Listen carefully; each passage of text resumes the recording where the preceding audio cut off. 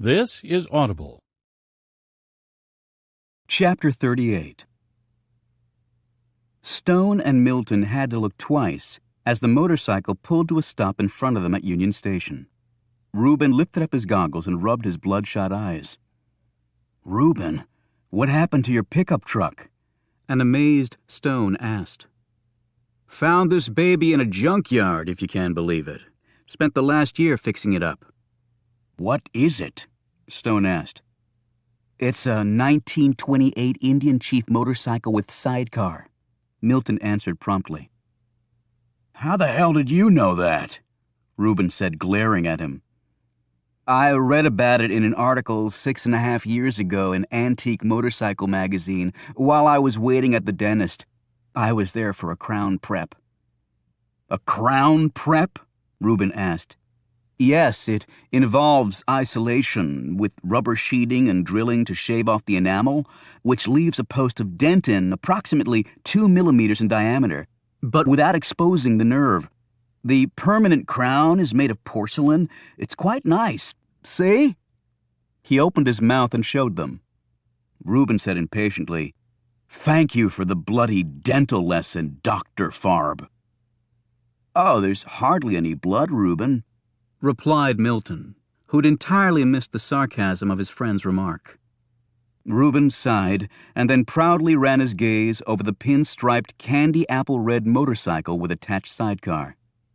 1,000cc power plant, rebuilt transmission, and magneto. The sidecar's not authentic, it's a fiberglass replica, but it doesn't rust and it's a lot lighter.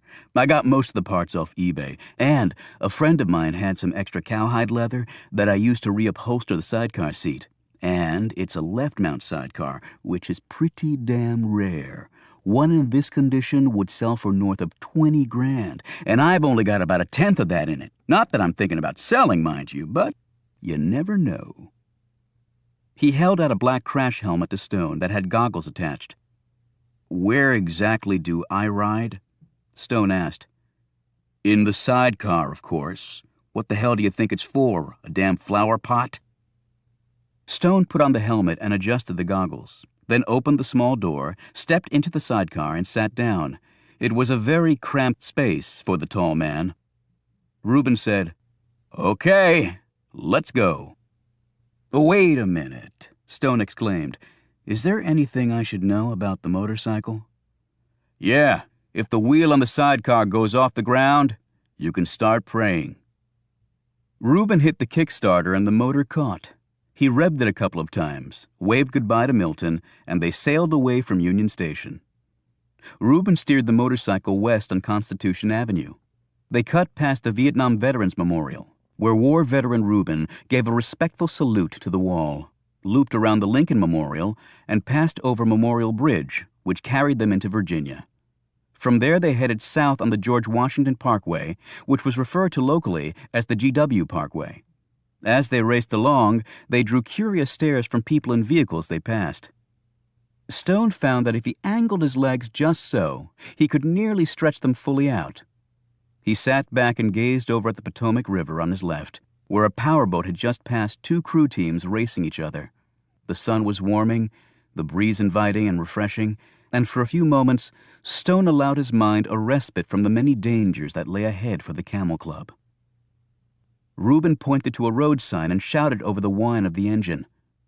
"Remember for years, that sign read, 'Lady Bird Johnson Memorial Park'?"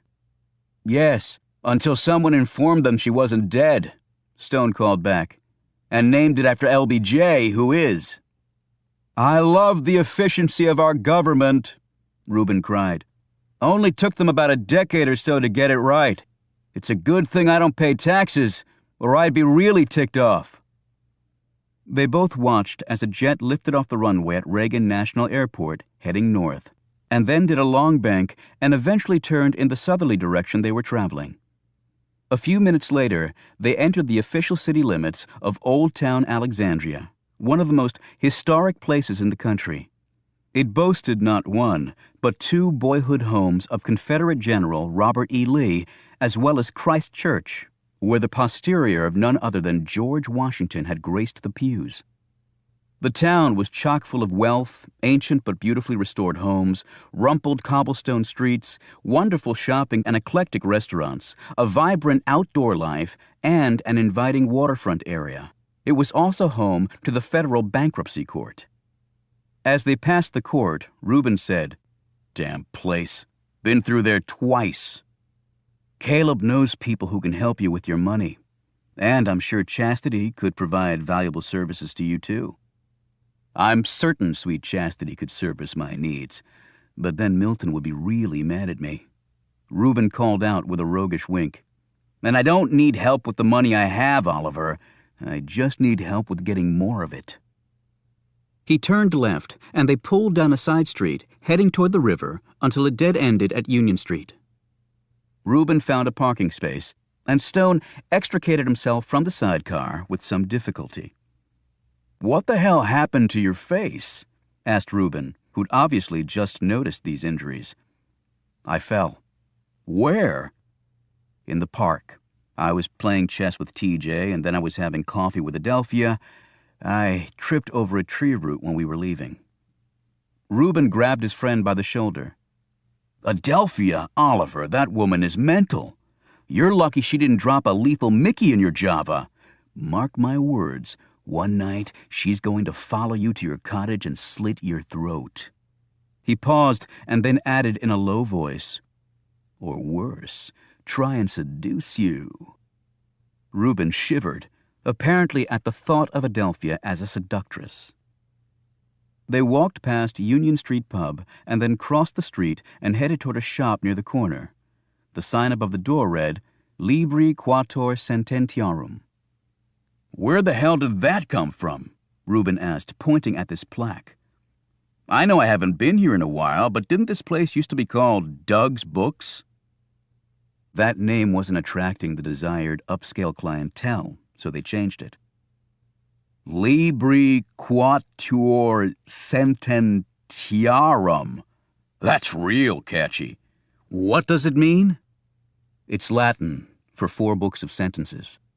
It was a 12th century manuscript by Peter Lombard that was cut up and bound around the 1526 edition of St. Thomas Aquinas' lectures on the Epistles of Paul. Some scholars consider the Aquinas work to be the world's rarest book. An even earlier work that was bound around that one might be even more special. Hence, it's a very appropriate name for a rare bookshop. "I'm impressed, Oliver. I didn't even know you spoke Latin." "I don't. Caleb told me about it. In fact, it was his idea to rename the shop. As you know, I introduced him to the shop's owner. I thought it would be productive, given Caleb's expertise with rare books. At first, he simply advised on a few things, but now Caleb has an ownership interest in the place." They went inside the shop, accompanied by the jangle of a bell attached to the arched solid oak door. Inside, the walls were equal parts exposed brick and ancient stone with worm-eaten wooden beams overhead. Tasteful oil paintings hung on the walls, and ornate bookshelves and massive armoires were bulging with ancient tomes that were all carefully labeled and housed behind glass doors. In a separate room, a pretty young woman was standing behind a small coffee bar, making drinks for some thirsty customers. A sign on the wall asked customers not to enter the rare book area with their beverages. A small balding man came out from the back, dressed in a blue blazer, slacks, and a white turtleneck, his arms outstretched and a smile on his tanned face. "Welcome, welcome to Libri Quator Sententiarum," he announced, the words rolling adroitly off his tongue. Then he stopped and eyed Reuben and looked at Stone. "Oliver?" Stone put out his hand. "Hello, Douglas. You remember Reuben Rhodes?" "Douglas?" Reuben muttered under his breath. "What happened to Doug?" Douglas gave Stone a prolonged hug and shook Reuben's hand. "Oliver, you look very different. Nice, but different. I like the new style. No, I love it. Muy chic. Bellissimo." "Thank you. Caleb says that things are going well here." Douglas took Stone by the elbow and led them over to a quiet corner. Caleb is a jewel, a treasure, a miracle. And here I was thinking he was just a print geek, Reuben said with a smirk. Douglas continued enthusiastically. I can't thank you enough, Oliver, for introducing Caleb to me. Business is booming, booming. I started out selling porno comic books out of my car trunk, and now look at me. I have a condo in Old Town, a 30-foot sailboat, a vacation house at Dewey Beach, and even a 401k plan. All through the power of the written word, Stone said. Remarkable. Do you still sell the porn stuff? Reuben wanted to know. Douglas, I need to look at my things in the space Caleb arranged for me to use, Stone said quietly. Douglas's face paled, and he swallowed nervously. Oh, of course. Go right ahead. And if you want anything, just ask. In fact, we have some very fine cappuccino and wonderful scones today. It's on the house, as always. Thank you. Thank you very much. Douglas hugged Stone again, and then hurried off to help a woman who'd entered the shop dressed in a full-length fur coat despite the balmy weather. Reuben looked around at all the books. Most of these writers probably died penniless, and he's buying condos and boats and 401ks off their sweat. Stone didn't answer. He opened a small door set off to the side of the shop's entryway and led the way down a narrow staircase that emptied into the basement area. He headed along a short corridor and through an old wooden door marked Authorized Personnel Only. He closed the door behind them and turned left down another hall. Then Stone took an old-fashioned key from his pocket and used it to open an arched door at the end of this hall, and they entered a small room that was paneled in very old wood. He flicked on a light and went over to a large fireplace that sat against one wall. While Reuben watched, Stone knelt down, reached his hand up into the inside of the fireplace, and pulled on a small piece of metal attached to a short wire hanging there. There was an audible click, and a panel of the wall next to the fireplace swung open. Gotta love those priests' holes, Reuben said, as he gripped the exposed panel and swung it all the way open. Inside was a room about 8 feet deep and 6 feet wide, and tall enough for even Reuben to easily stand up in. Stone pulled a small penlight from his pocket and stepped in. Bookshelves lined all 3 walls. On each of these shelves were neatly stacked journals and notebooks, a few locked metal boxes, and numerous cardboard boxes taped shut. While Stone looked through the journals and notebooks, Reuben had a sudden thought. How come you don't keep all this stuff at your cottage? This place has an alarm system. All I have guarding my cottage are dead people. Well, how can you be sure that old Douglas doesn't come down here and poke through your stuff when you're not here? Stone kept examining the journals as he talked. I told him that I'd booby-trapped this room and that no one other than myself could open it safely without threat of instant death. And you think he believed you? It doesn't really matter. He has no personal courage, so he'll never find out for sure. Plus, at my suggestion, Caleb let some hints drop to Douglas that I used to be a homicidal maniac before my release from a hospital for the criminally insane, solely on a technicality. I think that's why he hugs me every time he sees me. Either he wants to stay on my good side, or he's checking for weapons. Here we are. Stone pulled out an old leather-bound journal and opened it. The book was filled with newspaper clippings, carefully glued to the pages. He read through it as Reuben waited impatiently. Finally, Stone closed the journal and then pulled out 2 other large books on a shelf. Behind these books was a leather case about 18 inches square in size. Stone put this in his knapsack along with the journal. On the way out, Reuben got 3 scones from the attractive young lady in black. I'm Reuben, he said, towering over her and holding in his belly. Good for you, she said curtly before hurrying off. I think that young babe in there was rather taken with me, Reuben said proudly as they got back to the motorcycle. Yes, I suppose she ran off like that to tell all her friends, Stone replied.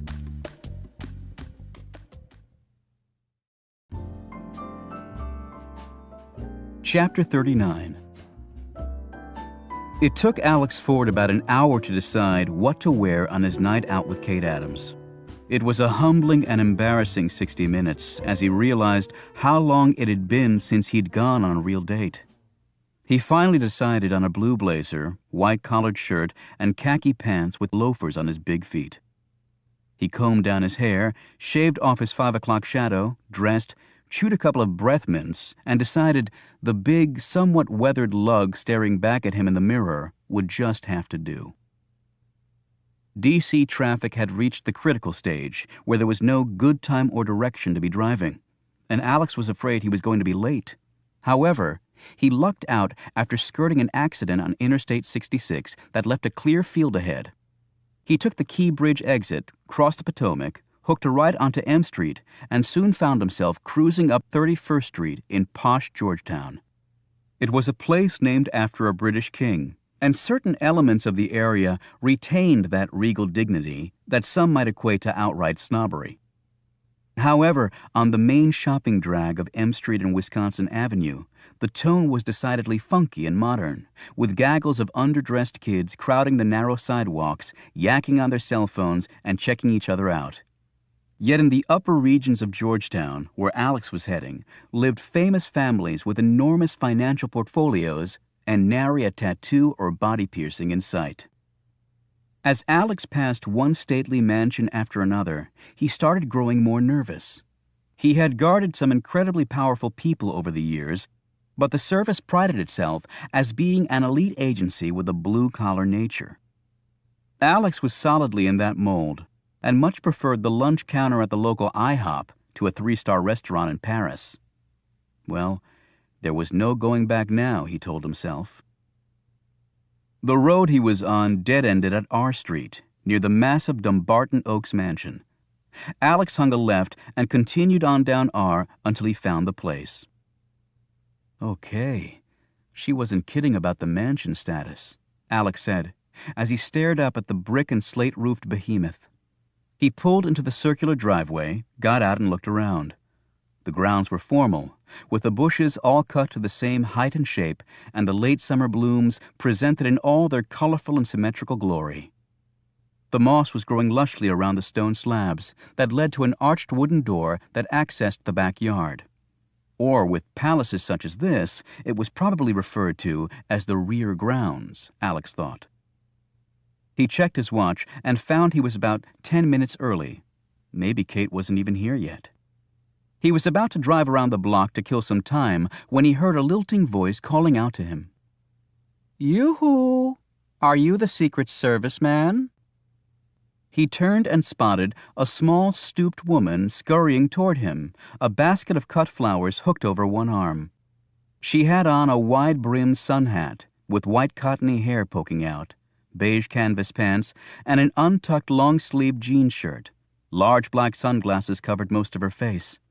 She seemed shrunken with time, and he put her age at around mid-80s or so. "Ma'am?" "You are tall and cute. Are you armed too? With Kate, you better be."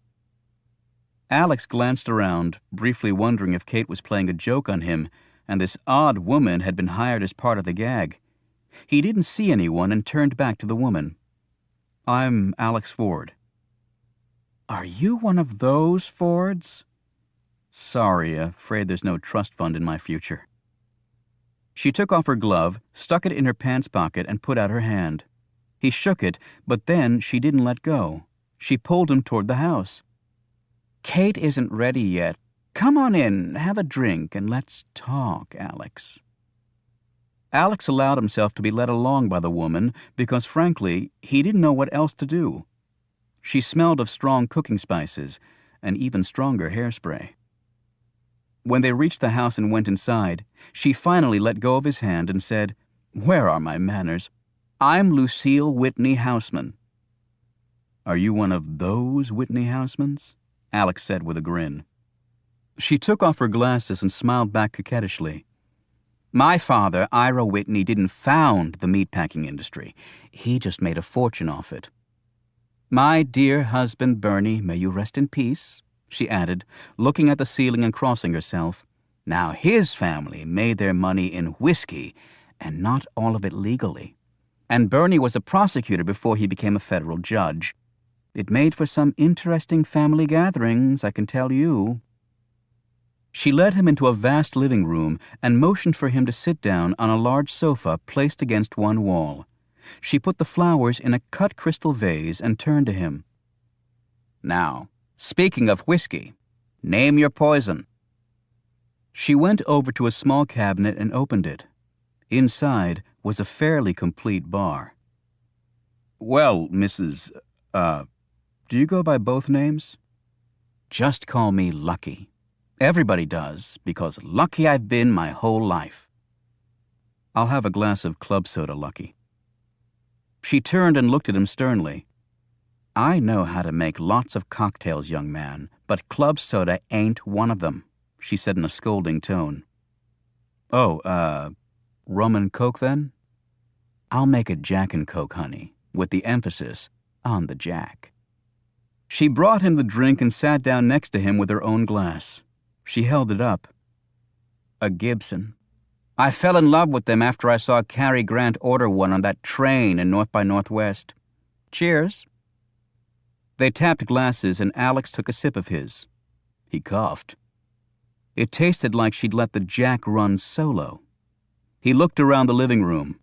It was about the size of his entire house and with far nicer furniture. So you've known Kate long? He asked. About 7 years.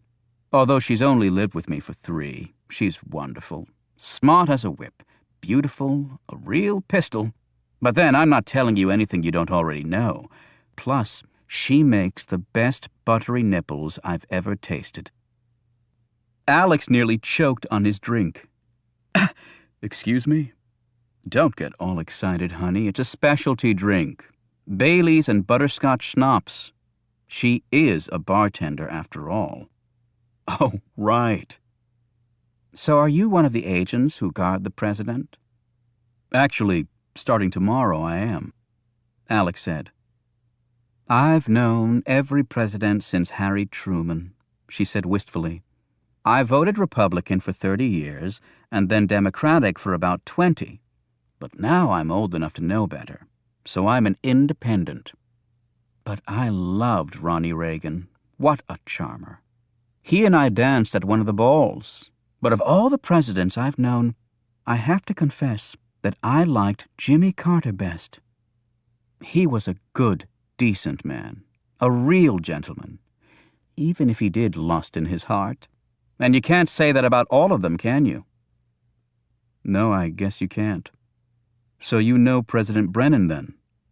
We've met, but he wouldn't know me from Eve. I've long since passed my usefulness in the political arena, although in my prime I had some sway.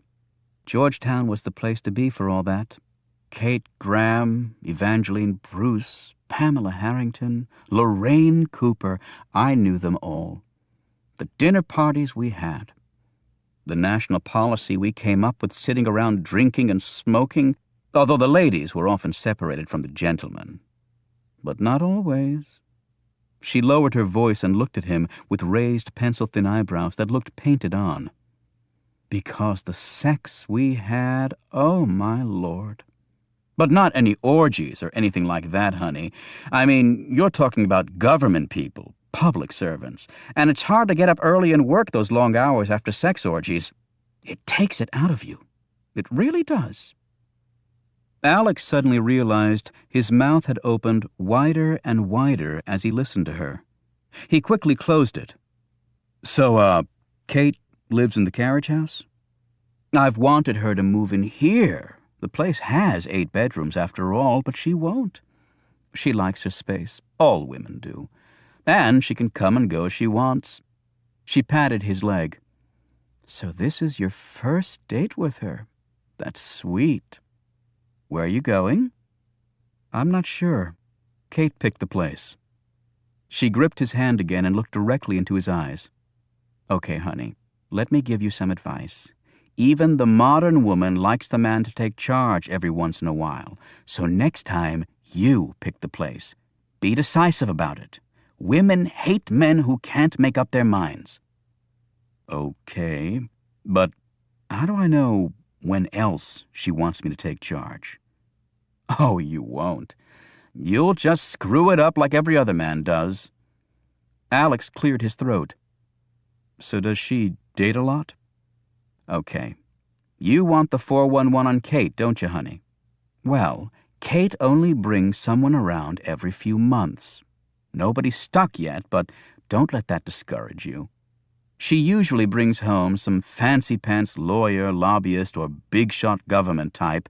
Now you're the first man with a gun she's brought here. She added in an encouraging tone. You are packing heat, aren't you? She asked hopefully. Would that be a good thing?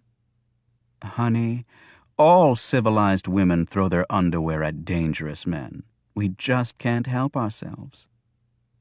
He grinned, opened his coat, and showed her his gun. She clapped her hands together. Oh, that is so thrilling. Hey, Lucky, get away from my man. They both turned around and saw smiling Kate Adams standing in the doorway, leading into the next room. She had on a pleated black skirt that ended mid-thigh, a white blouse open at the neck, and sandals. Alex realized he'd never seen her legs before. She always wore pants at the bar.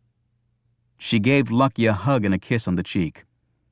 I've been entertaining your beau while you made yourself beautiful, my dear, Lucky said. Not that it takes that much effort for you.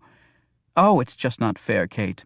Not even the best plastic surgeon in the world could give me your cheekbones. You liar. The men were always gaga over Lucky Whitney, and they still are. Lucky smiled at Alex and said in a very coy tone, Well, I have to admit, this young man did show me his piece, Kate. I bet you haven't had that pleasure yet. Kate looked surprised. His piece? No, I haven't seen it yet. His expression one of horror. Alex jumped up so fast he spilled some of his drink on the couch. My gun. I showed her my gun. That's right. That's what he called it. His gun, Lucky said, smiling impishly. Now, where are you two going for dinner? Nathan's, Kate answered. Lucky raised her eyebrows. Nathan's? She gave Alex a thumbs up. That's where she takes the ones with real potential. Chapter 40. Reuben, Stone called out from his perch in the sidecar. We have some time yet. Can we stop in at Arlington Cemetery? Reuben looked over at the nation's most hallowed burial place for its military dead and nodded.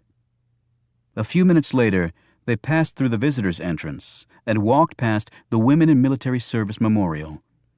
They paused for a moment near the Kennedy graves, Arlington's biggest visitor draw, with the changing of the guard at the tombs of the unknowns a close second. Continuing on, Reuben stopped and gazed at a stretch of grass near Arlington House. It had once been Robert E. Lee's home, but had been confiscated by the federal government after Lee had chosen to lead the Confederate Army against the Union. Isn't that where you found me stoned out of my head? Stone looked at the spot. It was a long time ago, Reuben. You pulled yourself out of it. You fought off your demons. I couldn't have done it without you, Oliver. He paused and looked around at all the white tombstones. I was just so damn pissed off. I lost half my company from Nom to Agent Orange, and the Army wouldn't even admit they'd done it. And then the same thing happened with the Persian Gulf Syndrome. I just wanted to come here and scream, make somebody listen. It's probably best that you passed out when you did. The Secretary of Defense was here that day. It might have gotten ugly. Reuben gazed curiously at his friend. You know, I never asked you what you were doing at the cemetery that day. Just like everyone else, I was there to pay my respects. Stone stopped at one area and silently counted down the rows of white headstones until he came to one near the middle. He stood, his arms folded across his chest, while the setting sun burned down into the horizon. Reuben checked his watch but seemed reluctant to interrupt his friend. Stone's solitude was finally halted by a group of men passing nearby. He watched as they headed toward the newest expansion of Arlington Cemetery, and one that was not yet completed. It was the 9/11 memorial site that abutted the grounds of the cemetery. The site included a signature monument to the lives that were lost at the Pentagon and the Memorial Grove. Stone stiffened when he saw who was in the center of the wall of armed security. Reuben glanced over too. "Carter Gray," Reuben muttered. "Here to see his wife, I would assume," Stone said quietly, "before the crowds come tomorrow." Carter Gray stopped at the gravesite of his wife Barbara, knelt on the ground, and placed a small bouquet of flowers on the recessed earth. Technically, the anniversary of his wife's death was tomorrow, but the cemetery would be filled that day, and as Stone had deduced, the man had no desire to share his grief with a mass of strangers. Gray rose and stared down at where his wife's body lay, while his security detail kept a respectful distance away. Barbara Gray had retired from the Army as a brigadier general, after a distinguished career in which she set many firsts for women in the military. Barbara Gray had also been one of the most vocal advocates for members of the World War II-era WASPs, or Women's Air Force Service Pilots, to be eligible to receive burial at Arlington with full military honors, something denied to them because they were summarily disbanded after the war. In June of 2002, a new regulation allowed a number of women's military groups, including the WASPs, to at least be buried with the more limited funeral instead of full military honors. Unfortunately, Barbara Gray had not lived to see it happen. On the morning of September 11, 2001, Barbara Gray, then a civilian consultant, was meeting at the Pentagon on a project with two members of the Army when the American Airlines flight slammed into the building, obliterating the room she was in.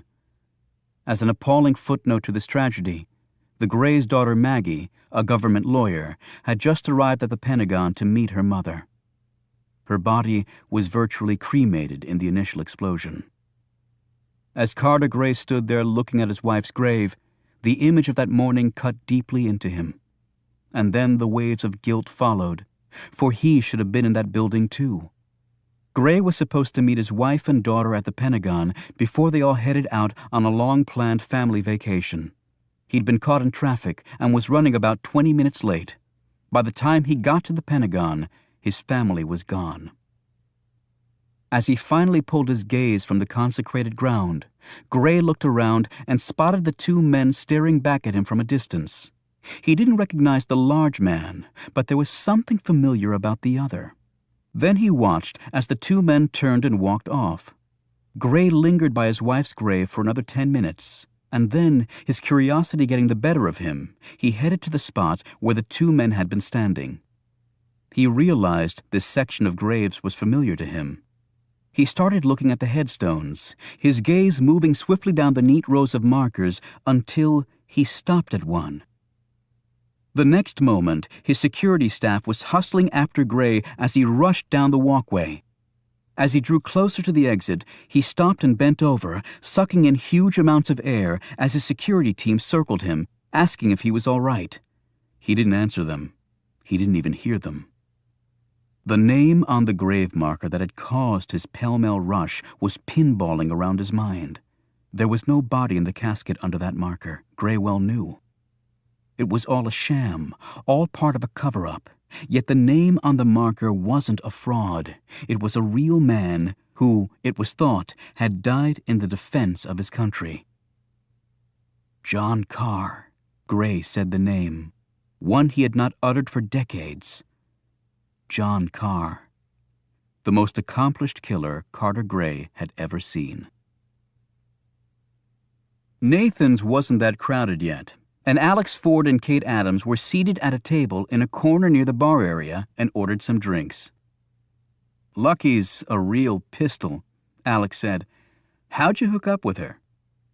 "Before I went to justice, I was in private practice. I handled the trusts and estates work when her husband died. We became friends, and she eventually asked me to come live with her.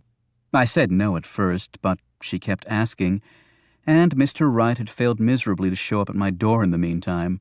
I pay rent for the carriage house," she added quickly. Lucky's a very interesting person. She's someone who's been everywhere, knows everybody, but she's lonely too. Old age doesn't go down well with someone like her. She's so alive, and she wants to do everything she used to do, but she really can't anymore. From what I saw, she's doing a pretty damn good job of trying, he replied. So why'd you jump to the government side? Nothing too original. I got burned out on the billable hour treadmill, and you're not going to change the world doing T&E law. So what do you do at Justice to change the world? I'm into a fairly new thing, actually. After Gitmo Bay and treatment of POWs at Abu Ghraib, the Salt Pit, and other places, Justice formed a new group to enforce the civil rights of prisoners deemed to be of a highly political nature, as well as foreign combatants, and to investigate any crimes against those class of persons. Well, judging from what I read in the papers, you must keep pretty busy. The U.S. overall has an excellent record when it comes to treatment of POWs and persons listed as foreign combatants. But the longer the war against terrorism goes on, the more tempting it is for our guys to stoop to the other side's level. After all, they're only human, and they might come to view the person sitting across from them as someone not worthy of any rights at all. But that doesn't excuse them breaking the law. No, it doesn't. And that's where people like me come in. I've been to the various war zones 6 times in the last 2 years. Unfortunately, it's not getting much better. It looks like Carter Gray has started counterpunching well. Kate sat back and sipped on the glass of red wine she'd ordered. I have mixed feelings about that. I feel for him personally and his loss on 9/11. I think that's the only reason he came back into the government sector, but I'm not convinced it was a good thing. What do you mean? Alex asked. I know he's gotten extraordinary results. I wonder if he employs extraordinary means to achieve them. For example, we've had real problems with rendition. I've heard that's quite a political football. It's no wonder with the way the procedure works. Suspected terrorists are transferred from the U.S. to other countries or vice versa without any legal processing or access by the International Red Cross. When we transfer prisoners out to other countries, verbal assurances are first required from the receiving country that the transferees won't be subjected to torture. Well, the problem is there's no way to verify that torture doesn't occur, and in fact, it seems clear that the torture often does happen. On top of that, because such torture in the U.S. is illegal, some think NIC and CIA are actively involved in rendering prisoners to other countries so that torture can be used as a tool to get useful information. They'll even get the receiving country to trump up charges against a suspect so he can be jailed, interrogated, and often tortured. That's against everything that America stands for. Well, after seeing the place firsthand, I believe NIC is capable of pretty much anything. So I take it you're looking into that man's death isn't going all that well? Alex hesitated and then decided it wouldn't hurt to come clean. He told her about his uncomfortable chat with the director of the Secret Service and about being busted back to protection detail. I'm so sorry, Alex. She reached over and touched his hand. Hey, I set myself up for it. Gray plays in the big leagues, and having your own partner rat you out doesn't help. I guess I was outclassed. He took a drink of his cocktail. Your martinis are much better, he said, smiling. She clinked her glass against his. I knew I liked you. His expression grew serious. I should have stuck to my original plan. With 3 years to go to finish off my 20, put it on cruise control and don't rock the boat. You don't strike me as a cruising sort of person, Kate replied. He shrugged. Look, let's cut the shop talk. Tell me more about yourself. That's what first dates are for. She sat back and picked at a piece of bread in front of her. Well, I'm an only child. My parents live in Colorado. They'll tell you we're descended from the Massachusetts Adamses, but I'm not sure I buy that. My dream was to be a world-class gymnast, and I worked my guts out for it. Then I grew 6 inches in 1 year, and there went that dream. Right after high school, I decided I wanted to be a croupier in Vegas. Don't ask why, I just did. I enrolled in a course, passed with flying colors, and took off for Sin City, but it didn't last too long. I had a teeny problem with drunken high rollers thinking they could grab my butt whenever they wanted. After a few of them lost teeth, the casino suggested I head back east. When I started college, I decided to bartend to pay for it, and then I continued pouring drinks when I went to law school. At least with that occupation, you have solid wood between you and the resident animals. And, as you deduced earlier, I also play the piano. I earned money teaching it to help pay for school. I don't need to keep bartending, but honestly, I like to. It's an outlet for me, and you meet a lot of fascinating people at the Leap Bar. Gymnast, croupier, bartender, piano-playing defender of truth and justice. That's pretty damn impressive. Sometimes I think it's far more dysfunctional than it is impressive. So how about you? Nothing too exciting. I grew up in Ohio, youngest of 4 and the only son. My dad was an auto parts salesman by day, but by night he was the second coming of Johnny Cash. Really? Well, he wanted to be anyway. I think he had the largest collection of Cash memorabilia outside of Nashville. Always dressed in black, played a wicked acoustical guitar, pretty good pipes. I learned guitar so I could play with him. We even went out on the road together, playing some of the best hole-in-the-walls in the Ohio Valley. We weren't great, but we weren't bad either. It was a blast. Then his 4-pack-a-day habit caught up to him. The lung cancer took him in 6 months. My mom lives in a retirement village in Florida. My sisters are scattered around the country. So what made you want to play the human shield? Alex took another drink, and his look became somber. I saw the Zapruder film clip of Kennedy's assassination when I was 12 years old. I remembered thinking that something like that should never happen again. I'll never forget the image of Agent Clint Hill jumping on the limo, pushing Mrs. Kennedy back into her seat. A lot of people at the time thought she was part of the conspiracy to kill the president, or else condemned her because they thought she was just trying to get away from all the blood on her, even if it was her husband's. What she was actually doing was trying to retrieve the piece of her husband's head that had gotten blown off. He finished his drink before continuing. I met Clint Hill at a Secret Service function. He was an old guy by then. Everybody wanted to shake his hand. I told him how honored I was to meet him. He was the only guy to react when it happened. He helped Mrs. Kennedy, and he put his body between her and whoever was shooting at them. I told him, if the time came, I hoped I did as well as he'd done. You know what he said to me? He looked up to see her gaze directly on him. Kate Adams seemed to be holding her breath. What did he say? She prompted. He said, "Son, you don't want to be like me, because I lost my president."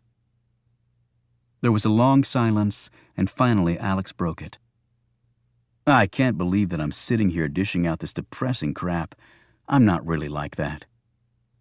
With the day you had, I'm surprised you didn't bag tonight. Kate, the thought of going out with you tonight was the only thing that got me through today. Alex looked a little surprised at the frankness of his words and quickly looked down, studying the exterior of his remaining martini olive. Kate reached out and touched his hand. "I'm going to further embarrass you," she said, "by telling you that's the nicest thing anyone's ever said to me." The conversation turned to more innocuous subjects, and time sped by. As they were leaving, Alex muttered an expletive under his breath. Coming in the door were Senator and Mrs. Roger Simpson and their daughter, Jackie.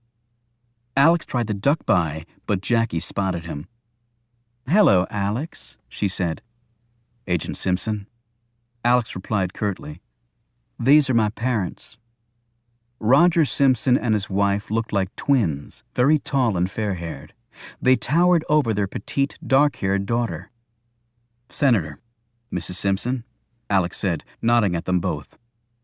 Roger Simpson glared back at him so menacingly that Alex was convinced Jackie must have told him the whole story in her own biased way. "This is Kate Adams." "Pleasure to meet you both," Kate said. "Well, take care, Agent Simpson. I doubt I'll be seeing you around." He walked out with Adams trailing him. As soon as they were outside, Alex blurted out, "Can you believe? Of all the restaurants in this damn town." He broke off when Jackie Simpson popped out of Nathan's. "Alex, can we talk for just a minute?" She glanced anxiously at Kate. "Privately?" "I'm pretty damn certain we have nothing to say to each other," he shot back. "It'll just take a minute, please." Alex looked at Kate, who shrugged and moved down the street a bit, studying the clothing in a shop window. Simpson drew closer.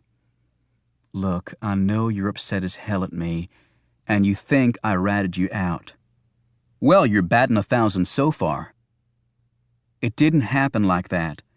As soon as Carter Gray left us, he must have called my dad, even before he called the president. My father called and gave it to me up one side and down the other. He said I couldn't let some maverick wreck my career before it even got started. How did the director find out about my old friend?" Simpson looked miserable. "I know, that was stupid. My father can be overwhelming. He ground it out of me." She sighed. "My dad's one of the most accomplished people you'll ever meet, and my mother was a Miss Alabama, which makes her a saint down there. So being a simple detective didn't cut it with them. They wanted me to go into business or politics. I put my foot down and said I was a cop, but they kept pushing for me to go on to a bigger pond. Just to get them off my back, I joined the service.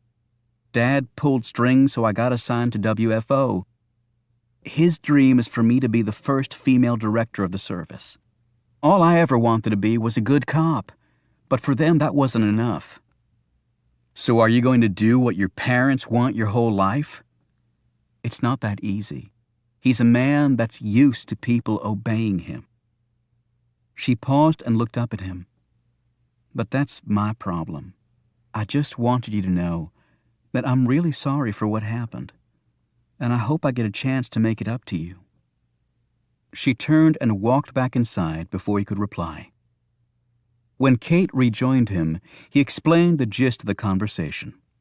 After he'd finished, Alex added, "Just when you think you have somebody pegged and you're justified in hating her guts, she pulls a fast one and complicates things." He glanced across the street and his features brightened. "Please tell me you'd like to go get some ice cream." She looked over at the shop across the street. "Okay, but I have to warn you. I'm a minimum 2 scoop sort of girl, and I don't share. My kind of woman." Chapter 41. At Union Station, Stone and Rubin found Caleb and Milton in the B. Dalton bookstore. Caleb was poring over a Dickens masterpiece, while Milton was firmly entrenched in the computer magazine section. Stone and Rubin rounded up the pair, and they all boarded the metro, taking it to the Smithsonian Station, where they rode the escalator up to the mall. "Keep your eyes and ears open," Stone cautioned. They took a stroll past the major monuments as tourists flocked around taking pictures and videos of all the sights.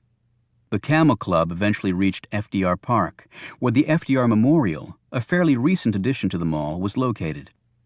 It covered a large area of ground and was made up of various statuary, depicting significant symbols from FDR's reign as America's only 4-term president. Stone led his friends over to a secluded section that was shielded from wandering tourists by a Depression-era breadline immortalized in bronze. After he'd glanced around for a few moments, Stone shook his head in dissatisfaction and led them back to the subway, which they rode to Foggy Bottom. They exited and started walking. At 27th and Q Streets, northwest, Stone stopped. Staring back at them was the entrance for Mount Zion Cemetery, where Stone was the caretaker. "Oh no, Oliver," Reuben complained. "Not another bloody cemetery." "The dead don't eavesdrop," Stone replied curtly as he opened the gates. Stone led them into his cottage, where the others looked at him expectantly. "I've done some research that I believe is critical to our investigation into Patrick Johnson's murder. Thus, I hereby call this special meeting of the Camel Club to order. I propose that we discuss the topic of the recent spate of terrorists killing each other. Do I have a second?" "I second," Caleb said automatically, though he glanced curiously at the others. "All in favor say aye." The ayes carried the motion, and Stone opened the large journal he'd brought from the rare bookshop. Over the last 18 months, there have been numerous instances where terrorists have allegedly killed each other. I found this to be so interesting that I started keeping all the articles I could find on the subject. The last such incident involved a man named Adnan al-Remi. "I read about that," Milton said. "But why do you say allegedly?" "In each instance, the dead man's face was fully or partially obliterated, either by gunshots or explosives. They had to be identified by their fingerprints, DNA, and whatever else was available." Reuben spoke up. "But that's just normal procedure, Oliver. When I was at DIA, we did that too, although we didn't have DNA tests back then." "And we know from Reuben that NIC now controls all terrorist-related information." Stone added, "The same information databases which Patrick Johnson helped oversee were used to identify all these dead terrorists." He paused. "Now, what if Mr. Johnson were rigging that database somehow?" After a long silence, Milton was the first to speak. "Do you mean he might have been manipulating data somehow?" "Let me put it more bluntly," Stone replied. "What if he substituted on the NIC database the prints of the men found dead in place of the fingerprints of the terrorists the authorities thought had been killed?" Caleb looked horrified. "Are you suggesting that someone like Adnan al-Remi isn't actually dead, but as far as American intelligence is concerned—" "He is dead," Stone finished for him. "His past has been wiped clean. He could go anywhere and do anything he wanted to do." "Like a sterilized weapon," Reuben interjected. "Precisely." "But wait a minute, Oliver," Reuben said. "There are safeguards in place. If I remember correctly, at DIA, no file alteration was allowed unless certain steps were followed." Stone looked over at Caleb. "They have a similar procedure at the Library of Congress Rare Books Division. For obvious reasons, the person buying the books can't input them into the database, and the converse is also true. That's actually what made me think of this possibility. But what if you had both people in your pocket, the gatherer of the intelligence and the one assigned to put that data in the system?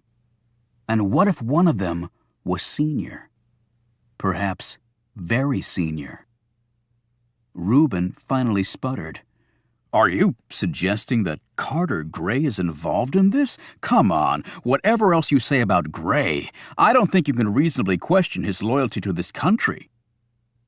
"I'm not saying it's an easy answer, Reuben," Stone replied. "But if not Gray, then perhaps someone else who's been turned." "Now that's more likely," Reuben conceded. Milton spoke up. "Well, if this is all true, why was Johnson killed?" Stone answered, "If the two men we saw kill Patrick Johnson are with NIC, then it seems to me, given his extravagant lifestyle on a modest government paycheck, that two things might have happened. One, whoever hired him to alter the files was afraid his newfound wealth would lead to an investigation. So they killed him and planted the drugs. Or else Johnson might have gotten greedy, asked for more money, and they killed him instead." "So what do we do now?" Milton asked. "Staying alive would be my priority," Reuben answered. Because if Oliver is right, there's going to be a lot of powerful folks looking to make sure we're dead. And Milton's identity and home have no doubt already been compromised, Stone said.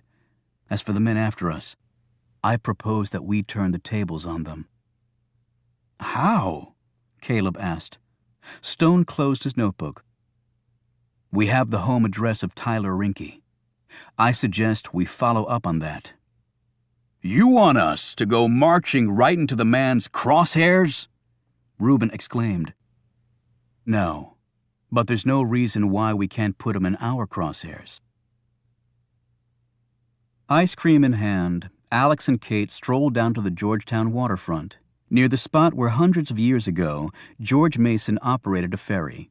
Kate pointed out 3 boulders that were barely visible in the center of the river north of the Key Bridge and across from Georgetown University. She said, "That's Three Sisters Island.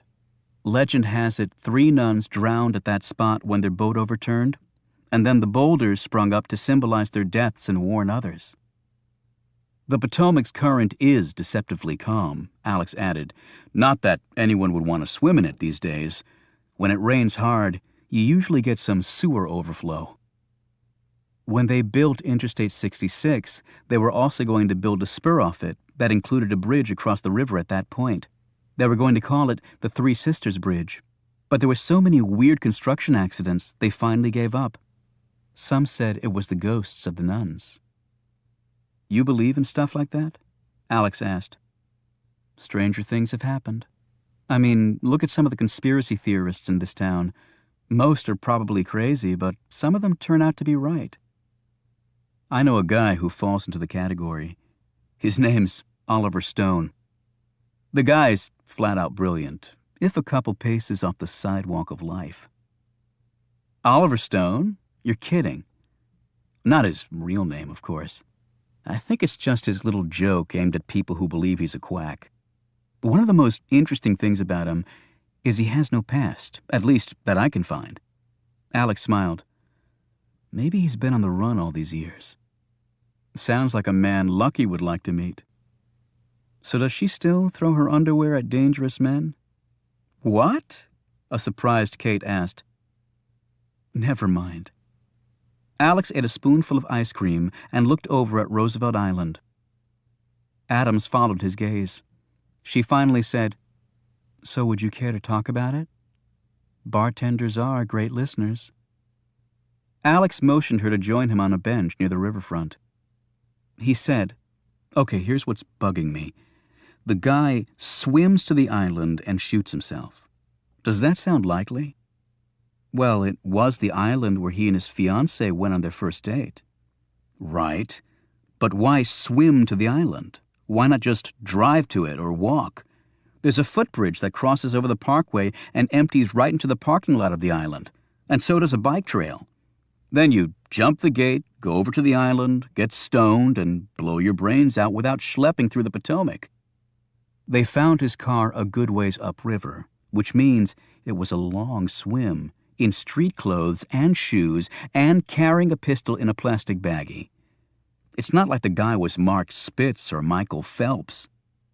But his prints were on the gun. Kate retorted. Forcing someone's hand around a gun and pulling the trigger isn't that easy or smart to do. Alex conceded. The last thing you want is to put a gun in somebody's hand that you're trying to kill. But what if you got him drunk first? Alex pointed to his feet. And the bottoms of his shoes bothered me. How so? They had dirt on them, as you'd expect from walking through the brush, but there wasn't any dirt on the ground around him. You'd think that some of that red clay would have ended up on the stone pavers around him. And his clothes were too clean. If you'd hiked around that island, you'd have twigs and leaves stuck all over your clothes. There was nothing like that on him. And if he'd swum to the island, he would have had to trek through that bramble to get to the main trail. That doesn't make a lot of sense, Kate admitted. And the suicide note in his pocket? It was barely damp and the ink hadn't run. He probably carried it in the same plastic bag he used for the gun. Then why not leave it in the baggie?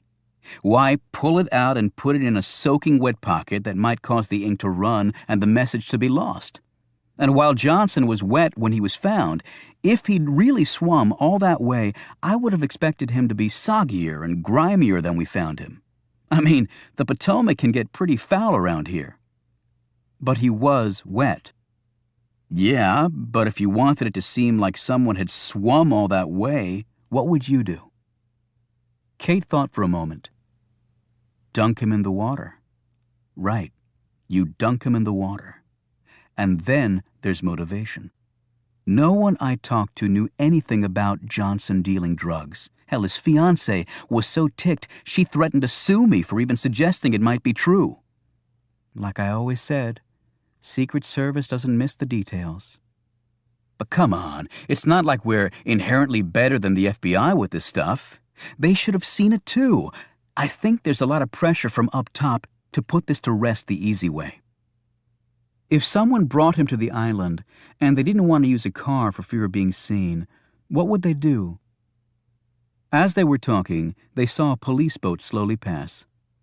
Alex and Kate looked at each other and said together, "A boat!" "That's not something that's easy to hide," Alex said slowly. Kate looked up and down the waterfront. "I'm game if you are." They threw their ice cream containers in the trash and headed down to the water. It took them a solid hour, but they finally found it when Kate spotted a tip of the bow sticking out from the drainage ditch. "Good eyes," Alex complimented. She slipped off her sandals and Alex's shoes and socks. He rolled up his pants and they scrambled down there as a couple of passers-by watched curiously. Alex ran his gaze over the old wooden rowboat, stopping at one point and putting his face very near the hull. "That looks like a bullet hole." "And that could be blood," Kate said, pointing to a small dark patch near the gunwale. "Which doesn't make a lot of sense, unless they killed Johnson in the boat and then took him to the island. It was foggy that night, so I guess it could have been done without anyone seeing." "So what do you do with all this?" Kate asked. Alex rose and pondered this. "I'd like to see if the blood matches Patrick Johnson's or if it's someone else's. But if the director finds out I've been poking around this case again, I'm going to end up in a brand new service outpost in Siberia.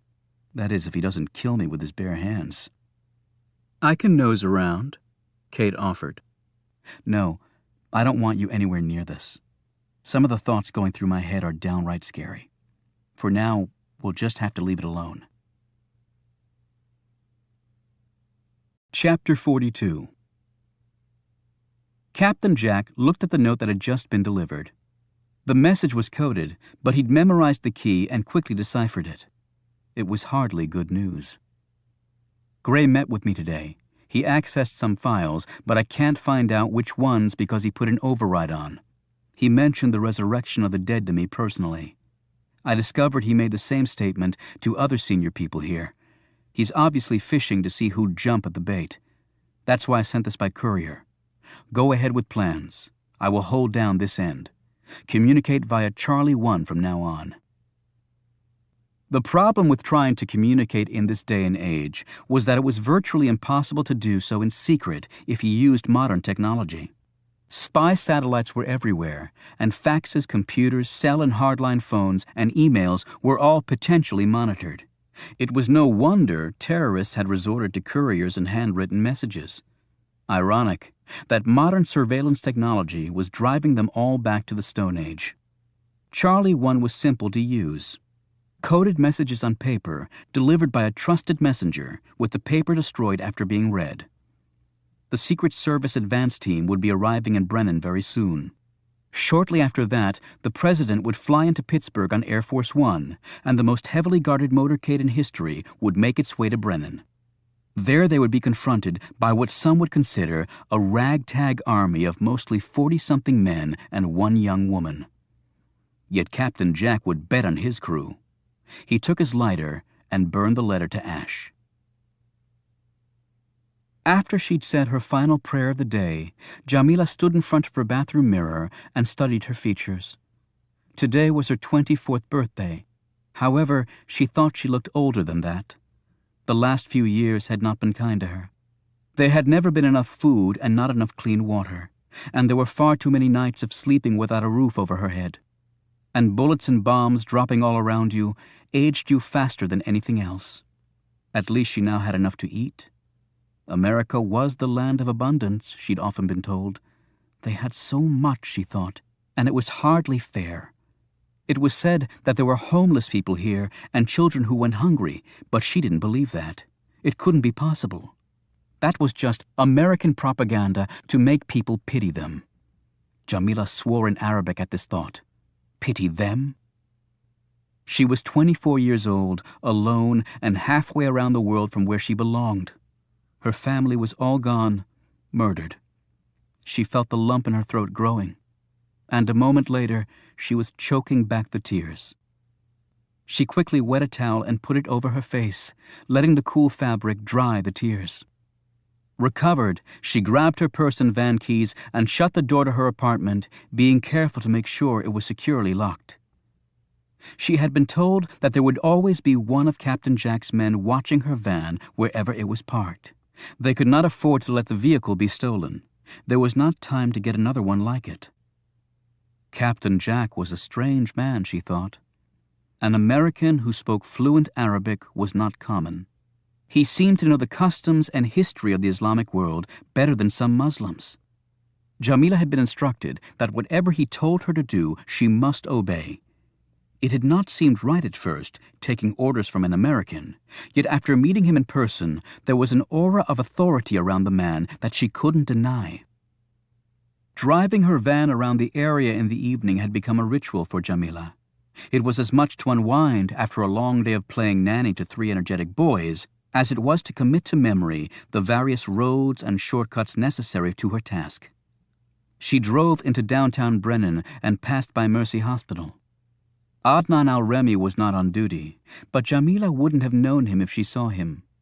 In the same vein, she had no reason to look to the right and eye the apartment where at that moment a pair of camouflaged M50 sniper rifles were trained on the hospital as part of a practice round. Her path took her by the auto repair shop. Out of habit, she drove down the alley past a set of overhead doors situated there, their windows painted black. Her route on that day would take her through the southern tip of the downtown area, and then she would head west on the main road leading out of Brennan. In 30 minutes' time, her part would be over. She prayed to God that His wisdom and courage would guide her. She continued her trek and soon passed by the ceremonial grounds. All she knew was that the president of this country would be speaking here before a very large crowd.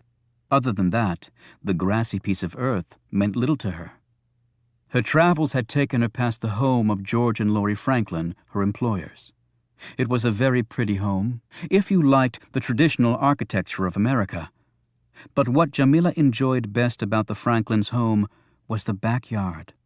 It was full of green grass to run across and trees for climbing and places to hide when she was playing games with the boys.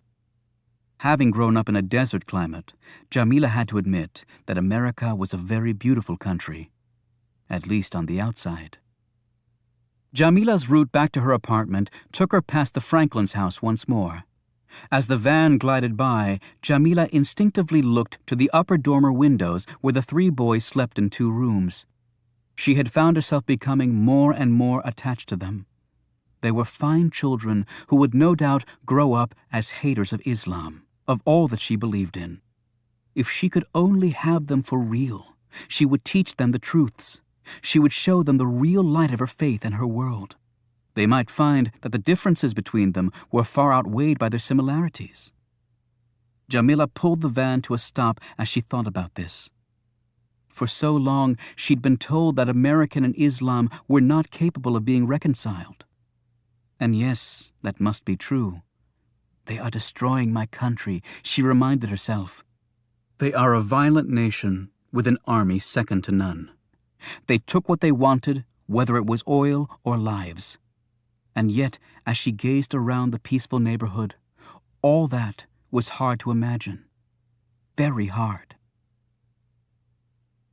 Alex looked around the interior of Kate Adams' home and liked very much what he was seeing. Things weren't too orderly, and there was clutter here and there. Alex himself was no neatnik, and doubted he could long stand the company of someone who was. And there were books everywhere, too, which was also a good thing. Never a reader in school, Alex had made up for that with a vengeance when he joined the service. Long plane flights allowed for plenty of time spent between the pages. And she obviously wasn't a snooty, high-browed reader. While many literary classics were tucked on shelves, Alex noted a healthy dose of commercial-grade fiction there as well. Family photos dotted tables and walls, and he took his time looking at Kate Adams as she evolved from a gangling, shy young girl into a lovely, confident woman. In one corner of the room that took up most of the first floor sat a black baby grand piano. When she came back downstairs from her bedroom, Kate had changed into jeans, a sweater, and was barefoot. "Sorry," she said. "I start to implode after a day in a dress and shoes." "Don't let the $1,000 suits and impeccable grooming fool you. I'm a jeans and t-shirt kind of guy myself." She laughed. "Beer?" "Always a good chaser to mocha mint ice cream." She pulled 2 Coronas from the fridge, cut up limes, and they sat on the couch that looked out into the rear grounds. She curled her legs up under her. "So, what's your next move?" He shrugged. "Not sure. Officially, I'm on White House protection detail, and I should be thankful for that. I mean, it's not like I did anything wrong during the investigation, but I sat in the director's office and refused a direct order from him to reveal the name of someone. I still can't believe I did that." "So was the old friend you told me about Oliver Stone?" He shot Kate a glance that answered the question for her. "How the hell did you figure that out? You're not the only person in the room with deductive powers." "Apparently not." He took a swig of beer and sat back against the cushions. "Like I said, I think at this point my hands are tied. How can I even tell them about finding the boat without revealing that I was doing the very thing the director ordered me not to do? If he finds out I'm history, I can't risk that." "I see your dilemma." She brushed against his shoulder as she set her beer down on the coffee table. That simple touch was like an electric spark shot through Alex's body. Kate sat down in front of the piano and started playing a piece that he recognized as Rhapsody on a theme of Paganini. It was clear that the woman was a highly skilled pianist. After a couple of minutes, he joined her on the bench and started tapping out a side melody. She said, "That's Ray Charles. I thought you were a guitar player." "My old man said, if you start with piano, you can play pretty much anything." "Wasn't Clint Eastwood a piano-playing Secret Service agent in that movie In the Line of Fire?" "Yep, with Rene Russo sitting next to him." "I'm sorry I'm no Rene Russo." "I'm no Clint Eastwood. And FYI, Rene Russo has nothing on you." "Liar." "I'm not the kind of guy to take my clothes off on a first date like Eastwood. Sorry," he added with a grin. She smirked at him. "Pity." "But that rule doesn't necessarily hold for the second date." "Oh, you're that confident there'll be a second one?" "Come on. I'm packing heat. I'm a lock, according to Lucky." He ran his fingers across the keys until they touched hers. The kiss that followed made the electrical spark Alex had felt before seem like a faint tickle. She kissed him one more time and then stood. "I know this is probably unfair, but I think your first date rule is a good one." She said this only half-heartedly, but then glanced away. "You don't give it away the first night, because they might not be back the second." He put his hand on her shoulder. "I'll be back any night you want me, Kate." "How about tomorrow?" she added. "If I can wait that long." Alex fired up his old Cherokee and drove off, his spirits soaring. He pulled off down the street, turned back onto 31st, and started the long, winding descent into the main drag of Georgetown. His first hint of trouble was when he tapped the brakes and they didn't respond. His second hint of coming disaster was when he punched them again and they sank to the floor, and he was rapidly gathering speed as the descent angle steepened. On top of that, there were parked cars on both sides of the street, and the asphalt here curved like a damn serpent. He fought the wheel and also tried the downshift to slow his momentum, neither of which did much. And then the headlights of another car cut through the darkness coming toward him. Oh, shit! He cut the wheel hard to the right, and the Cherokee slid between two parked cars, where a sturdy tree did what the brakes couldn't. The impact deployed the airbag, briefly stunning him. Alex pushed the bag away, undid his seatbelt, and staggered out of the car. He could taste blood on his lips, and his face was burning, probably from the airbag's hot gas. He sat on the curb, trying to catch his breath, and also trying not to be sick as the mocha mint ice cream and Corona ratcheted up his throat. The next thing he knew, someone was kneeling beside him. Alex started to say that he was okay when he froze. The hard, cold object was flush against his neck. His arm instinctively shot out and smashed into the person's knee, buckling it. The man yelled out in pain, but as Alex tried to get up, a searing blow caught him across the head. Then he heard footsteps running away and a car squeal off. Moments later, he understood the hasty retreat as other car lights appeared and people were surrounding him. "Are you all right?" they were asking him over and over. Alex could still feel the icy touch of the gun barrel against his neck. Then a thought hit him. His brakes! Alex pushed the people away and, ignoring the pain in his head, grabbed the flashlight out of the Cherokee and shone the light under his left front wheel well. It was all covered with brake fluid. Someone had tampered with his truck. Yet the only place they could have done that was at Kate's. Kate! He reached in his pocket for his cell phone. It wasn't there. He threw open the door to the wrecked Cherokee. His cell phone was on the floorboard, broken in half from the force of the collision. He screamed in fury. By now the people who'd come to his aid were backing away, their expressions fearful in the face of his bizarre behavior. Then one of them spotted it as he wheeled around and his jacket flew open. This person yelled, "He's got a gun!" On this, they all scattered like frightened pigeons. He started running after them. "I need your phone! Your phone!" he yelled, but they were already gone. Alex turned and started sprinting back up 31st Street. The blood was dripping down his shirt from his scalp wound, and his arms and legs felt disconnected from his body, but on he raced, up the steep incline until he felt his lungs would burst. He hit R Street and turned left, redoubling his speed, finding a reserve of energy and another gear he never knew he had. As the house came into view, he pulled out his gun. He slowed and crouched low as he slipped into the yard. The main house was dark. He made his way quietly to the garden gate leading to the backyard and the carriage house. The gate was locked, so he clambered over the fence.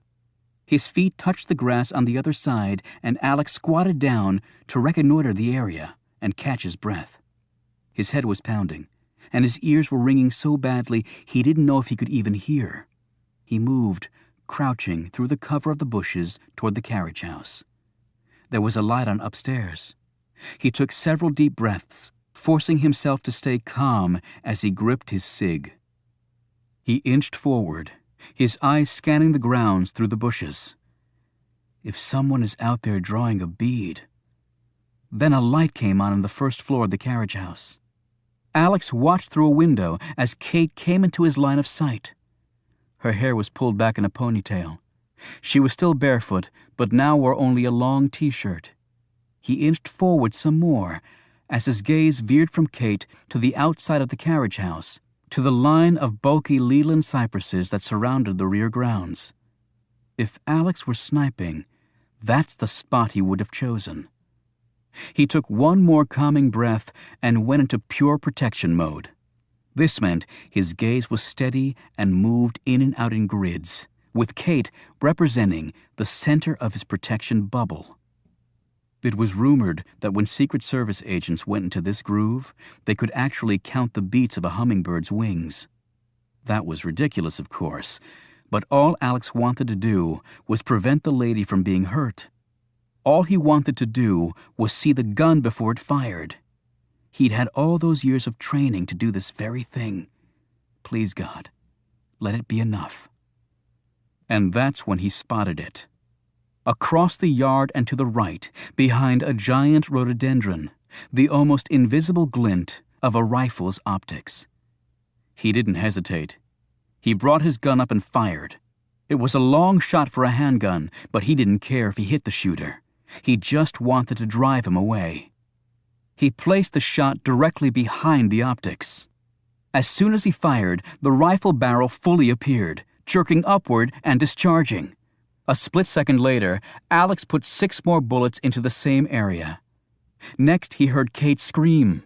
Then the rifle disappeared, and he heard feet running hard away. Damn, he'd missed, but accomplished his goal just the same.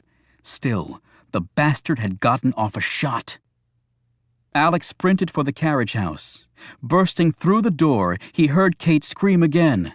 She stopped when she saw him. He rushed to her, grabbed her around the waist, and pushed her to the floor, his body shielding hers. "Stay down. There's a shooter out there," he said into her ear. He wriggled forward on his belly and punched the light switch, plunging the carriage house into darkness. Then he crawled back to her. "Are you all right?" he asked frantically. "You're not shot?" "No," she whispered back. Then she felt his face. "My God, are you bleeding?" "I'm not shot. Someone used my head as an anvil." "Who did it?" "Don't know."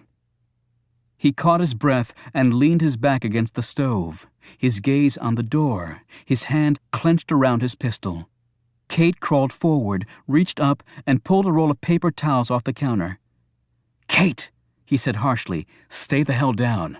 The guy could still be out there." "You're bleeding," she said firmly. She reached up again and ran some water over a wad of the towels. She cleaned his face off and examined the lump on his head. "I can't believe it didn't knock you out." Fear is a great antidote to unconsciousness. "I didn't even hear your truck drive up."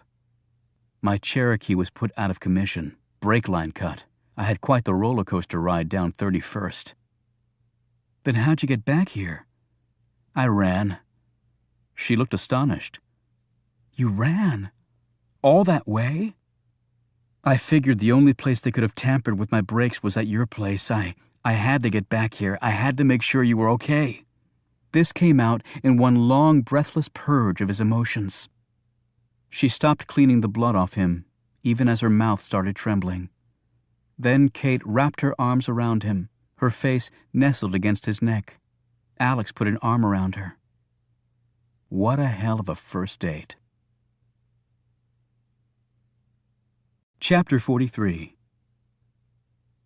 The Camel Club had walked back to Foggy Bottom and ridden the metro to Union Station, where they had some late dinner at the food court in the lower level and talked things over. Afterward, they went to the train station's parking garage to pick up their vehicles. Stone elected to ride in the sidecar with Reuben.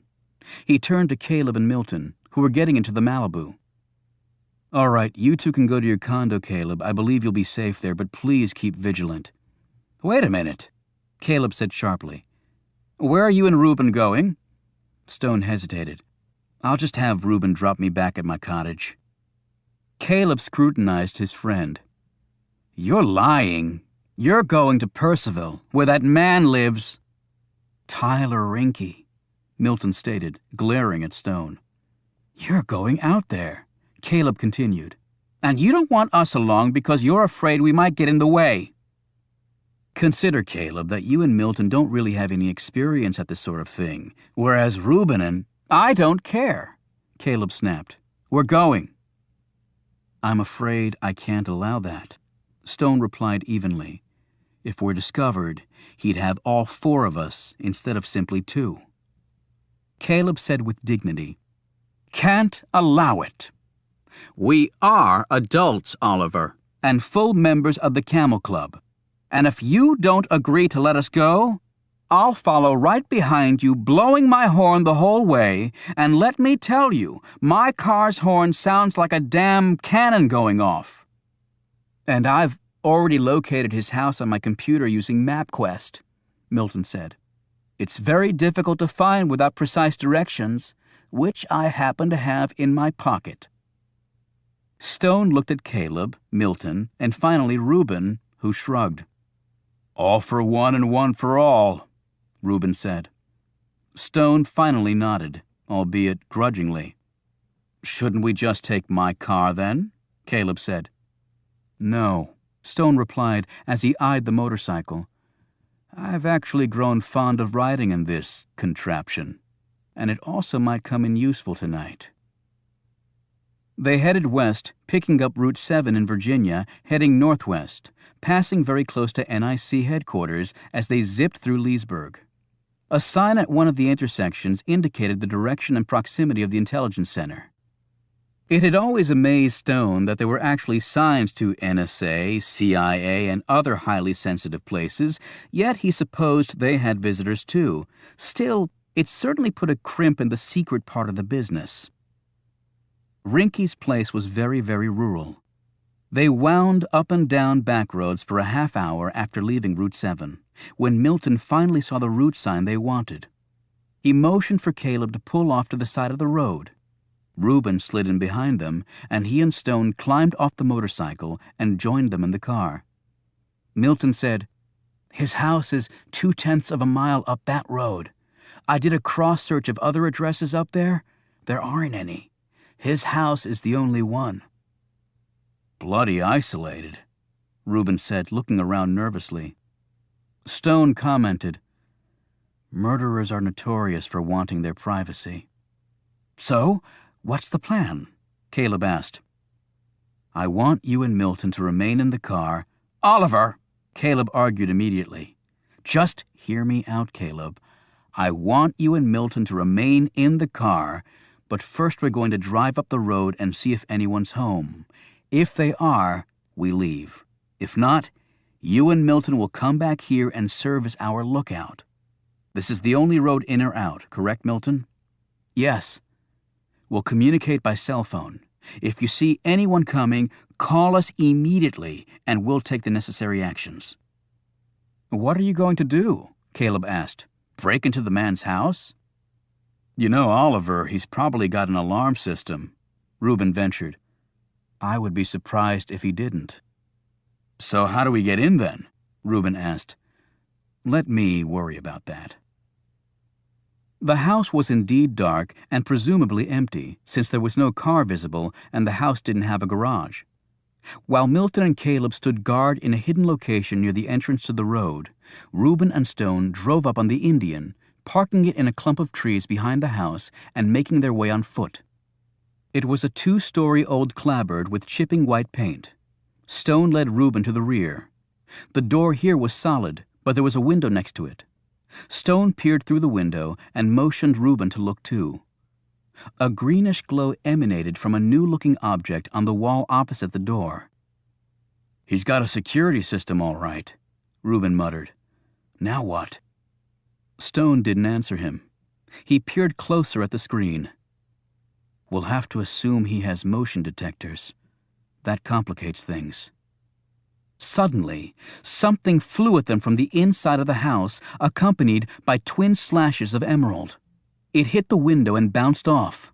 Both men leaped back, and Reuben was already turned to run when Stone called out to him.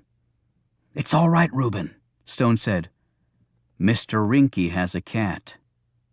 His chest heaving, Reuben staggered back up to the window and looked through it.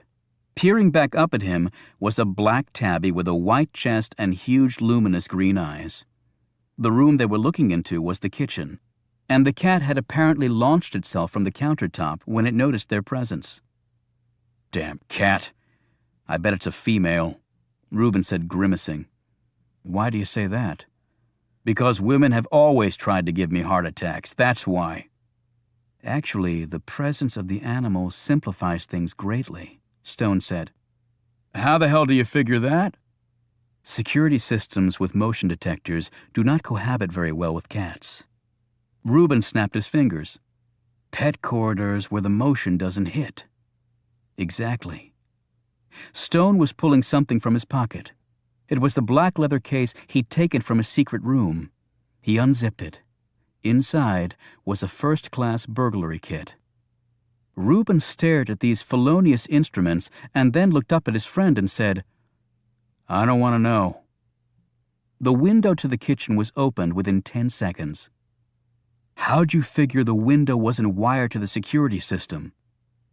Wired windows and a motion detector is a bit of overkill, Stone replied. And a house this old has plaster walls, which are very difficult to run wire through. I doubt our Mr. Rinky could justify the price. And I checked for a wireless security pod on the window before I jimmied it. Okay, Reuben demanded. I do want to know.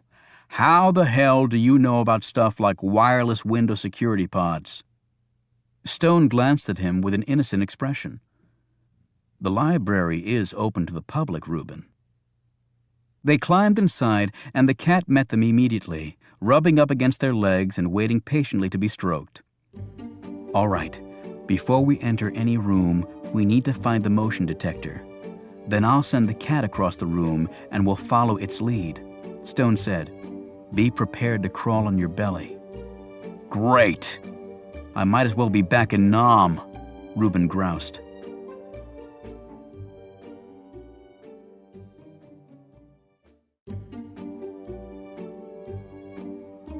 A half hour before Stone and Reuben broke into Tyler Rinky's house, the back door of Milton's place was forced open, and Warren Peters and Tyler Rinky slipped inside and shut the door behind them. It hadn't been that easy, since Milton had 6 locks on every door and all the windows were nailed shut, something the fire marshal doubtless would have disapproved of. They had already checked the power box going into the house for any signs of a security system and had found none. Rinky was limping from where Alex Ford had punched him in the knee, and there was a bullet hole in Warren Peters' coat sleeve where one of the Secret Service agent's shots had also found its mark. They'd stumbled upon the two when they went to Georgetown for another look at the boat, only to find that Ford and Adams had beaten them to it. Both men were furious about their failure to kill the pair, and it was fortunate indeed for Milton Farb that he wasn't at home right now. The two men pulled out their flashlights and started searching. Farb's place wasn't that large, but it was filled with books and expensive computer and video equipment for his web design business. Also located there was the one thing Rinky and Peters hadn't counted on: a wireless infrared surveillance system that looked like overhead track lighting. Located in each room, it was now recording their movements, and had also sounded a silent alarm to a security firm that Milton had hired because of several previous burglaries. The system ran off a regular household outlet with a battery backup.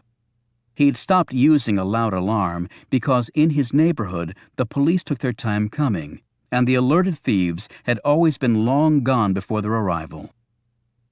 As the pair searched the house, their amazement grew with each new discovery.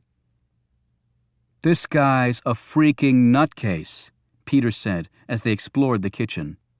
The canned goods in the pantry were all neatly labeled and placed in excruciatingly precise order. The utensils hung from a rack on the wall arranged from largest to smallest. The pots and pans were organized the same way on a large rack over the stove. Even the oven mitts were lined up with precision, as were all the dishes in the cupboards. The place was a monument to fastidiousness of the most zealous kind. When they went upstairs and poked around Milton's bedroom and closet area, it was more of the same. Rinky came out of the master bathroom shaking his head. "You're not going to believe this. This bozo has torn off each sheet of the toilet paper and stacked them in a wicker box beside the toilet with instructions on disposal. I mean, what do you do with toilet paper except flush it?" In the bedroom closet, Peter said, "Yeah, well, come in here and tell me who puts their socks on hangers." A moment later, they were both staring at the socks and the tri-folded underwear and shirts that all hung on wooden hangers in precise order, with the shirts fully buttoned, including the cuffs, and they were organized by season. The men weren't guessing at this, as Milton had helpfully posted pictures depicting winter, summer, spring, and fall. Finding nothing useful in the master bedroom, the two NIC men slipped into the other room upstairs that had been fitted out as an office. They both were immediately drawn to Milton's desk, where every item there was laid at right angles to its neighbor. And finally, in this house of perfect order, they found something that they could actually use. It was in a box marked receipts on a shelf behind Milton's desk, and the receipts, they quickly determined, were divided by both month and product. From the box, Rinky plucked out a credit card slip that had a name on it. Chastity Hayes, Rinky read. Want to bet that's his girlfriend? If a guy like that can have a girlfriend. Each probably thinking the same thing, they shone their lights on the wall of Milton's office. The pictures there were arranged in a very elaborate configuration that Peters recognized first. It's a double helix. DNA. This guy is a total freak. Rinky's light flickered across one picture and then came back to it. Love Chastity. Rinky read at the bottom of the picture, which showed Chastity in a revealing bathing suit and blowing a kiss to the photographer, presumably Milton. That's his girlfriend? A stunned Rinky said, as he eyed a picture of Milton next to the one with Chastity in her bikini. How the hell does a geek like that get a chick like that? Nurturing instinct, Peters answered promptly. Some women love to play mother. Peters pulled out an electronic device that looked like a larger version of a BlackBerry and typed in the name Chastity Hayes. A minute later, 3 possibilities came up. Restricting his search to the Washington, D.C. area, Peters found Chastity Hayes, accountant, and the owner of a house in Chevy Chase, Maryland. In addition, it revealed her educational, medical, employment, and financial history. As Peters ran his gaze down the info pouring over his tiny screen, Rinky pointed a finger at one line. She was in a psych hospital for a while. I bet you she's OCD like Farb. At least we know where she lives. And if Farb isn't here... Peters glanced once more at the photo of the lovely Chastity. Chances are he's there, because that's where I'd be sleeping if I were him. The noise in the back of the house froze them both. They were footsteps, and then they heard a groan and a thudding sound. They pulled their guns and moved in the direction of those noises. When they reached the kitchen, they saw it. The man was on the floor, unconscious. They both started when they saw the uniform. Rental cop, Rinky said finally. We must have tripped some alarm. Yeah, but who the hell knocked him out? They looked around nervously. Let's get out of here, Rinky whispered. They slipped out the back of the house and soon reached their car a block over. Do we hit the chick tonight? Peters asked. No, you don't, a voice said, causing both of them to jump. They turned and saw Tom Hemingway rising from the back seat. He did not look very happy. You've had a singularly unproductive night, he began ominously. You followed us here? Peters asked in a small voice that broke slightly. After your last report of screwing up, what exactly did you expect me to do? So you did the rental cop? Is he dead? Rinky asked. Hemingway ignored him. Let me impress upon both of you once more the seriousness of what we're trying to accomplish here. I have an army working their asses off just north of here, doing far more than either of you have been asked to do. And unlike them, you two are being paid very well. And they've made no mistakes whatsoever. He stared at them so intensely that both men held their breaths. Maybe what happened tonight was just a string of bad luck. But going forward, I will make no more allowances for bad luck. What do you want us to do now? Rinky asked nervously. Go home and get some rest. You'll need it. He held out his hand. Give me the receipt with the woman's name on it. How did you... Rinky began. However, Hemingway looked at him with such disdain that Rinky closed his mouth and passed the paper over. In a few seconds, Hemingway had disappeared. Both men sat back in their car seats and let out deep breaths. Peter said, "That guy scares the complete and total shit out of me." Rinky nodded. "He was a legend at CIA. Even the drug guys in Colombia were scared to death of him. Nobody ever saw him coming in or going out." He paused. "I've watched him working out at the gym at NIC.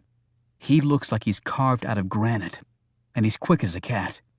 And he's destroyed 2 75-pound body bags with just his hands.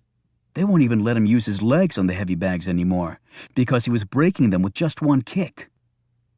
"So what now?" Peters asked. "You heard the man. We get some rest. After 3 close shaves tonight, we don't need a 4th. You can crash at my place." Chapter 44. After what he'd seen at Arlington Cemetery, Gray had gone directly to CIA headquarters at Langley. Inside this facility was a room that only current and former CIA directors were allowed to enter. Each director could access documents and other materials that pertained to missions he was involved in while at the agency. They were held in vaults that contained large safe deposit-style boxes. Because of the secrets housed here, it was the most heavily guarded room at Langley. Gray put his hand on a biometric reader in front of the vault door that was labeled with his name. The door slid open and Gray entered, taking out his keys. He knew exactly the box he wanted, number 10. He unlocked it and drew out the contents, sat down, and spread the materials out on a desk kept in the vault. The file he was perusing was officially marked JC. Those 2 initials could stand for many things, including Jesus Christ. However, they didn't refer to the Son of God, but were simply the initials of a remarkable flesh-and-blood man named John Carr. As Gray read through the exploits of Carr's career at the CIA, his head continued to shake in absolute amazement at what the man had accomplished and survived. Although it could be argued that the world was a more dangerous place now, it was not appreciably more perilous currently than when John Carr worked for the agency. As Gray came to the last pages of John Carr's career at Langley, it ended the way it had meant to end, with burial at Arlington Cemetery with full military honors, although John Carr had not technically worked for the Army for years and had not died in a uniform. After that, his entire past had been wiped clean from every record in the United States. Gray had seen to that personally, based on orders from the highest level at the CIA. And though John Carr wasn't buried in that grave, he was still supposed to be dead. The initial hit on him killed only his wife. But there had been another attempt deemed successful, though no body had been recovered. It was presumably in the bellies of fish in the middle of the ocean. Perhaps Gray was simply jumping to conclusions. The man he'd seen was thin and seemingly frail. Could that be the mighty John Carr? The years could take their toll, but still, with a man like Carr, Gray figured age would simply bounce off him. Yet the man had been standing directly in front of the grave marked for John Carr. And hadn't he managed to disappear, much like the legendary Carr made a career out of doing? Gray's pulse accelerated as he thought how close he'd possibly been to a man who'd been betrayed by his country. And not just any man, but a man who in his time was the perfect killing machine for the United States government. Until, that is, he became a liability, as such men often did. Carter Gray put away the box and left the room of old secrets with a curious emotion filling his chest. Carter Gray feared a dead man, who inexplicably might still be among the living. Later, back at his home, Gray lit the candles in his bedroom as he kept glancing at the photos on his mantel. In a few minutes it would be midnight, and September 11th would be with him again. He sat in the chair next to his bed and opened his Bible. Carter Gray had been baptized a Catholic, had dutifully performed his first communion at age 7 and his confirmation at age 13, and had even been an altar boy. Since reaching adulthood, however, he had never once set foot inside a church, unless it was for some political function. With his occupation, religion had never seemed to be that relevant. However, His wife had been a devout Catholic, and their daughter Maggie had been raised in that faith. Now, with both of them gone, Gray had taken up reading the Bible. It wasn't for his salvation, but as a way of picking up the banner for his fallen family, although he had to admit the words did give him some level of comfort. Tonight he read out loud some passages from Corinthians and another from Leviticus, and then ventured into the Psalms. It was now well past midnight, and he knelt down in front of the photos and performed his prayers, although they were more akin to conversations with his dead family. He almost always broke down and cried during this ritual. The tears felt deserved, and, in a sense, were healing. Yet as he sat back in his chair with his Bible, Gray's thoughts returned once more to a burial plot with an empty coffin.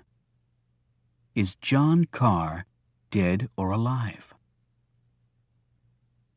Tom Hemingway returned to his apartment, the receipt with the name Chastity Hayes safely in his pocket. He made his usual tea and drank it barefoot, standing by the window looking out onto the Capitol grounds. A lot had happened in the last 24 hours, and none of it positive from his perspective. His pathetic duo of Rinky and Peters had missed 2 targets tonight, and now Alex Ford and Kate Adams would no doubt go straight to their respective agencies and demand that full investigations move forward. Added to that was the fact that Carter Gray was talking about the resurrection of the dead. In Hemingway's mind, that was a clear reference to all the terrorists supposedly killed by their colleagues. That had prompted Hemingway's hurried message to Captain Jack. He turned from the window and looked at a portrait on the wall. It was a very good likeness of his father, the Honorable Franklin T. Hemingway, ambassador to some of the most difficult territories in the world of diplomacy. And his last post proved to be too violent even for him. A bullet in China ended the career of a man who had devoted his life to cobbling peace where none seemed possible. The son had not followed the father's footsteps, principally because Tom Hemingway didn't believe he possessed the necessary skills and qualities that went into a successful statesman. And back then, he was an angry young man. While that fury diminished over the years, it had never entirely gone away. Why should it? At his funeral, it was said by many distinguished voices from all over the world that Franklin Hemingway would be sorely missed as a global peacemaker. Hemingway still felt the loss of his mentor as strongly this minute as he had felt it the day an assassin's bullet ended his father's life. For him, time lessened nothing. It only intensified the sense of agony he'd carried with him, since learning that precious valiant heart had stopped beating. Chapter 45. Tyler Rinky's home was very sparsely furnished. Reuben and Stone crawled on their bellies to each room, hoping for anything that could be useful, but came away disappointed each time. They passed the front door, where another alarm code pad was mounted, and slithered up the stairs after the fat tabby. When they reached the bedroom, something caught Reuben's eye. "Our Mr. Rinky is a chopper pilot." He picked up the only picture on the nightstand. In it, Tyler Rinky was at the controls of a sleek black helicopter. "Any insignias on it?" Stone asked, as he searched other parts of the room. "Nope." Reuben put the picture back down after using a corner of the bedspread to wipe off any fingerprints. Stone had rummaged around in the closet and came out carrying a small box. "Financial records," he said in response to Reuben's questioning look. He took out a stack and started going through them, scanning each page. "Anything of interest?" Stone held up one page. "It seems this account is set up under a false name, although the address matches the house we're in. However, I'm afraid I have little experience with financial portfolios." "Let me take a look." Reuben spent some time going over the statements and some handwritten notes also contained in the batch. "It looks like Rinky, if this is his account statement, has recently bought an enormous long-put option on margin." "Long-put option on margin? What's that?" "Margin means he's borrowed money to purchase his position, and he has the option to sell the position at a certain level. According to these handwritten notes, he's essentially betting the farm that the S&P will take a dive. So it's like sell low and buy back high. That's not what you usually want, but in this case, you can make enormous amounts of money doing that very thing. And the amount at risk is far more than someone would make off a government salary. That's why it's on margin. I had no idea you knew so much about finances. Hey, a guy likes to take a plunge every now and then. And I don't plan on working on that damn loading dock until I croak, I can tell you that. But how would he know that it's going down? It's one thing to have inside info on one stock, but the whole market? Stone thought for a moment. But then again, the financial markets almost always drop in the face of an unforeseen catastrophe. What, like an earthquake? Rubin said. But also with man-made catastrophes. On 9/11, I recall they had to close the stock market and calm everyone down. Left to its own devices, the market would have plunged. It still went down when it reopened after 9/11. Unscrupulous people with advanced knowledge could have made a fortune. So maybe Rinky knows of a coming catastrophe? Rubin said nervously. Or else, he's helping create one, Stone replied. As soon as they saw the car approaching from their hiding place off the road, Milton got on his cell phone and called Rubin. Well, he attempted to call, but no ringing sound came. He looked at his cell phone and his heart sank. Caleb glanced at him as the headlights crept closer. Call them! There's no signal strength. What? There's no signal strength here. It must be a bad cell zone. I can't get through. Caleb pointed at the oncoming car. That is very likely a murderer in there. Caleb, there is nothing I can do. Damn these high-tech abominations, Caleb said angrily. They never work when you really need them to. The other car turned off the road and headed to Rinky's house. That's Tyler Rinky's car. I recognized it, Caleb said. I know. I did too, a panicked Milton added. What are we going to do? Caleb started the car. Well, I'm certainly not going to let them kill Oliver and Rubin while we just sit here with useless technology. Hold on! Milton braced himself as Caleb hit the gas and the Malibu sprang forward. They squealed back onto the road, where Caleb floored it and took the turn toward Rinky's house just barely on 4 wheels. As the Malibu flew forward, Caleb hit the horn. He hadn't been joking before to Stone. It was very loud, like a shriek and a train whistle rolled into one. Rinky glanced over his shoulder at the Malibu as it raced by honking its horn. He looked at Peters and muttered, Stupid high school kids joyriding. Happens all the time around here. Inside Rinky's house, both Stone and Rubin raced to the front bedroom window when they heard the car horn. That's when they saw the headlights turn into the drive. Oh, shit! That's Rinky, Rubin said. And his friend, Stone added, as the 2 men climbed out of the car. Then he glanced at the Malibu disappearing down the street. I told them to call us, not race around sounding like a banshee, Stone said irritably. They hurtled downstairs, and then, in the nick of time, Stone remembered and grabbed Rubin by the shirt an instant before he would have stepped into the infrared arc of the motion detector mounted by the front door. They crawled forward as they heard the front door being unlocked. They hit the kitchen as the front door opened and the beep started to sound. They were getting off the floor as they heard someone punching in the code and the beeps stopped. Okay, Stone whispered. The alarm's off, so we can open the back door. Rubin did so as quietly as possible, even as they heard a set of footsteps coming their way. They bolted out of the house, shutting the door behind them, and turned the corner of the house, and ran right into Warren Peters, who was pulling a trash can back behind the house. What the hell? Was as far as Peters got before Rubin's massive fist sent the NIC man flying head over heels backward. Stone and Rubin ran for the motorcycle. They were on it, and Reuben had kick-started the bike to life when Rinky, hearing all the commotion, came flying out of the house. He spotted Stone and Reuben, and his hand went inside his jacket as he ran forward. He had a clear line to shoot.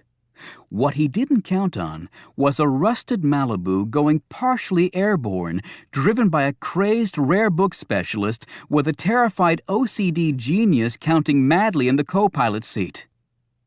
"Holy Mother of God!" Milton screamed as Rinky went flying across the windshield, rolled off, and landed in a heap in the grass.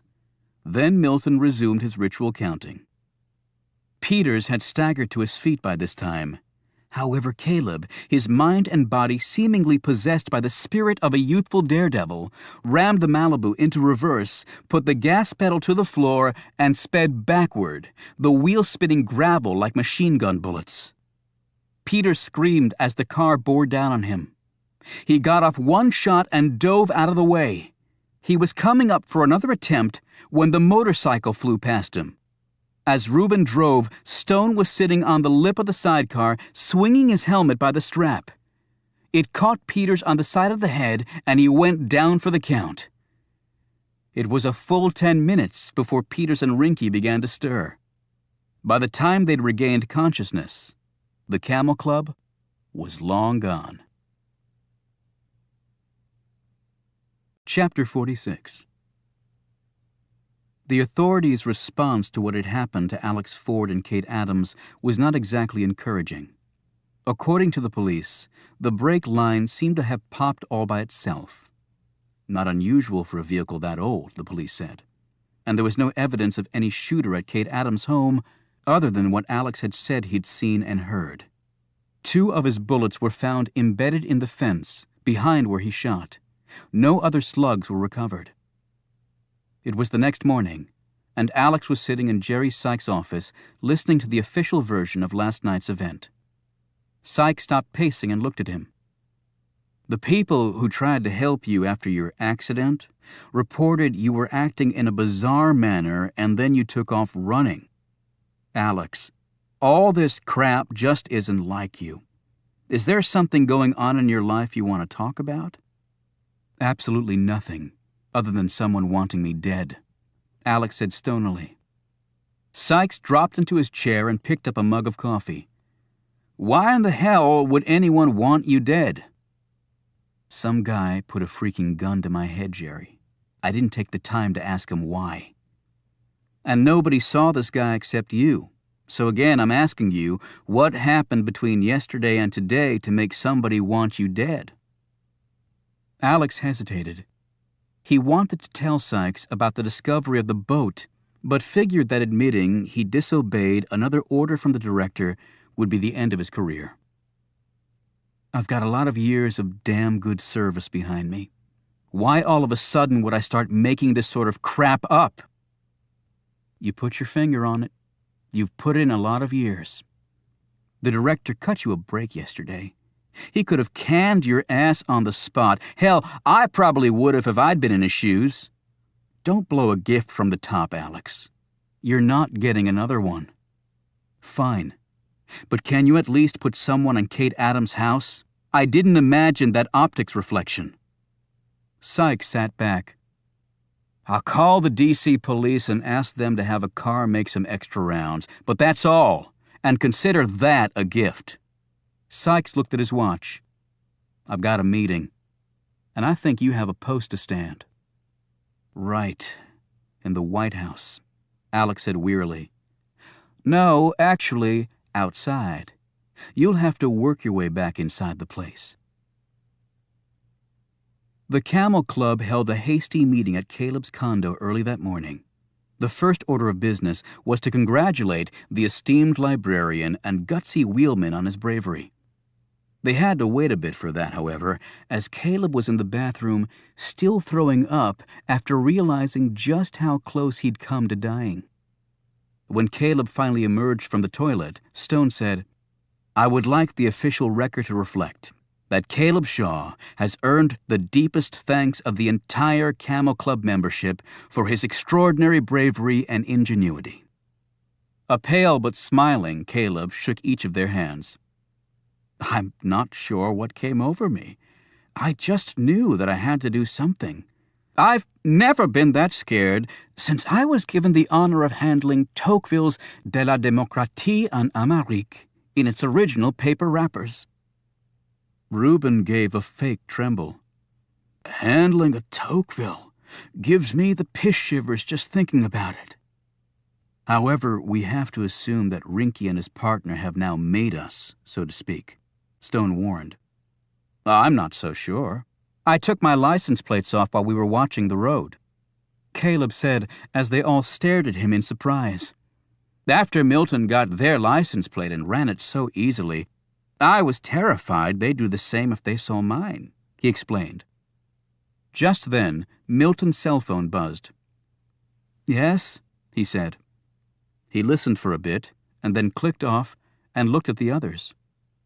Someone broke into my house and knocked out the security guard who responded to the silent alarm. Was anything taken? Stone asked. Doesn't appear to be. However, I have surveillance devices disguised as track lighting throughout the place. The security company doesn't know about that. It would be very interesting to see who broke in, Stone remarked. I have to go there to check it. The DVD recorder is hidden behind my refrigerator. We'll have to chance it, Stone said. If it was Rinky and his colleague, it might give us the leverage we need. Reuben put a big arm around Caleb. Well, if those two show up again, they're going down for the count. Right, Killer? His first day back on Presidential Protection Detail was a little awkward for Alex Ford. Everyone seemed to know that this reassignment was a demotion for the veteran agent. Still, they were cordial and professional with him. There was one good thing about being assigned to exterior White House duty. Alex could patrol Lafayette Park. However, Stone wasn't there, but Adelphia was. She was hovering in the middle of the park, shooting glances in the direction of Stone's tent. Hello, Adelphia, Alex said politely. I was just looking for Oliver. To his surprise, Adelphia's response was to burst into tears. That was something Alex had never seen the woman do before. Adelphia, what's the matter? She just covered her face with her hands. Alex moved over to her. Adelphia, what is it? Are you hurt or sick? She shook her head, then took a deep breath and uncovered her face. It is all right, she said. It is fine. Alex led her over to a bench. You're obviously not fine. Now tell me what's wrong. Maybe I can help. Adelphia took a series of replenishing breaths and then looked over at Stone's tent again. I know, lie to you. I am fine, Agent Ford. It's Ford, but if you're all right. Then he followed her gaze to Stone's tent. Has something happened to Oliver? He asked quickly. I not know that. I don't understand. Then why are you crying? She stared at him in a way she never had before. It wasn't her usual distrustful and surly expression. It was one of hopelessness. He trusts you. Oliver has said this to me. He say, Agent Ford is good man. I like and respect Oliver, too. He paused and then added, His face was bruised the last time I saw him. Does it have something to do with that? Adelphia nodded and told him of the encounter in the park. He took this finger, she said, holding up her middle finger, and he poke it in the man's side. And this giant of a man, he fall like baby. She drew a deep, troubled breath. And then Oliver, he pick up the knife and he hold it in a way. She shuddered. He hold it like he know well the knife. And I think he will cut the man's neck open like this. She made a slashing motion with her hand and then stopped. She stared at Alex with an expression of both sadness and relief. But he did not. He no cut the man. He leave when police come. Oliver no like police. And you haven't seen him since? She shook her head, and Alex sat back against the bench, letting this all sink in. "Hey, Ford!" a voice called out. Alex looked over at his supervisor. "You want to come back and join the party if it's not too much trouble?" the man said curtly. Alex jumped up. Before leaving, he turned to Adelphia. "If you see Oliver, tell him I want to talk to him." Adelphia didn't look very enthused about that. "I won't tell him you told me anything, I promise. I just need to see him." She finally nodded, and he raced off. Work in Brennan for the president's visit had accelerated, and Captain Jack was kept very busy. The vehicle being constructed in the garage was right on schedule, and the various wheelmen were ready. He hadn't visited the sniper's nest again. He didn't want to risk being seen going to the apartment too often. Captain Jack had spent time with Al-Remy and his colleague at the hospital while the two were off duty. There were no problems there. He had met once before with Jamila late last night, after she had made her nightly rounds of Brennan. He was still a bit concerned about her emotional makeup, but there was no time to substitute now. He reinforced the notion of how important her work was to the whole project, about how many men would be sacrificing their lives and how that sacrifice would be for naught if she failed. He would hold 2 more meetings before game day, one tonight, before the Secret Service advance team arrived in the morning. And as with the last group meeting, he would afterward meet with his North Korean counterpart to go over necessary details. However, Carter Gray was on the prowl. Actually, Captain Jack was a little surprised it had taken the old man this long to become suspicious. They had used every connection they had in the Muslim world to set up this operation. But Hemingway's plan was, in Captain Jack's mind, an ultimately futile exercise, although Tom Hemingway simply refused to see that. To Captain Jack's thinking, Hemingway's chief problem was he still believed in the good in people. That logic was inherently flawed, Captain Jack knew, because the people who really mattered didn't possess any goodness. With every mission he'd ever carried out, Captain Jack always allowed for contingencies, and this time was no exception. Following his old maxim had once again led him down the right path. It really was all about the money. In the rental space on the outskirts of town, the engineer and chemist were going over again the workings of the prosthetic hand with the ex-National Guardsman. He had gotten the maneuverings of the device down very well. They watched as he put his new hand through a series of grips, waves, and other exercises.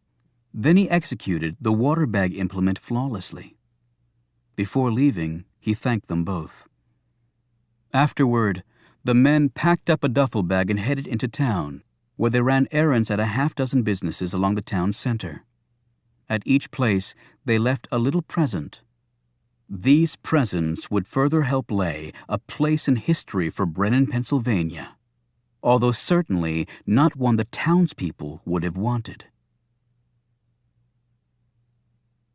Chapter 47. Alex found out later that day he'd been assigned to the advance team for the Brennan event. This thoroughly ticked him off, because it meant time away from Kate. However, it wasn't as if he could complain. He was barely hanging on to his service pension as it was. Indeed, Alex sensed that he'd be sent to every bump-in-the-road campaign outpost Brennan was targeting on his re-election charge across America. He'd be a zombie by the time it was over. He and Kate met at a restaurant in DuPont Circle.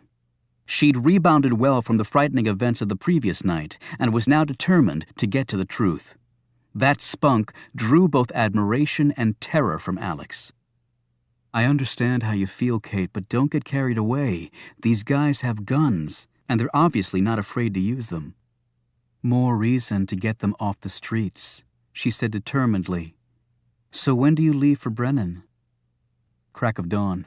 It's a short flight, but there's a lot to do. Advance teams do the heavy lifting that keeps the president safe, but it's killing me that I won't be around here in case you need me." She put her hand over his. "Well, for what it's worth, I thought you were pretty damn terrific last night." Right as she said these words, their young waiter stopped by with their meals and overheard them. Obviously misinterpreting the import of her words, he gave Alex a wink and a smile. As they ate, Kate asked, "So any new developments?" "Just one." He told her about his conversation with Adelphia about Stone. "You said Stone didn't have a past that you could find, and yet based on what Adelphia saw, he definitely has a past, maybe a pretty interesting one." Alex nodded and then looked thoughtful. "What do you say after we eat, we take a little stroll over to 16th in Pennsylvania? I hear that's a really nice place. Think you can get me in?" "Right now, I'm not sure they'd let me in. But I was talking about the 16th in Pennsylvania on the other side of the street." 45 minutes later, the two arrived at Lafayette Park. "Doesn't look like he's there," Alex observed as he stared at Stone's darkened tent. This was confirmed moments later when they opened the tent and saw it was empty. "So you have another address for the man?" Kate asked. "Actually, I do." 20 minutes later, Alex pulled his car to the curb outside Mount Zion Cemetery. A light was on in the caretaker's cottage. "He lives here?" Kate asked. "At a cemetery?" "What'd you expect? A penthouse near the MCI Center?" The gate to the cemetery was locked, but Alex boosted Kate over and then scaled the fence, landing next to her. When he answered their knock, Stone couldn't hide his surprise. "Alex," he said, and then glanced curiously at Alex's companion. "Hello, Oliver. This is my friend, Kate Adams. She's a lawyer at Justice, and the best bartender anyone could want." "Miss Adams, it's very nice to meet you," Stone said, shaking her hand. He looked questioningly at Alex again. "We just thought we'd drop by to see you," Alex said. "I see. Well, please come in." Stone didn't ask how Alex knew where he lived. He let them into the cottage and then poured out some coffee he'd made while they looked around. Kate leafed through a book she pulled from the shelf. "Have you read all these, Oliver?" she asked.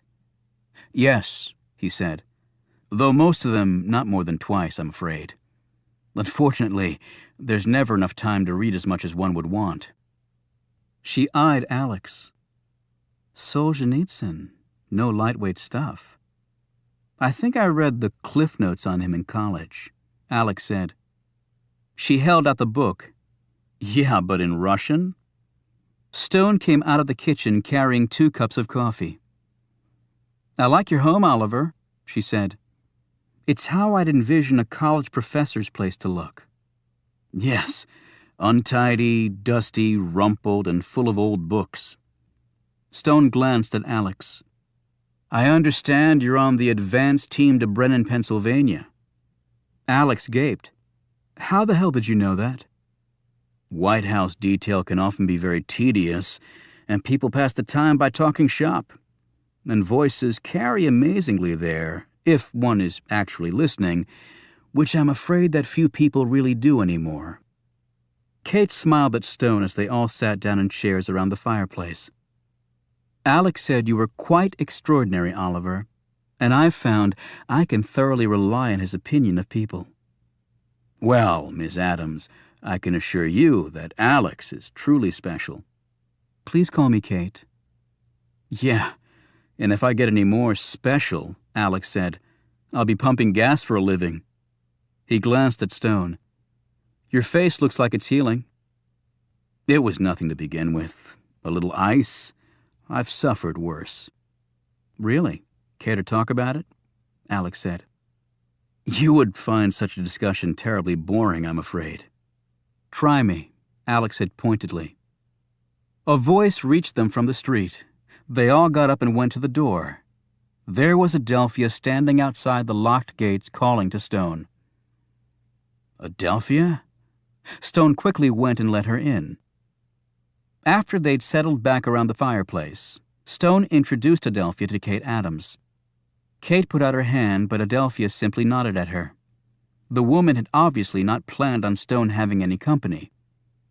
"I didn't know you knew where I lived, Adelphia," Stone said.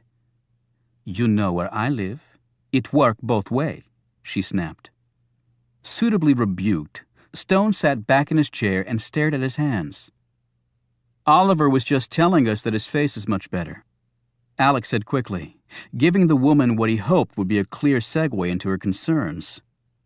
However, Adelphia said nothing, and there was another awkward silence until Kate remarked, I actually knew one of the attorneys from the ACLU who worked on your relocation case in Lafayette Park.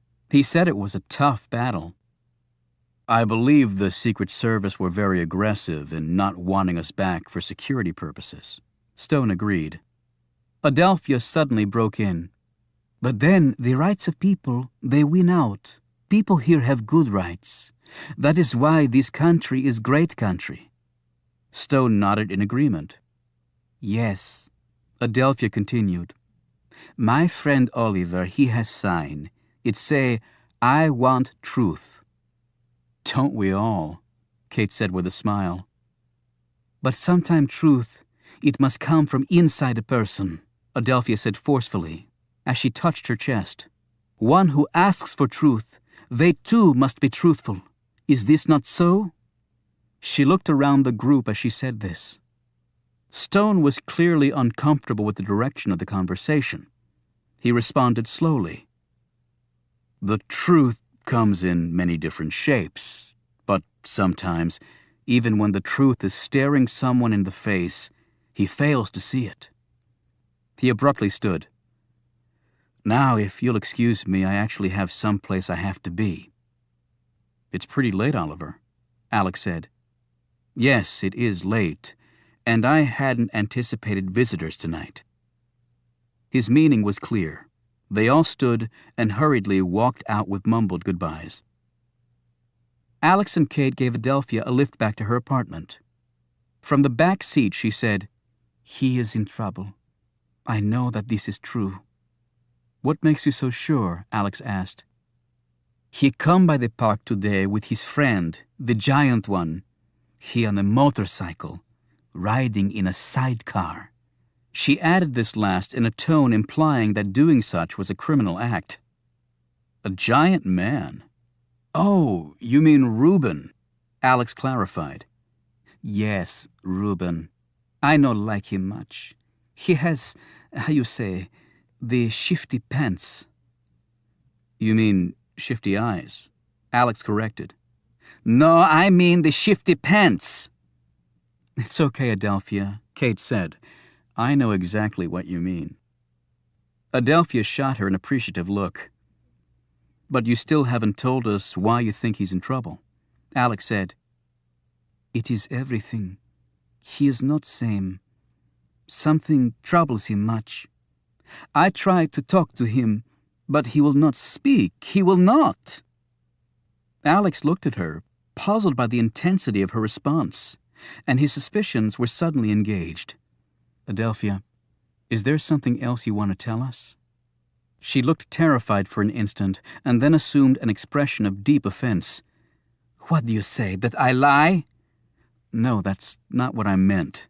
I am no liar. I try to do good, that is all. I'm not, she cut him off. I no talk anymore. I no tell you more lies. They were stopped at a light. She jerked open the door, got out, and stalked off. Adelphia, Alex called after her. Kate said, Better let her cool off a while. She'll come around soon enough. I don't have time for that. I leave tomorrow morning. And tomorrow is when I start my vacation. What? When did that happen? After last night, I needed some time off, so I'm taking a week. Maybe I'll come up to see you in Brennan. I hear it's a real happening place. It's probably a cow pasture where a president happened to be born. And maybe I'll have some time to check out your Mr. Stone and his friends. He looked at her in alarm. Kate, I don't think that's a great idea. Or I can start trying to find the people who wanted us dead. It's your call. He put up his hands in mock surrender. Okay. Go after Oliver Stone and Company. Damn. Talk about the lesser of two evils. Aye, sir, she said, giving him a salute. Chapter 48. The Secret Service advance team touched down in Pittsburgh at 7 a.m., and the equivalent of a small army rolled off the planes and headed directly to Brennan. The president traveled hundreds of times each year, and at least several days before he got to a particular location, the Secret Service sent a regiment of agents who would spend collectively thousands of hours checking every conceivable detail to ensure that the trip would be uneventful from a security standpoint. Since the president had numerous trips planned in his campaign and would hop from one state to another, there were multiple advance teams out in the field, which had stretched the service's manpower. Normally, an advance team would have a full week to do its work, but because of the number of events President Brennan had booked in the campaign, the service had to prioritize. Events deemed lower risk were allotted less advance time. With higher risk events, the service had its usual week to prepare. The Brennan, Pennsylvania event had been deemed low risk for a number of factors. Of course, what that meant for Alex Ford and the rest of the advance team was that they would have to cram a week's worth of work into a few days. The service set up shop at the largest hotel in Brennan, taking over an entire floor. It had been renamed the Sir James in honor of the president's first name. That had caused about 10 minutes of funny one-liners from the field agents, until their leaders came within earshot. One room became the communications center and was consequently stripped of all furniture and completely debugged. From this point until the service left, there'd be no room service or maids allowed there. That afternoon, the service met with members of the local police forces. As Alex watched, the lead advance agent faced the cadre of law enforcement officers while briefing books were handed out. "Just remember," he warned, "in another room near here, there may be a group of people planning to do the exact opposite of what we're trying to accomplish."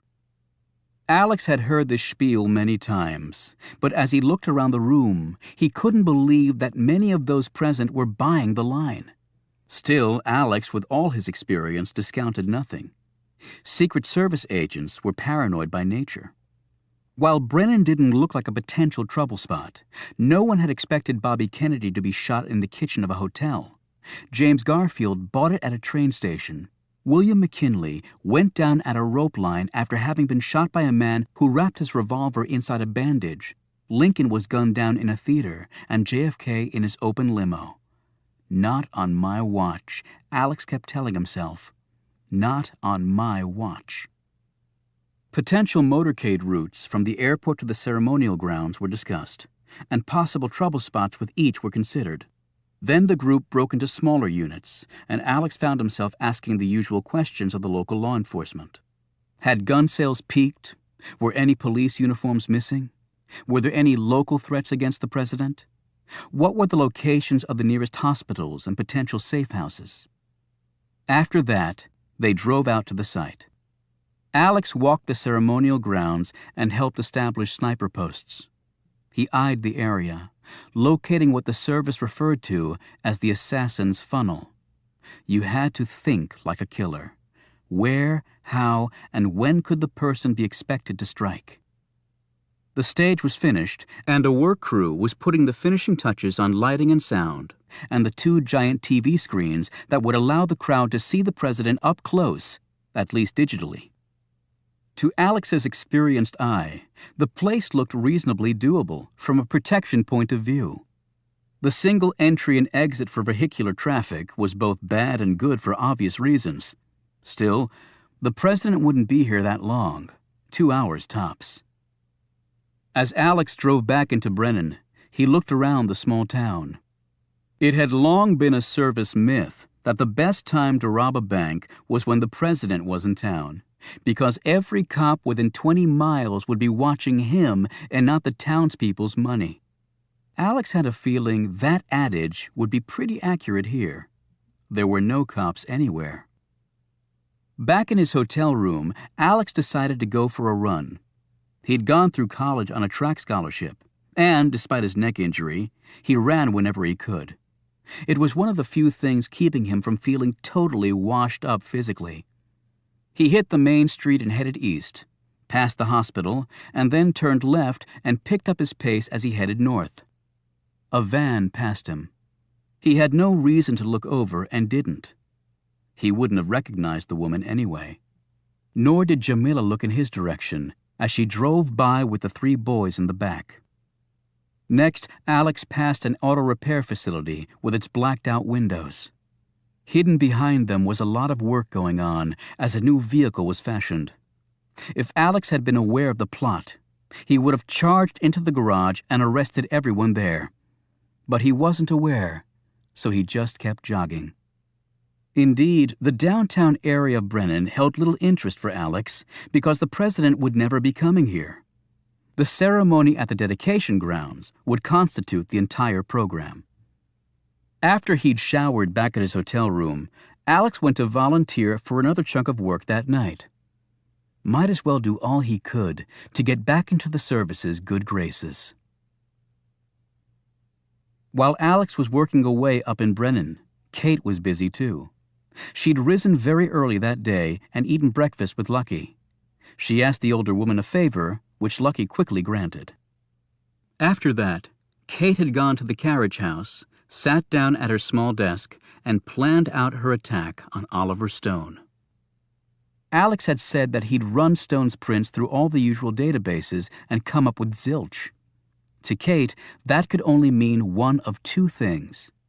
Either the man had never held a position requiring a fingerprint check, or else his identity had been erased from those databases so completely that whoever Oliver Stone really was had ceased to exist. She wrote down some possible lines of inquiries and then mapped out her strategy in the same manner she would a legal case. Satisfied, she quickly showered and headed out. A little later, she parked as close to Mount Zion Cemetery as she could and then waited. It was only 7:30 in the morning, but as she watched, Stone emerged from his cottage and headed off down the street. Kate ducked down in her car so he couldn't see her. When he was almost out of sight, a surprising thing happened. Adelphia came out from behind some parked cars on Q Street and started following Stone. Kate thought for a moment and then put the car in gear. She quickly caught up to Adelphia and rolled down her window. At first, Adelphia pretended not to know who she was, but Kate persisted, and Adelphia finally said self-consciously, "Oh, yes, it is you, I know now." Then she cast an anxious glance in Stone's direction. He was almost out of sight. "Do you have somewhere to go?" Kate asked, following her gaze. "It is nowhere I have to go," Adelphia said curtly. "I am free to do nothing." "Then how about I buy you a cup of coffee? Alex told me that you like coffee." "It is my own cafe I can buy. I earn living. I no need charity." "I was just being friendly. Friends do that, you know. Like when Oliver helped you in the park when that man attacked you." Adelphia looked at her suspiciously. "How is all this you know?" "Adelphia, you're not the only one worried about Oliver. Alex is too, and I'm trying to help him while he's out of town. Now please, come and have a cup of coffee with me. Please?" "Why you help Agent Fort?" she asked suspiciously. "Woman to woman? Because I care about him, just like I know you care about Oliver." At these words, Adelphia looked once more in the direction of Stone, started to sniffle a little, got in the car, and allowed Kate to buy her coffee at a nearby Starbucks. "So, what is it that you do?" Adelphia said. "I work for the Department of Justice." "So that is what you do? Make the justice?" "I'd like to think so. At least I try." "In my country for years, no, for decades, we have no justice. We have Soviets telling us what to do. Whether we can breathe air or not, they tell us. It is hell." "I'm sure it was awful." "Then I come to this country, get job, have good life." Kate hesitated, but then couldn't help herself. "So how'd you end up in Lafayette Park?" At first, Adelphia got an obstinate look on her face, but that dissolved quickly. Her voice trembling, she said, "No one asked me that before. Just you now. All these years, and just you now ask me this. I realize you don't know me very well, and you don't have to answer. It is good thing I no want to talk about it. I no want to. They both sipped their coffees for a bit longer. Finally, Adelphia said, "You're right. I worry sick about Oliver. He a troubled man. I know this." "And how do you know?" Adelphia reached in her sleeve and drew out a handkerchief to wipe her eyes. "I watched the TV the other night. I never watch the TV. I never read the newspapers. Do you know why I never do these things?" Kate shook her head. "Because they are lies. Filled with lies they are." "But you said you did see the TV." "Yes, the news, it is on, and then I see it." "What did you see?" Adelphia suddenly looked frightened, as though she had said far too much. "No, it is not thing I can say. It is not right for me to say. You are lawyer, you work for government. I no want to get Oliver in trouble." "Adelphia, do you think Oliver did something wrong?" No, it's not this I think. I tell you, he is good man." "Okay, then he has nothing to worry about from the government. Or me." Still, Adelphia didn't say anything. "Adelphia, if you're really concerned about Oliver, let me help. You can't follow him everywhere to make sure he's okay." Finally, Adelphia sighed and patted Kate's hand. "It is right what you say. I will tell." Marshalling herself, she said, "On TV, I see that there is body of a man found on that island in river." "Roosevelt Island," Kate said quickly. "That is one.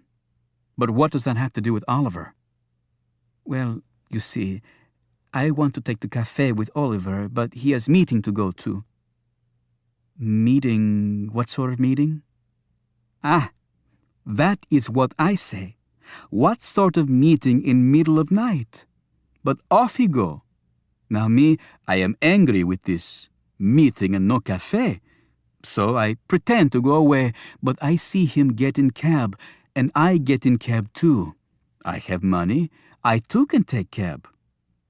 Of course, Kate said. "What happened next?" "I follow him to Georgetown. He get out, so I get out. He walk to river. I walk to river. And then I see his friends he meet with. I see what they do." "What?" Kate said it so loudly that she startled Adelphia. "They get in old boat and they row out to island. That is what they do." "And then what did you do?" "I take cab and go back. I not wait for them. And I not swim to island. I go back in cab, I get my cafe, and I see Agent Fort when he come by for Oliver." Adelphia started to tear up. "And then I see a TV, and dead man." "And you're sure it was the same night?" "They say on TV, it is same night."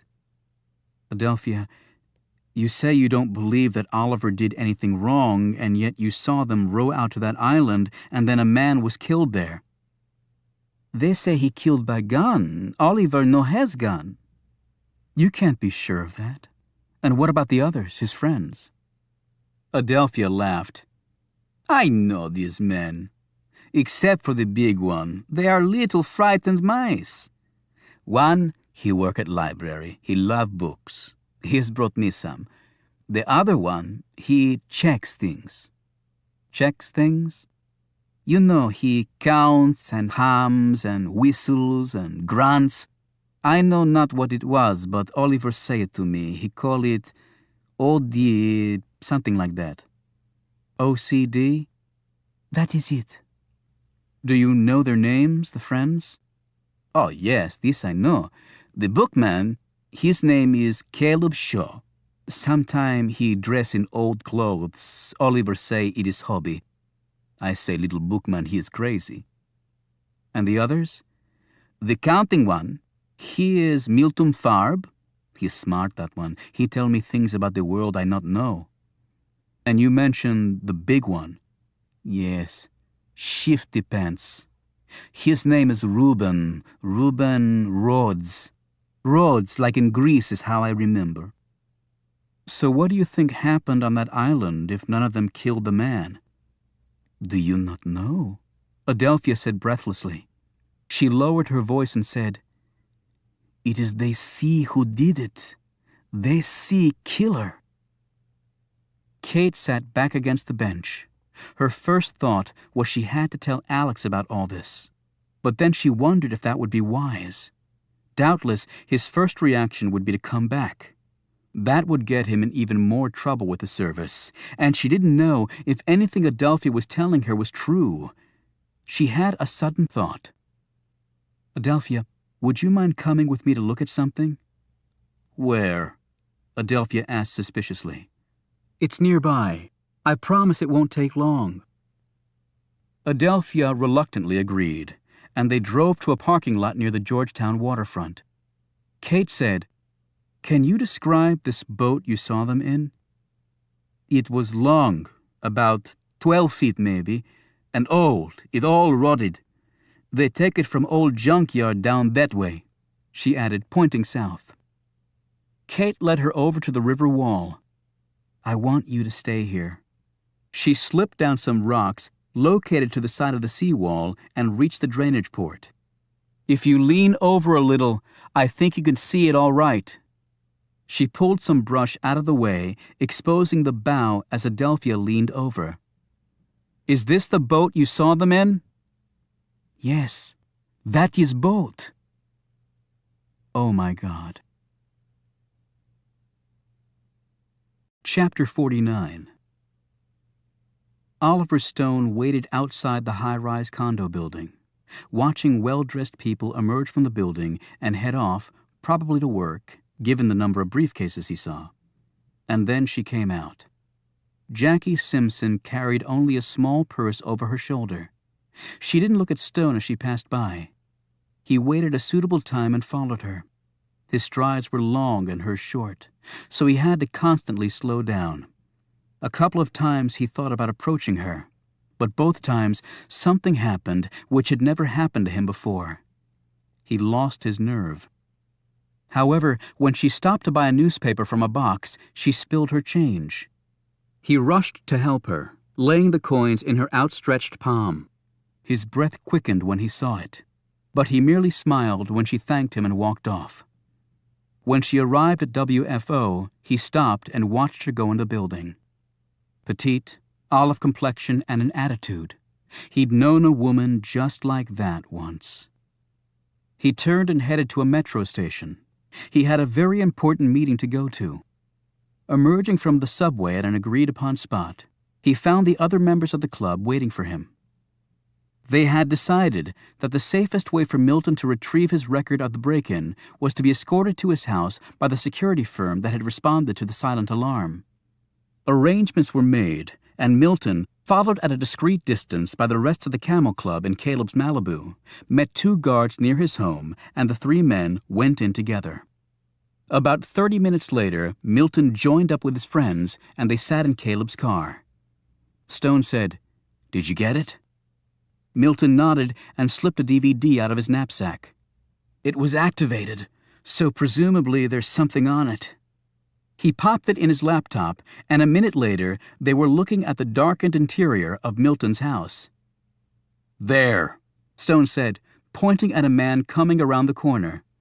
"That's Rinky," Caleb exclaimed. "And there's his confederate," Reuben added. "The one you nailed with the helmet, Oliver." They continued to watch, seeing the pair move stealthily from room to room. "My God, Milton," Reuben said sarcastically. "You're quite the messy Marvin at home, aren't you?" "What's he pulling out of that bin?" Caleb asked. Milton ran that part again. "That looks like my receipt box, but I can't see what the paper is." "Look, there's the security guard," Stone said.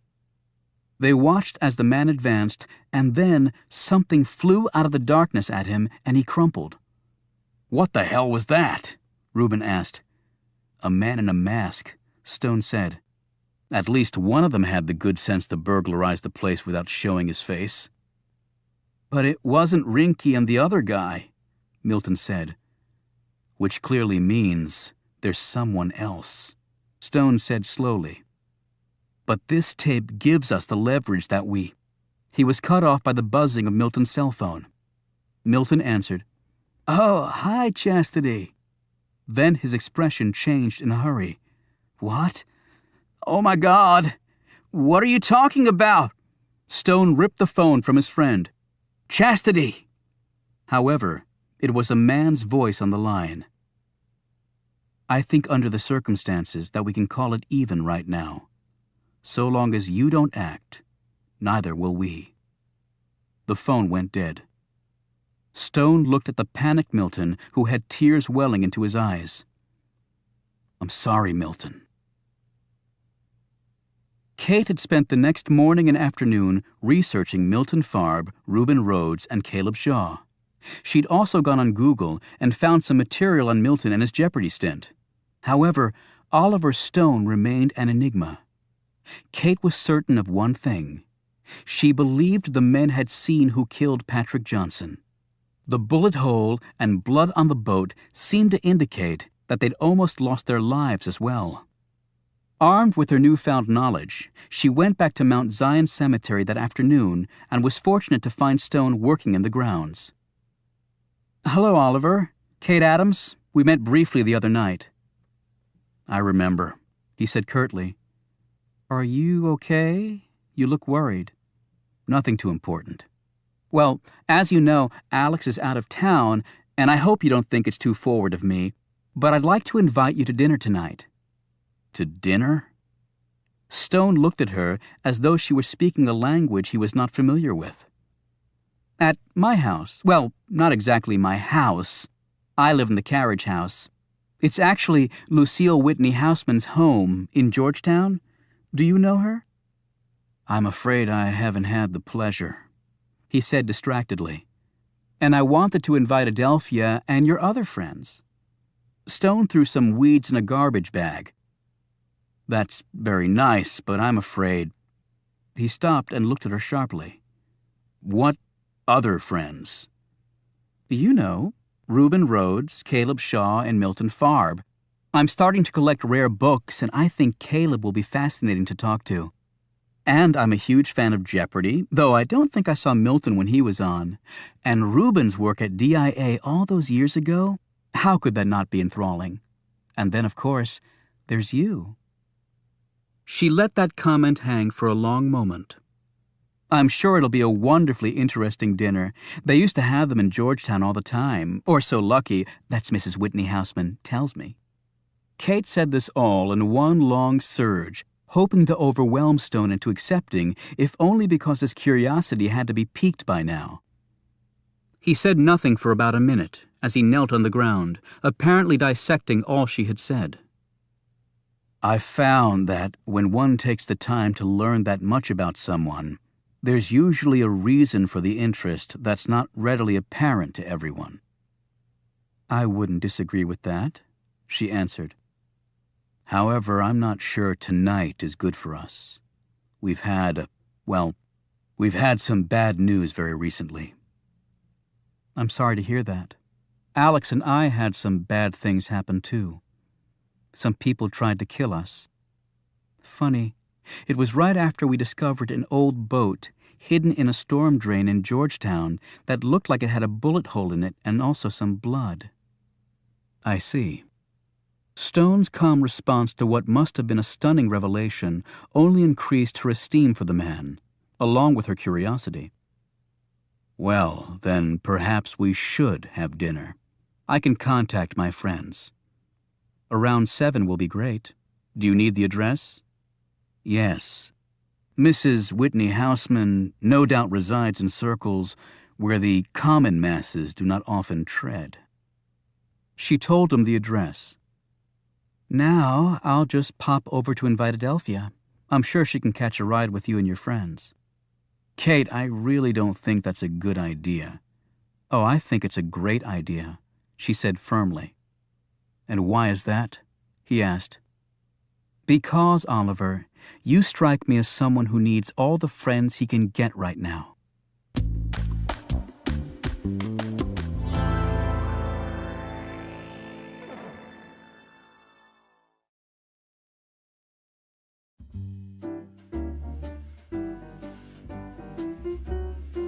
Caleb, Milton, and Adelphia arrived at Lucky's manse in the Malibu, its tailpipe smoking and its springs creaking from the strenuous activities at Rinky's place. Reuben and Stone pulled up behind them on the Indian motorcycle. Kate had been watching for them and opened the ornately carved front door. "Nice bike," she said to Reuben, who wore a frayed leather jacket, wrinkled khaki pants, collared shirt, and his usual moccasins. However, for the dinner, he'd wrapped a blue kerchief around his neck as a cravat. Reuben ran his gaze appreciatively over the young woman's figure. She was dressed in black slacks and matching pumps, with a white blouse and a small string of pearls around her neck. Her blonde hair was done up in a bun that showed off her long, slender neck. "I'll take you for a spin sometime," he said. "That sidecar has seen some action, let me tell you." Adelphia nodded stiffly at her hostess as she passed into the house. Milton followed her. He was dressed in an immaculate green blazer and striped tie, his slacks perfectly creased. He held out a small bouquet of flowers he'd brought. "It's Milton, right? Well, thank you very much. They're beautiful." Even as she said this, Adam saw tears forming in the man's eyes. Next came Caleb, who decided not to wear his Abe Lincoln outfit after Stone had spoken with him. Something to the effect of not wanting their hostesses to think he was dangerously insane. However, in an act of subtle defiance, he had worn his fat pocket watch and chain. "Nice to meet you, Caleb," Kate said pleasantly. "Go right in." Oliver Stone brought up the rear. He was dressed in some of his new clothes and was holding his motorcycle helmet in one hand. "Would you care to give me a preview of the agenda?" She looked at him with a twinkle. "But that would take all the fun away." "This isn't a fun business we find ourselves in." "I agree, but I think you'll find the evening informative." Lucky met them with a pitcher of sangria. As she scuttled around talking and pouring, it was clear that the old woman was in her element. Sufficiently refreshed, they passed a pleasant hour before dinner was served. Reuben and Caleb ate heartily. Stone, Milton, and Adelphia merely picked at their meals. Coffee was served in the library. Cigars were offered by Lucky, but only Reuben lit up. "I like to see a man smoke," she said as she sat next to Reuben and patted his big shoulder. "Now, you look to me to be a man who packs heat." As Reuben stared at her quizzically, the conversation, craftily guided by Kate, turned to intelligence circles. "I tell you what," Reuben said, "the best security in the world can be defeated by a rumbling stomach." "How's that?" Kate asked. "Just this. I knew before anyone else the exact time the bombings of Afghanistan and Iraq were going to start." "Were you with DIA back then?" "Hell no, they'd long since kicked my butt out. I knew because I was the dispatcher for Domino's. Each time, the pizza order for the Pentagon spiked right before the bombs started falling. So yours truly knew before the likes of Dan Rather or Tom Brokaw, or probably even the president." While Reuben had been talking, Caleb was making the rounds of the books on the massive shelves, with Lucky as his guide. Caleb's face brightened with each new discovery. "Oh, that's quite a good copy of Moby Dick, and a Hound of the Baskervilles first English edition. Very nice. And over there, is that Jefferson's Notes on the State of Virginia from 1785? Yes, it is. We have one in our collection. Lucky, you really should let me get you acid-free boxes for these. Computer cut to the book's exact dimensions." Lucky was hanging on Caleb's every word. "Oh, acid-free boxes cut by computer. How terribly exciting. Would you, Caleb?" "It would be my honor." Reuben helped himself to more coffee, spiked with a little something from a flask he pulled from his coat pocket. Yeah, you'll find Brother Caleb a real dynamo in the excitement department.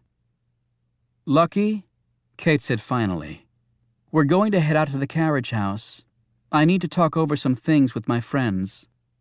All right, dear, she said, patting Caleb's arm. But first they have to promise to come back. Reuben immediately raised his glass. Lucky, you couldn't keep me away with a squad of special forces. Kate led them outside and over to the carriage house, where they settled down around a table on the large sofa and 2 wing chairs. I'm assuming you've told them of our discussion and the discovery of the boat, Kate said in a businesslike tone to Stone. I have, he answered, casting a glance in Adelphia's direction. And for some reason you believe that we were in that boat and on the island. I don't believe. I know. Now I want to know how much you saw. There's no evidence that we saw anything, he replied evenly. Even if Adelphia has told you that she followed us to the river and watched us head to the island, that doesn't mean we were witness to that man's death. But I believe you saw everything, and I think whoever killed Patrick Johnson discovered your presence, and you had to make a run for it. That would explain the bullet hole in the boat and the blood. What I can't understand is why you didn't simply go to the police and tell them what you saw. Easy enough for you to say, Reuben interjected.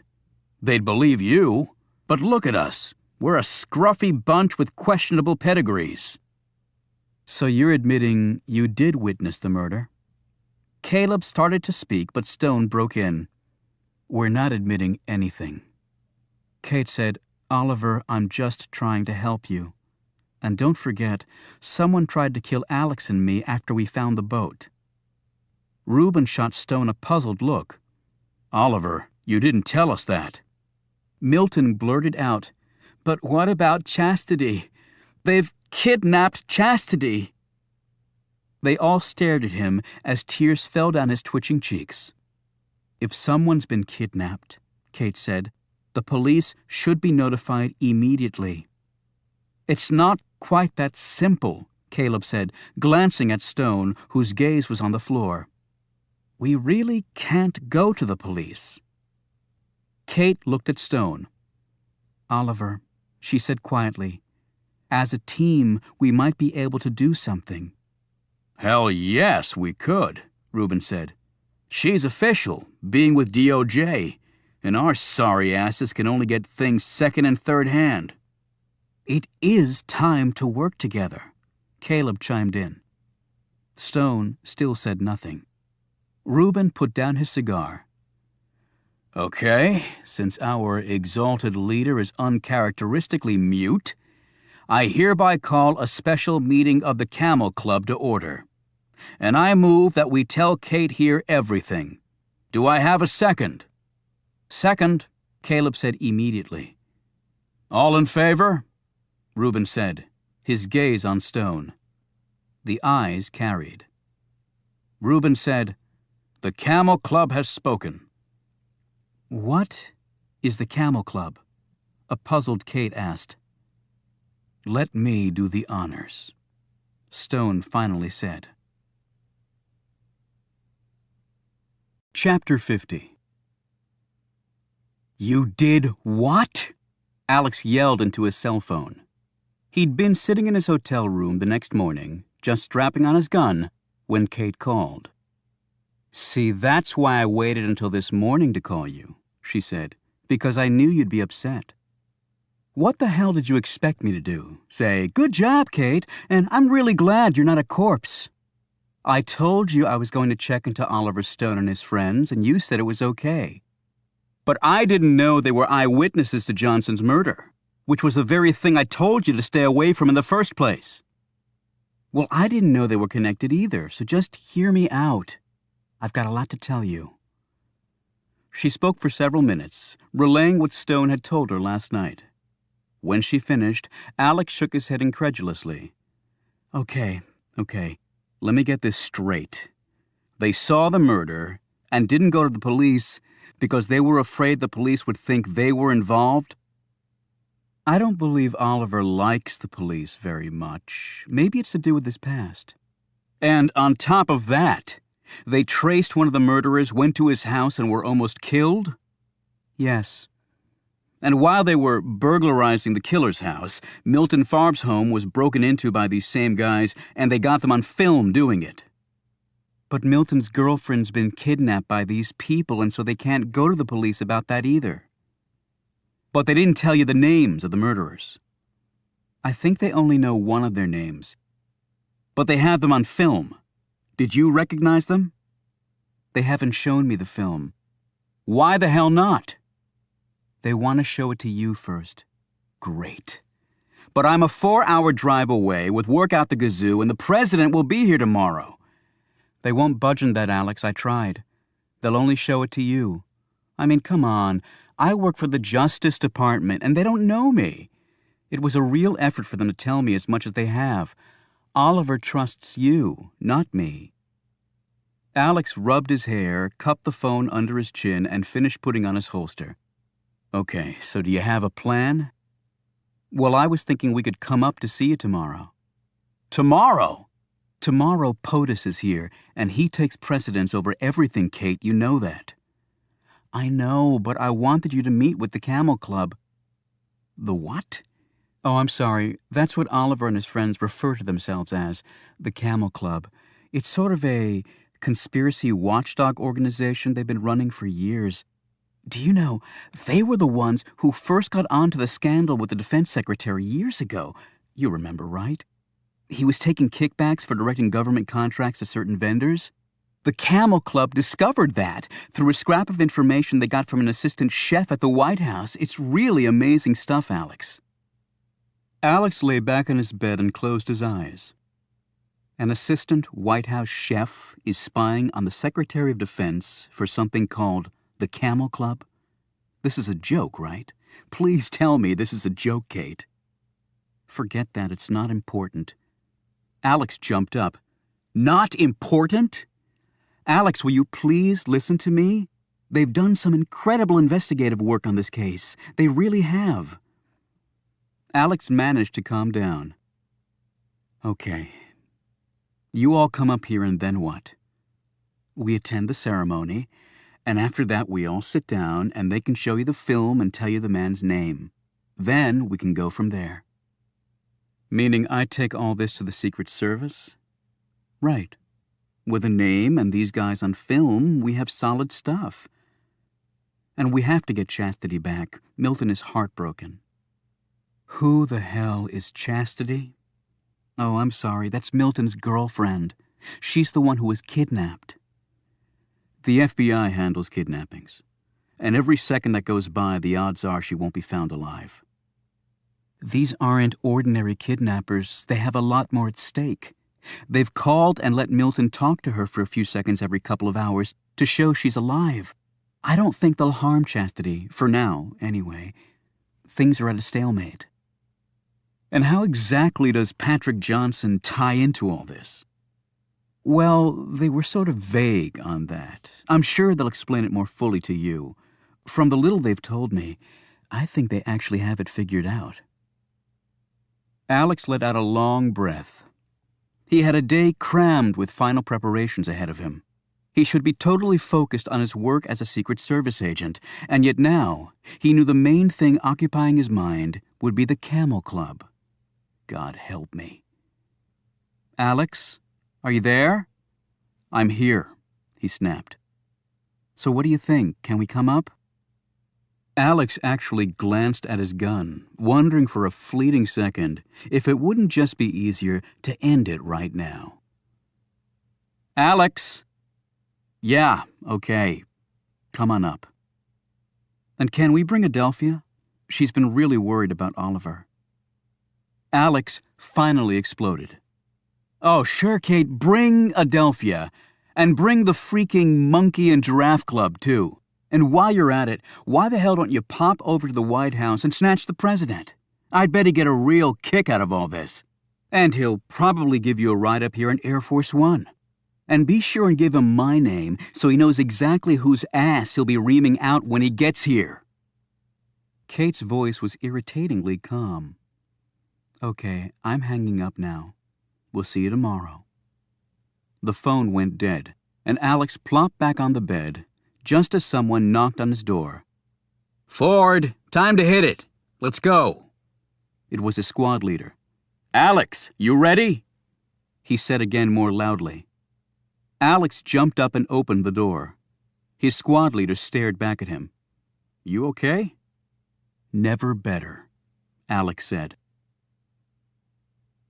Darkness was gathering as Tom Hemingway walked through the streets of a small town an hour outside of Frankfurt, Germany. He passed through the charming shopping district, alongside a Gothic-style cathedral, ducked down a side street, and entered an apartment building. He took the lift 3 flights up, rapped on the door of the 4th flat down the hall, and was told to enter. There were no lights on, and yet Hemingway almost instantly focused on one corner of the room that was almost completely dark. "I see your sixth sense has not failed you, Tom," the man said, as he stepped forward with a smile. An Arab, he was not dressed in a jalaba, but in a 2-piece business suit, although he wore a turban around his head. He motioned for Hemingway to sit in a chair next to a small table. The man sat across from him. Hemingway sensed the presence of others, but said nothing about this. The Arab sat back and rested his hands on the arms of his chair. "Your father was an excellent man and a great friend of mine for nearly 30 years. He knew us. He took the time to learn our language, religion, and cultures. No one does that today, unfortunately." He was special. Hemingway agreed. Very special. The man took a small cup of water off the table between them and drank from it. He offered one to Hemingway, but he declined. The Arab handed a piece of paper over to Hemingway. "As agreed," the Arab said. Hemingway put the document away in his pocket without looking at it. "I'm sure you put a great deal of thought into it," Hemingway said. "I have been thinking about these things my whole life. You will ensure that no one claims responsibility?" The Arab nodded. "It is done. I take it that my people have been satisfactory to work with. It is a testament to their loyalty to you that they have done everything asked of them without question. What happened was not solely for your benefit. Al-Zawahiri and others like him, they'd been seduced by your country. They had lost their ties to Islam." He paused. "You are confident about tomorrow?" "Yes. Attacking a superpower, that is something never to be done lightly. Superpowers are still made up of people." The Arab shook his head. "We are very different people, different in ways your country refuses to recognize. The more we're different, perhaps the more we're the same. We all want peace." "Excuse me for saying so, but that is your Buddhist bullshit talking." The man took another sip of water. "America spends more on its military than all other countries in the world combined. No country does this for protection, for peace. Only aggression. Your president can push one button, and the Arab world disappears in a mushroom cloud. We have no reason to do that. Great strides have been made in the Middle East. Democracies are replacing dictatorships." "Yes, replacing dictatorships that America helped foster and support. And yet, in most cases, the democracies coming to power hate America more than the dictators they replaced. You went into Iraq, not understanding its history or its culture. America seemed amazed that Great Britain took a land called Mesopotamia and artificially created a country it called Iraq, and that its population is composed of Shiites and Sunnis and Kurds and dozens of other groups that are not known to get along with one another. Did you really think you would waltz in and save the Iraqis and everything would be peaceful?" He held up his hand. "And one cannot bomb people into a democracy. That comes from the ground up, not the sky down. Muslims going to the voting booths past the bomb craters that took their families. Do you think the possibility of having an American-style democracy will ever make them forget who killed their husbands, wives, and children? My country needs to recognize that there are many ways to be free. I fear that we still see the only way to resolve things is our way. The Arab took another sip of water. It is a nice sentiment, Tom, but not one I think that is shared by your leaders. Mighty God could vanquish your army with one sweep of his hand. Yet we mortal Arabs simply cannot beat you militarily with all your money and weapons. And we see American businesses and American pipelines marching behind the great American armies. You say your goal is a free world. Well, Africa has more dictators than the Middle East, and the genocide there is far worse. Yet I see no American tanks blasting their way through that land. But, of course, the Middle East has far more oil. Do not think we poor desert savages aren't aware that America's goals are less than altruistic, Tom. At least allow us that courtesy. Freedom is a good thing, my friend, and America is the world's most free country. Really? A country that had slaves for 250 years and kept the black man de facto enslaved for 100 more? But I have also seen your style of freedom personally. Over 50 years ago, Iran had a democratically elected prime minister who had the effrontery to nationalize the petroleum industry. American oil companies were hardly pleased, so your CIA helped overthrow the government and reinstall the puppet Shah. His pathetic love of Western ways led to the Iranian Revolution, and all hope for real democracy ended there. America has played these games all over the globe, from Chile to Pakistan. The Western world's policies have led directly to the slaughter of countless millions across the world. He paused and studied Hemingway closely. So if the new government in Iraq is not to America's liking, and yet I know that you believe in freedom. Hemingway said quietly, as a young boy, I sat and listened to you and my father discuss such things. It is true that I have fought my whole life for certain freedoms that are in keeping with the Word of God. I see clearly the benefits of people having a strong voice in their lives. I do not agree with how Muslim women are treated in some Arab countries, and it sickens me to see grand palaces rising next to mud huts. The Muslim world has many problems, and we need to address them. Yet, is it really freedom when someone else tells you what you should be seeking? And why doesn't it work both ways, Tom? America represents less than 5% of the Earth's population, yet consumes 1/4 of its energy. Poor nations cannot get the energy they need, and their citizens suffer and die because America takes so much. So should these countries invade the great energy dictator America and make it use less oil and gas? Would the U.S. like that? If you feel that way, can I ask why you're helping me? The man shrugged. It is simple. For every American killed, hundreds of Arabs die. Arab suicide bombers are now slaughtering their brethren by the thousands. We are weakening ourselves with every new explosion and playing right into the hands of the United States. He paused and took another sip of water. The Western press is fixated on suicide bombers killing themselves so that they can enter paradise. But God says that to save lives is a great thing. To save one life is to save many. Do we have to be slaughtered to enter paradise? Why can't Muslims enjoy a peaceful life on earth, believe in God and serve Him, and enter paradise that way? In the Western world, the young ones grow up in peace.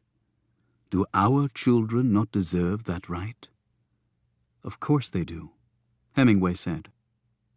Your country is asking the impossible, you know this. Before the 1970s energy crisis, America did not care about the Middle East, other than the Arab versus Israeli issue. Then 9/11 happened, and you attacked the Taliban. I have no issue with that. In your place, I would have done the same thing. Yet the goal you seek now, turning the entire Middle East into a democracy overnight is madness. You ask us to do in years what it took you centuries to accomplish." He paused. "And it is not simply a question of Islam against the West. For thousands of years, Arab nations developed customs and cultures inextricably tied to a desert climate with few natural resources, often with the law of the tribe as their base and the men as their leaders. For a very long time, America had no problem with that. And now they do, of course. And thus, according to you, we must change. Immediately. So far, 100,000 Iraqis have died and the country is in chaos. I cannot applaud the progress, Tom. I really can't. I can only do my best. If it doesn't work, what will have been lost? Many good lives.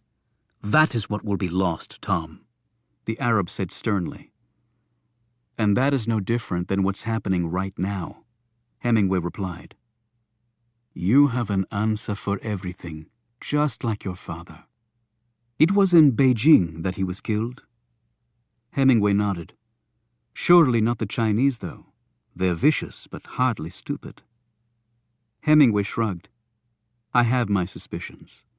Officially, it was never solved." "It is interesting about the Chinese, Tom. They will one day replace America as the world's largest economy. They have an army 10 times the size of yours, and it is growing stronger and more technologically advanced every day.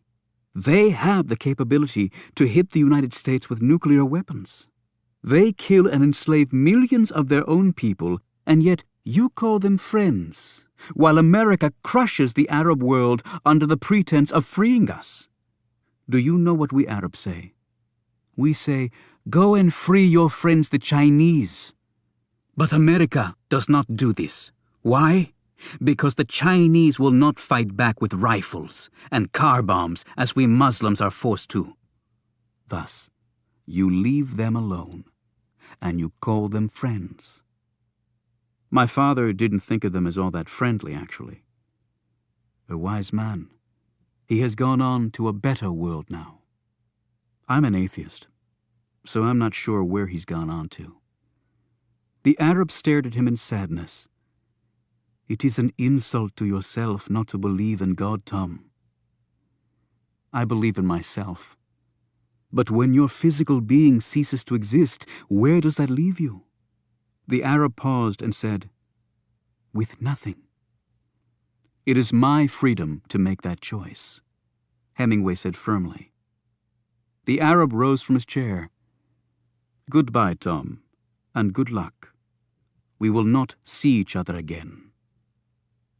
A few minutes later, Hemingway was walking along the sidewalk back to his rental car. He looked at the sheet of paper his friend had given him, translating the Arabic in his head. The man had thought things out very carefully. Hemingway was on a flight out of Frankfurt that night and would be in New York 8 hours later. He looked at the clear sky and wondered if there were as many gods as there were stars. According to some religions, there might be. The answers really didn't matter to him. No god had ever answered his prayers. To Hemingway, that was more than adequate proof that there was no such being. Several thousand miles away across the Atlantic, Captain Jack gazed up at the same sky and also pondered the events of the next day. Everything was done and only awaited the arrival of James Brennan and Company. As a last measure, all laptops used by the members of his operation had been destroyed. There would be no more movie chat room discussions. He would actually miss them. Later that evening, Captain Jack drove into the parking lot of Pittsburgh International Airport. He dropped off his car and headed for the terminal. His official itinerary was fairly straightforward. Pittsburgh to Chicago O'Hare, O'Hare to Honolulu, and Honolulu to American Samoa, where a puddle jumper would take him to his precious island. His work in Brennan was done. He wouldn't stay for the actual mission. That would be a little too tight even for him. And yet while his work here was finished, in other respects, it was just beginning. And now it was time to activate his contingency plan. His partnership with Tom Hemingway was officially over, though the latter didn't know it. It was fun while it lasted, Tom.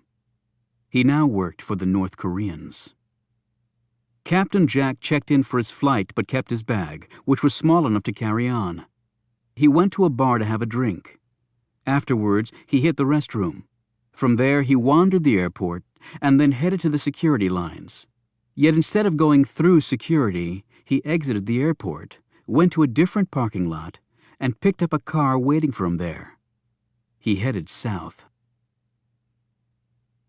Jamila sat at the kitchen table in her apartment and wrote the date and time of her death in her journal. She wondered how accurate she would be. If she did die tomorrow, her journal would be found. Perhaps they would publish it in the paper, along with her full name, which she wrote next to her time of death. Then, for some reason, she erased it. Would there be a possibility that she would survive tomorrow? She stood by the open window and looked out, letting the gentle breeze wash over her, and smelled air that held the fragrance of cut grass, a relatively new sensation for her. It was quiet, peaceful here. No bombs or gunfire. She could see people walking together, talking. An old man sat on the front steps of the building, smoking a cigarette and drinking a beer. She could hear the peals of laughter of children from the small playground nearby. Jamila was young, with her whole life ahead of her. Yet she slowly closed the window and drew herself back into the dark shadows of her apartment. "Do not let me fail you," she quietly asked God. "Do not let me fail you." Barely 20 minutes from Jamila's apartment, Adnan al-Remi had just completed his last prayer of the day. As Jamila had, he'd lingered over his words with God too. He rolled up his prayer rug and put it away. Adnan only performed his prayers twice a day, at dawn and in the evening. He was a reluctant follower of Ramadan. His belly had been empty for too many years to starve it. Over the years, he'd had the occasional cigarette and alcoholic drink. He had never made the pilgrimage to Mecca because he couldn't afford the trip, and yet he considered himself a faithful Muslim because he worked hard, helped others in need, never cheated, never lied. But he had killed. He had killed in the name of God to defend Islam, to protect his way of life. Sometimes it seemed his entire existence consisted of 3 elements: working, praying, and fighting. He'd worked hard to ensure that his children would not have to fight, would not have to blow themselves and others up to prove a point. But his children were all dead. The violence had reached them despite their father's attempt to keep them safe. Now Adnan had only one more task ahead of him. With his eyes shut, Adnan paced off the dimensions of the hospital corridor in his apartment. He went down the hall, turned right, went 14 paces down and moved right, opened the door and simulated going down 8 steps, hitting a landing, turning and going down 8 more, down the hall and reaching the exit door. Then he did it again and again. Afterward, Adnan removed his shirt and looked at his body in the bathroom mirror. Though his physique was still impressive, there was a frailty beneath the muscle that more resembled an old man than someone in the prime of life. The numerous external injuries he'd suffered over the years had healed. Inside, though, the scars were permanent. He sat on his bed and withdrew from his wallet 10 photos that he arranged in front of him. They were crumpled, faded reminders of his family. He lingered over each, recalling moments of peace and love and horror, as when his father had been beheaded by the Saudis for what amounted to a misdemeanor. It usually took 2 whacks with the sword to behead someone. Yet Adnan's father had a very thick neck, and it had taken 3 strokes to sever it, an event 8-year-old Adnan had been forced to watch. Few people could have gone through these memories without shedding at least a few tears. However, Adnan's eyes remained dry, and yet his fingers trembled as he kissed the fading images of his dead children. A few minutes later, Adnan put on his coat and left his apartment. The bike ride into downtown Brennan went quickly. He chained his bicycle to a rack and started walking. His path took him in front of Mercy Hospital, where he briefly glanced at his place of employment, at least until tomorrow. Then his gaze darted to the apartment building across the street, where he knew the two Afghans were checking and rechecking their weapons, because they were methodical and obsessive men, as all good snipers had to be. Adnan continued walking, turned down one street and then another, and finally slipped into an alley. He rapped twice on the door. He heard nothing. Then he called out in Farsi. Footsteps approached, and he heard Ahmed's voice answer in Farsi. "What is it you want, Adnan?" "To talk." "I'm busy." "Everything should be done, Ahmed. Is there a problem?" The door opened and Ahmed scowled at him. "I have no problems," Ahmed said, but he stepped back for Adnan to enter the garage. "I thought it wise to go over things one more time," Adnan said as he sat on a stool next to the workbench. His gaze took in the vehicle that would play such an important role the next day. He nodded at it. "It looks good, Ahmed. You have done well." "Tomorrow we'll see whether we have done well or not," Ahmed answered. He and Adnan spent 20 minutes going over their assigned tasks. "I am not worried about us," Ahmed said sullenly. "It is this woman who troubles me." "Who is she? What is her training?" "That is not your concern," Adnan answered. "If she was picked for this, she will do her job well." "Women are only good for having babies and to cook and clean." "You are living in the past, my friend," Adnan said. "The Muslim past was glorious. We had the best of everything." "The world has moved past us, Ahmed. For Muslims to be truly great again, we must move with it. Show the world what we can do, and we can do much." Ahmed spat on the floor. "That is what I think of the world. They can just leave us alone." "We will see after tomorrow who is right." Ahmed slowly shook his head. "You trust in things too much. You trust the American who leads us too much." "He may be an American, but he is brave and knows what he is doing." He gazed sternly at the Iranian. "I will do my job," Ahmed finally said. "Yes, you will," Adnan answered as he rose to leave. "Because I will be right there to ensure that you do." "You think I need an Iraqi babysitting me?" Ahmed said fiercely. "Tomorrow we are not Iraqi or Iranian or Afghani," Adnan replied. "We are all Muslims, following God." "Do not question my faith, Adnan," Ahmed said in a dangerous tone. "I question nothing. Only God has the right to question the souls of his people." Adnan went to the door, but then turned back. "I will see you tomorrow, Ahmed." "I will see you in paradise," Ahmed answered. Chapter 51. At 1 o'clock in the afternoon, Air Force One touched down at Pittsburgh International Airport. All other air traffic had been diverted from the area, as it would be when Air Force One took off again later. The long line of cars was ready to go. In a presidential motorcade, there was a basic rule that one risked ignoring at his peril. When the president's behind touched his seat in the beast, the motorcade left. And if you didn't have your ride yet in one of the other vehicles when this occurred, you weren't going to the party.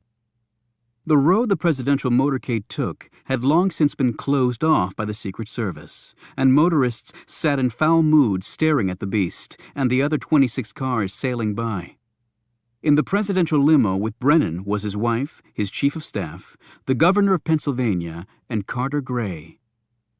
When the motorcade pulled into the dedication grounds, they were already filled with more than 10,000 people, waving banners and signs to show their support for the town and its namesake. National media trucks were parked outside the fence, and perfectly coiffed anchormen and women stood next to far younger and hipper but equally well-coiffed news candy types from the cooler cable networks. Collectively, they would broadcast the event to the nation and the world, although with various spins of their own. The younger voices were predictably far more cynical about the entire proceedings. Alex Ford was positioned near the stage, but then moved behind a roped-off area and toward the motorcade as it pulled into the fenced grounds. He stiffened for an instant as he saw Kate, Adelphia, and the Camel Club in the crowd, about midway back but working their way forward. Kate waved to show she'd seen him. He didn't wave back, but did nod his head a bare inch at her, and then he returned to trying to spot potential trouble. In a crowd this large and boisterous, that was nearly impossible. However, the magnetometers had been set up at all pedestrian entrance points, which had given the service some comfort. Alex took a moment to gaze at the tree line where he knew the snipers were positioned, although he couldn't see them. "If it comes to it, don't miss, guys," he said under his breath. When the president appeared, he was boxed in on all sides by the A-Team protection detail that formed a wall of Kevlar and flesh around him. Alex knew these agents. They were a rock-solid crew. The president stepped onto the stage and shook some important hands, while his wife, the governor, the chief of staff, and Gray took their seats behind the podium. Brennan joined them a minute later. The event started off right on schedule. The mayor and some local dignitaries spoke and attempted to outdo one another when it came to extolling their president and their town. Then the governor rambled on a bit longer than the schedule had dictated, which caused the chief of staff to start frowning and tapping her high heel. Air Force One's next stop was a fundraiser in Los Angeles that was far more important, at least in her mind, than the renaming of this small, if ambitious, Pennsylvania town in her boss's honor. Alex continued scanning the crowds. He noted a number of military personnel in the front row, near the rope line. He could see from their uniforms that most were regular Army. A number of them were missing arms and legs, probably from their tours of duty in the Middle East. There were a couple of National Guardsmen, including one with a hook for a left hand. Alex shook his head in commiseration for their sacrifice. Brennan would certainly go down and see these soldiers after he'd spoken. He'd always been good about that. As Alex's gaze swept across the thousands of faces, he noted quite a few Middle Easterners. They were dressed much like everyone else around them. They carried signs and sported "Re-elect Brennan" buttons and appeared to be just like the rest of the happy, proud, and patriotic crowd. However, Alex had no way of knowing that some of these people were not happy or proud or patriotic. Captain Jack's men were organized in various pockets throughout the crowd so that their fire would cover maximum ground in front of the podium area. They'd all already keyed on the hook-handed National Guardsman. It had been easy after that, since the man stayed planted at the rope line, waiting his turn with the president. Indeed, they were all waiting for James Brennan.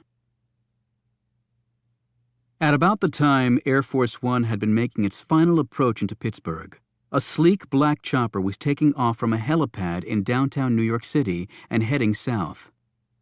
Next to the pilot sat another man dressed in a flight suit. In one of the seats in back was Tom Hemingway.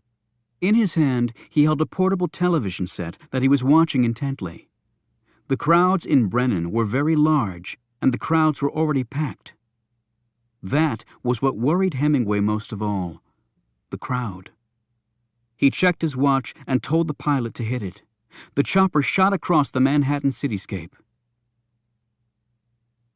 For the past 2 hours, Jamila had been on an outing with the children. As she pulled the van into the Franklins' driveway, her plan was to make them all a quick lunch, and then it would be time to go.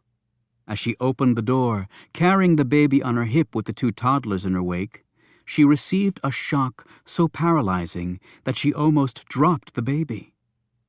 Lori Franklin was talking on the phone in the foyer, still dressed in her tennis outfit, although she was barefoot. She smiled at Jamila and motioned that she would be done with the call in a minute. When she clicked off, Jamila immediately said, "Miss, I not expect you home. You say you at club for tennis and then lunch there." Franklin dropped to her knees and gave her sons big hugs as they rushed to her. Then she took the baby from Jamila. I know, Jamila, but I changed my mind. I was talking with some of my friends from the club, and they're going to the dedication today, so I decided to go too. She bent down and said to her two oldest boys, "And you're going too." Jamila drew in a sharp breath. "You take them?" Franklin stood and waved the baby's dimpled fist with her hand. "And this little guy," she cooed to the baby, "you want to see the president? You wanna?" She looked at Jamila. "It'll be fun, and it's not like the president comes to town every day." "You go to dedication?" Jamila said in a soft, disbelieving voice. "Well, I voted for him, even if George thinks he's an idiot. That's between you and me," she added. "But, miss, there will be a large crowd there. I read in papers. Do you think it good to take the boys? They are so small and—" "I know, I thought that too. But then I realized it would be such a wonderful experience for them, even if they don't remember it. When they grow up, the boys can say they were there. Now I'm going to grab a quick shower. I thought we could get lunch beforehand." "We?" Jamila said. "You want me to come?" "Well, of course, I'll need help with the strollers and the rest of their stuff. And you're right about the crowd, so I'll need an extra pair of eyes and hands to make sure the boys don't get lost." "But I have much to do here," Jamila said dully, as if this moment she cared about housework. "Don't be silly. This will be a wonderful experience for you too, Jamila. You'll see firsthand what really makes this country so great. You know, we might even get to meet the president. George will eat his heart out, even if he says he doesn't like Brennan." Franklin went upstairs to shower and change. Jamila sat down in a chair to steady herself. The oldest boy tugged on her shirt, asking her to come to the playroom with them. At first, Jamila resisted, but finally she went. As she heard the shower start in Franklin's bathroom, she knew that she needed some time to think. She put the baby in the playpen and spent some time with the older boys.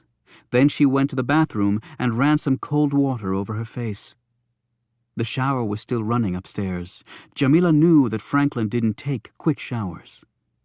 Finally, Jamila knew there was no way around it. She went to get her purse.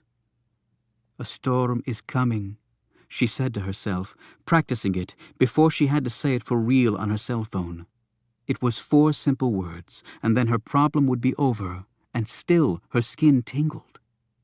It would perhaps not be such a good resolution for Laurie Franklin, who had picked today of all days to do something with her sons. When she saw it, her heart nearly stopped. Her purse was turned upside down on the floor. She'd stupidly left it on the chair and forgotten to move it to higher ground. She dropped to her knees and searched through the objects strewn there. Her cell phone. Where was her cell phone? She raced to the playroom and found the oldest boy, Timmy, the one who had made a habit of taking things from her purse until she started putting it out of reach. She grabbed up the boy and tried to say in as calm a voice as she could manage, "Where is Nana's phone, Timmy, you naughty boy? You take Nana's phone again?" The boy nodded and smiled, obviously pleased with himself. "Okay, you naughty boy, you take Nana to her phone. Nana needs her phone. You show me, okay?" Only he clearly didn't remember where he'd put it. They searched for 10 minutes as the boy led her to one spot and then another. With each failure, Jamila's spirits dropped lower and lower. And then she heard it. The shower stopped. She looked at her watch. She had to leave very soon or she would be off schedule. Her mind raced. Then she had the solution. She could use the Franklin's phone to call her cell phone, and the ringing sound would tell her where it was. She punched in the number as she walked around the house. However, she heard nothing. Timmy must have hit the silent button on her phone when he'd taken it. She had another thought. She would simply make the calls using the Franklin's telephone. She started to dial and then realized that wouldn't work. The man on the other end of the phone wouldn't answer. This person, she had been told, would only take the call if Jamila's name and number came up on the caller ID screen. She ran to the front window and looked out. Could she see him? Could she signal to him? But she saw no one. No one. She was all alone. She heard feet moving around upstairs. She ran back into the kitchen and opened one of the drawers. Jamila slid out a steak knife and quietly made her way upstairs, where she knocked softly on Franklin's door. "Yes, miss? You can come in." She opened the door, closed, and locked it behind her. Then she saw that Franklin was wrapped in a towel and was putting an assortment of clothes on her bed. She glanced up at Jamila. "I should have given myself more time to pick out something. Are the boys ready?" "Miss?" "Yes?" "Miss, I really think it better that you go alone. The boys, they stay with me." "Nonsense, Jamila," Franklin replied. "We'll all go. Now, do you think the green or the blue?" She held up each outfit. "The blue," Jamila said distractedly. "I thought so too. Now for the shoes." Franklin stepped into her closet and looked through her shoes. "Miss, I really think it better you go alone." Franklin stepped out of the closet, a look of mild annoyance on her face. "Jamila, I can't force you to go, but the boys and I are going." She crossed her arms and eyed her nanny harshly. "Tell me, do you have a problem seeing our president? Is that it?" "No, that is not. I know there's a lot of tension between America and your part of the world, but that doesn't mean you can't show respect for our leader. After all, you came here. You have a lot of opportunity here. And what really gets me upset are people coming to this country, making money, and then complaining and whining about how bad we are. If people hate us so much, they can go back where they came from." "Miss, I no hate this country, even with all it has done to my people. I do not hate." Jamila instantly knew she had made a mistake. "What the hell have we done to Saudi Arabia? My country has spent a lot of time and money on the Middle East trying to make it free, and what do we have to show for it? Just more pain, misery, and tax increases." Franklin took a deep, calming breath. "Listen, I don't like to argue like this, Jamila. I really don't. I just thought it would be fun to have a nice lunch and go to this event. When we get there, if the crowd's too big and it feels too uncomfortable, then we'll just leave, okay? Now, would you please make sure the boys are ready? I'll be down in about 20 minutes. Franklin turned and went back into her closet. Jamila withdrew the steak knife from her pocket, summoning the courage to do what she had to. She took a step forward and then froze. Franklin had abruptly come back out of the closet and was staring at Jamila open-mouthed. "Jamila," she said fearfully, as she glanced from the knife to her nanny. The expression on the other woman's face revealed to Franklin all she needed to know. "Oh, my God!" Franklin tried to close the closet doors so Jamila could not reach her, but Jamila was too quick. She grabbed Franklin's hair and pressed the knife against her neck. Laurie Franklin started sobbing hysterically. "Why are you doing this?" she shrieked. "You're going to hurt my babies. I'll kill you if you touch them." "I no hurt your sons. I swear this."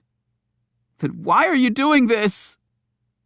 "You're not going to see President," Jamila snarled back. "Get on the floor. Now, or you will not live to see your sons grow up." She pushed the blade edge against Franklin's neck. Trembling, Franklin lay on the floor on her stomach. "Don't you touch my babies!" Jamila reached over and ripped the phone line out of the wall and used it to tie up Franklin, binding her hands to her feet such that she couldn't even move. Then she tore a piece of the sheet from the bed and gagged her with it.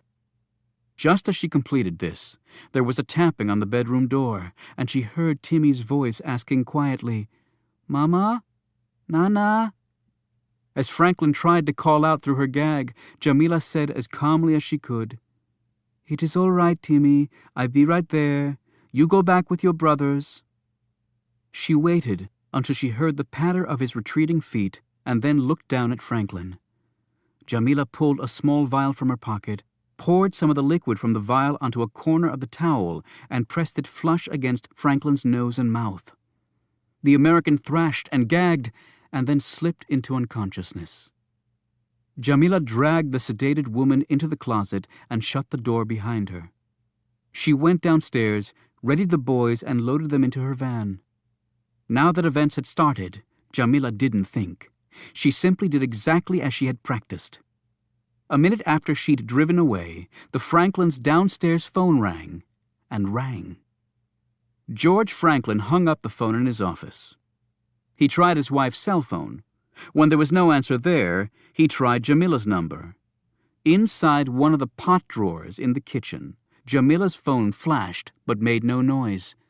Timmy had accidentally hit the silent key when he'd hidden it in there. George Franklin put his phone back down. He wasn't worried, he was just annoyed. This wasn't the first time he'd been unable to track down his wife, although Jamila usually answered her phone. He'd wanted his wife to bring him something he needed and that he'd left at the house. If he didn't get a hold of someone soon, he'd just have to go get it himself. He turned his attention back to some papers on his desk. Chapter 52.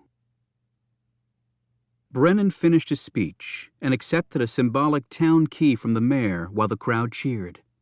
A couple of minutes later, waving and smiling, the president made his way down the steps, where he was enclosed immediately by a wall of agents.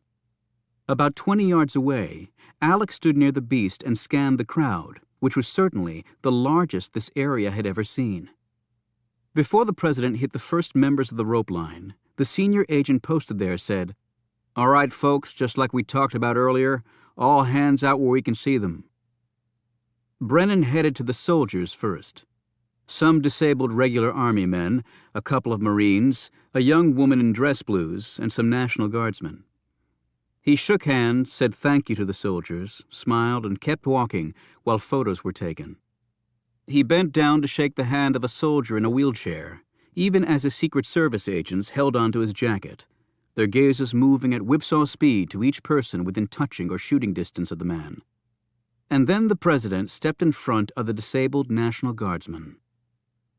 Brennan put out his hand, and the man shook it firmly with his prosthetic.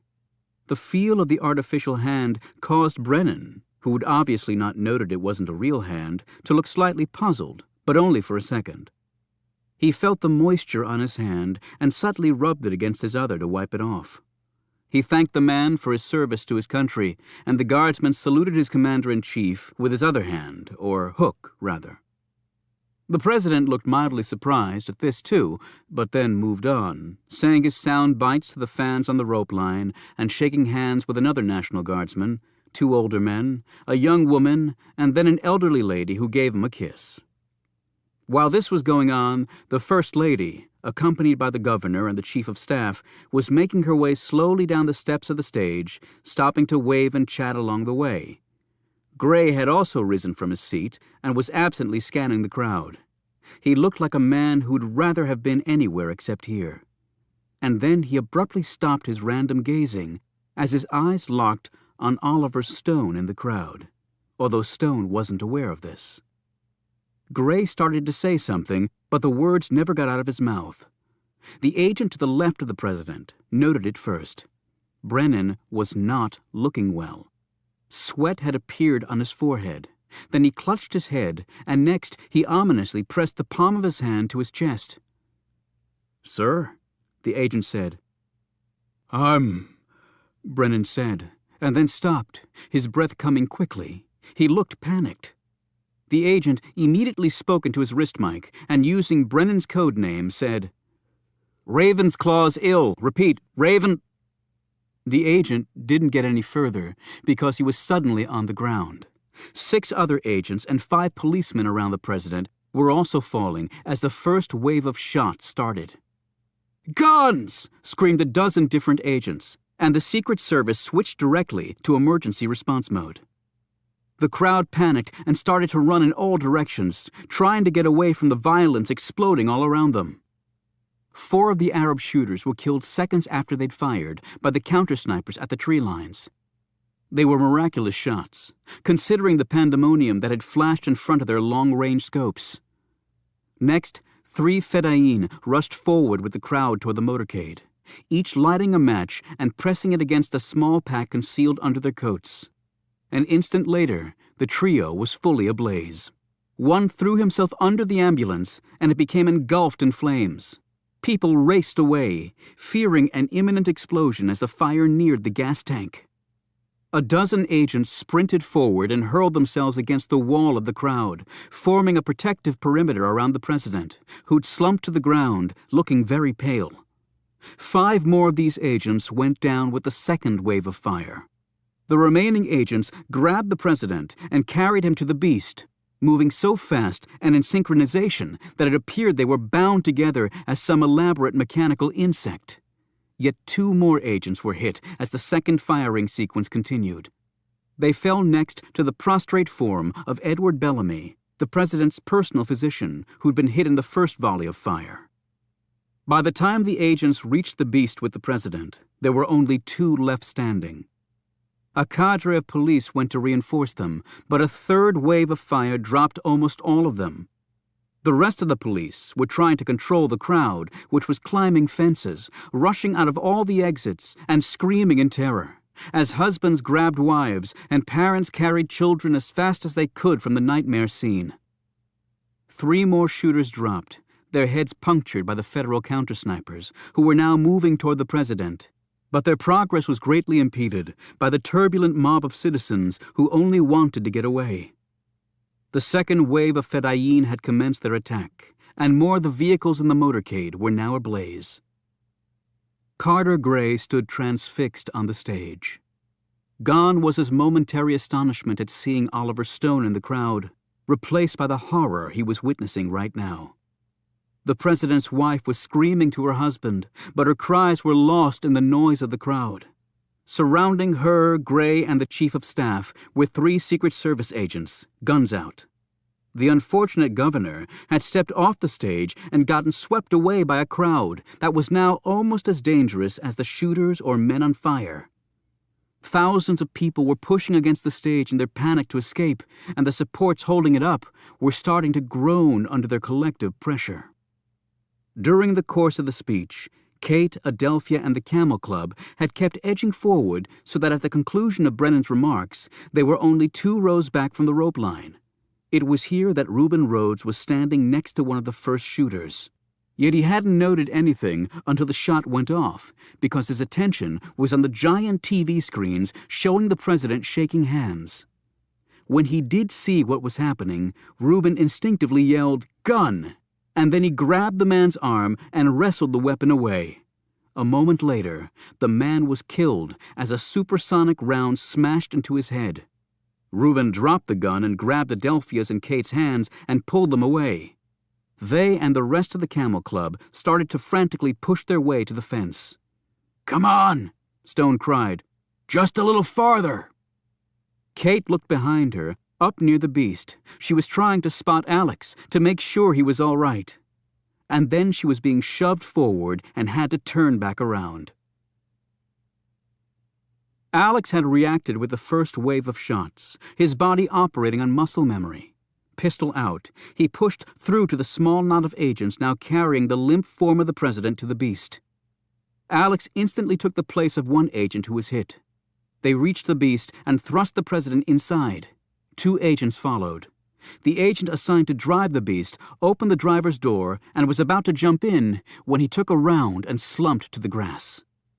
Alex instinctively raced to the driver's side, grabbed the keys from the front seat, started the car, and hit the gas and horn simultaneously. Fortunately, much of the crowd had fled away from the motorcade and toward the other side of the grounds, where there were more exits.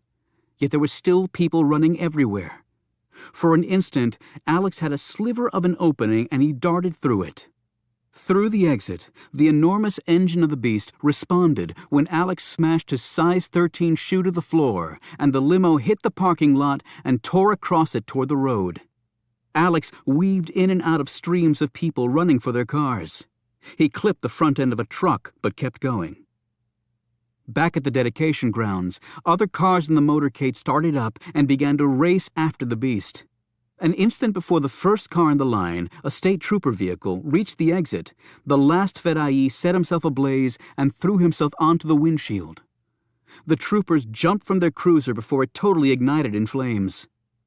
Wedged right against the narrow entry and exit point to the dedication grounds, the fireball effectively blocked the rest of the motorcade from getting out.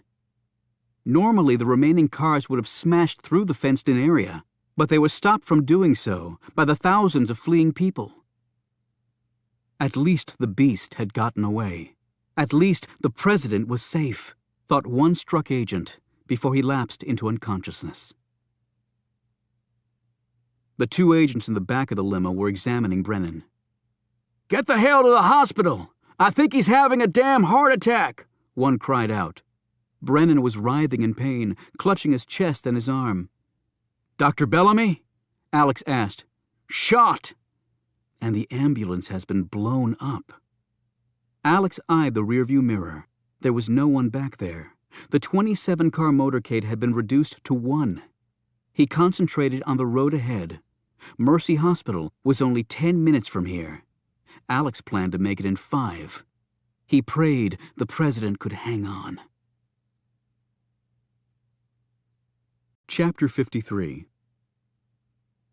The black chopper soared over the Pennsylvania landscape. Tom Hemingway gave precise landing coordinates to the pilot, even as he watched what was happening at the dedication on his satellite TV. Even though everything was going just as he had planned it, Hemingway still felt an immense pressure in his chest as the events unfolded in real time. Even with all the thought he had given this, all the planning, all the thousands of times he had visualized these very same events happening in his mind, the reality was far more powerful, far more overwhelming. He finally turned off the TV. He simply couldn't watch anymore. Jamila raced through the streets of downtown Brennan, turned left, and then hung an immediate right. She then eased into the narrow alley as the kids chortled and laughed in the back seat. She eyed them quickly, then stopped and hit her brakes. She'd almost missed it. The overhead doors flew up, and the man motioned her in. Jamila swung the van into the garage, and the doors were pulled back down. A half block up the street from Mercy Hospital, a tractor-trailer pulled out from an alleyway, tried to make a turn heading west, and the engine mysteriously died. The driver got out and opened the hood. The truck was effectively blocking the street in both directions. A few blocks away, on the same street in the other direction, the beast made the turn onto the road on 2 wheels, and then Alex floored it. He could have used at least one damn police cruiser to clear his way, but apparently there weren't any left. However, Alex presumed roadblocks were being set up on all streets leading in and out of Brennan, as no doubt an entire army of law enforcement descended on the area. The beast flashed by a street corner, behind which rose the antique Brennan Water Tower, emblazoned with the stars and stripes. At this section of the street, a work zone had been set up only a half hour before by a pair of men dressed in the brown uniforms worn by town workers. The orange cones and tape effectively cordoned off the sidewalks and directed pedestrians to a detour down another side street. No one knew what work was to be performed, but the few people left in town followed the directive.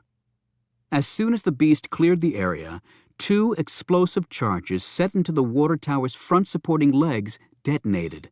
The tower buckled and then fell directly across the street and burst open, disgorging about 12,000 gallons of filthy water that still remained in it. Now this end of the street was as effectively walled off as the other. 10 seconds later, up and down the avenue, smoke started pouring out of businesses, causing people to flee and fire alarms to be pulled. This was the result of the smoke bombs hidden in these establishments earlier by the Arab chemist and engineer. The few souls who had chosen not to attend the dedication were soon out in the streets wandering around in a panic. Alex skidded the beast to a stop directly in front of Mercy Hospital. The rear passenger doors flew open, and the 2 agents burst out carrying the president. They had barely reached the first step leading to the hospital when they were both hit and went down. The president collapsed to the sidewalk and lay there next to the beast. "Son of a bitch!" Alex screamed into his mic as he scrambled out of the car on the passenger side. "Snipers at the hospital! Snipers at the hospital! We've been set up! Repeat, we have been set up! Agents down! Agents down! Raven's Claw! He paused. Raven's Claws! He began again, but didn't finish because he didn't know what the hell to say about Raven's Claw. He was frantically trying to spot the muzzle flashes. Alex knew he had to get Brennan inside the hospital. His gaze surveyed the street level and then darted upward. That's when he saw it. 6 flights up, apartment building directly across the street. No optic signature, but twin muzzle flashes. A deuce of snipers. Alex pulled his gun, even as he felt slugs slam into the tires of the beast. As soon as the holes were formed, however, the punctures closed up again, as the self-healing tires did their thing. Rounds hit the limo front, back and on the side. One hit the glass, but didn't damage it. The beast could survive a lot more than they were throwing at it. But the President of the United States was lying on the sidewalk, apparently dying. Protect the man, the symbol, the office. And Alex Ford was the only agent still standing who could uphold that mantra of the Secret Service. Yet as soon as Alex started up the hospital steps with the President, they'd be an easy target for the snipers who'd taken the high ground. Yet Brennan was breathing. His heart was still beating. That's all Alex cared about right now. Not on my watch, sir. Not on my watch. He gripped the man under the shoulders, braced himself, and then pulled. The President was now fully protected behind the steel and polycarbonate wall of the beast. "You're going to be okay, sir," he said as calmly as he could. "I'm dying," the President managed to mutter back between moans. Even with the beast shielding them, Alex instinctively put his body between Brennan and the snipers. Millimeter by millimeter, he edged his head over the rear of the beast. He ducked back down when a shot sailed his way. He immediately sent back a few rounds with his SIG, but he wasn't going to waste ammo. It'd take a miracle shot to even nick one of the bastards at this distance and trajectory. When he glanced toward the hospital, he saw a security guard and shouted, "Get down! Get down! Snipers across the street!" The man immediately ducked back inside. Then 2 seconds later, he burst out firing at the upper floors of the apartment building, hurtled down the steps, and rolled to a landing next to Alex as gunfire hit all around them. "Damn," Alex said. "You got some kind of death wish?" "Is this the President?" Adnan al-Remi asked breathlessly, nodding at the prostrate Brennan. "Yeah, and we need to get him in there fast," Alex said, pointing with his gun at the hospital. "Because the next closest hospital's in Pittsburgh, and he needs help now." "Are you the only security?" Adnan asked in an incredulous tone. Alex nodded grimly. "Looks that way." "We saw on TV what happened." Alex glanced at the man. "You the only security here?" Adnan nodded. "What kind of gun you have?" "Piece of shit 38. "Great." The President moaned loudly, and Alex quickly said, "What's your name?" Adnan answered, "Farid Shah." "Okay, Farid. I'm hereby deputizing you." Alex opened the rear door of the beast, pressed a button on the panel on the back of the passenger chair, and it came down. Behind it was a cache of weapons, including a shotgun, an MP5 machine gun, and a sniper rifle. Alex pulled out the MP5 and grabbed an extra mag for it. He turned back to his newly deputized colleague. "Farid, you look like a pretty strong guy." "I am very strong." "Good. You think you can lift the President and carry him up those steps and into the hospital?" Adnan nodded. "Easily." "Okay.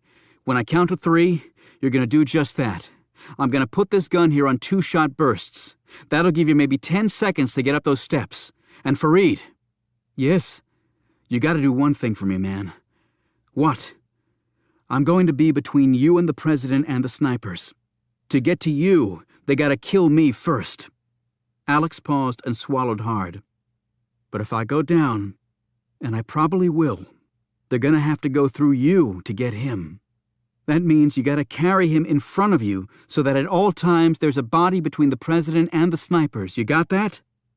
Adnan said nothing. "You got it?" Alex snapped. "Yes." "Good luck." Alex waited for him to pick the president up. Then he turned and said, "Okay, 1, 2, 3." Alex jumped up and opened fire, sweeping the 2 windows where he'd seen the muzzle flashes with his MP5. He wanted desperately to glance back and see the rental cop's progress, but that wasn't an option. Finally, his mag empty, he pulled his pistol and emptied that too. As shots rained at him, he dropped back down, reloaded, and turned. He expected to see that the pair was safely in the hospital, but they weren't. In fact, the rental cop seemed to be taking his time getting up the steps, as though he were in no need of. "Shit!" Alex screamed. He lined up the man's broad back in his gun sight. "Hold it!" The man instantly turned, and Brennan was now between him and Alex. Adnan backed slowly toward the hospital, as Alex tried desperately to find an opening for a kill shot that had absolutely no chance of hitting the president. Unfortunately, there was no such opening, and the pair disappeared into the hospital. Alex screamed into his wrist mic. "They've got the president. Repeat, they have abducted Ravensclaw at the hospital. We need to shut the whole damn town down." Alex was just about to sprint up the steps, fully expecting to be gunned down, when good luck finally landed on his side. Police reinforcements appeared on the scene. Alex waited another minute as the lawmen engaged the snipers and then raced up the steps to Mercy Hospital. With gunshots splattering all around him, he launched himself through the glass doors, shattering them in the process. A split second later, he heard a bomb go off inside the hospital.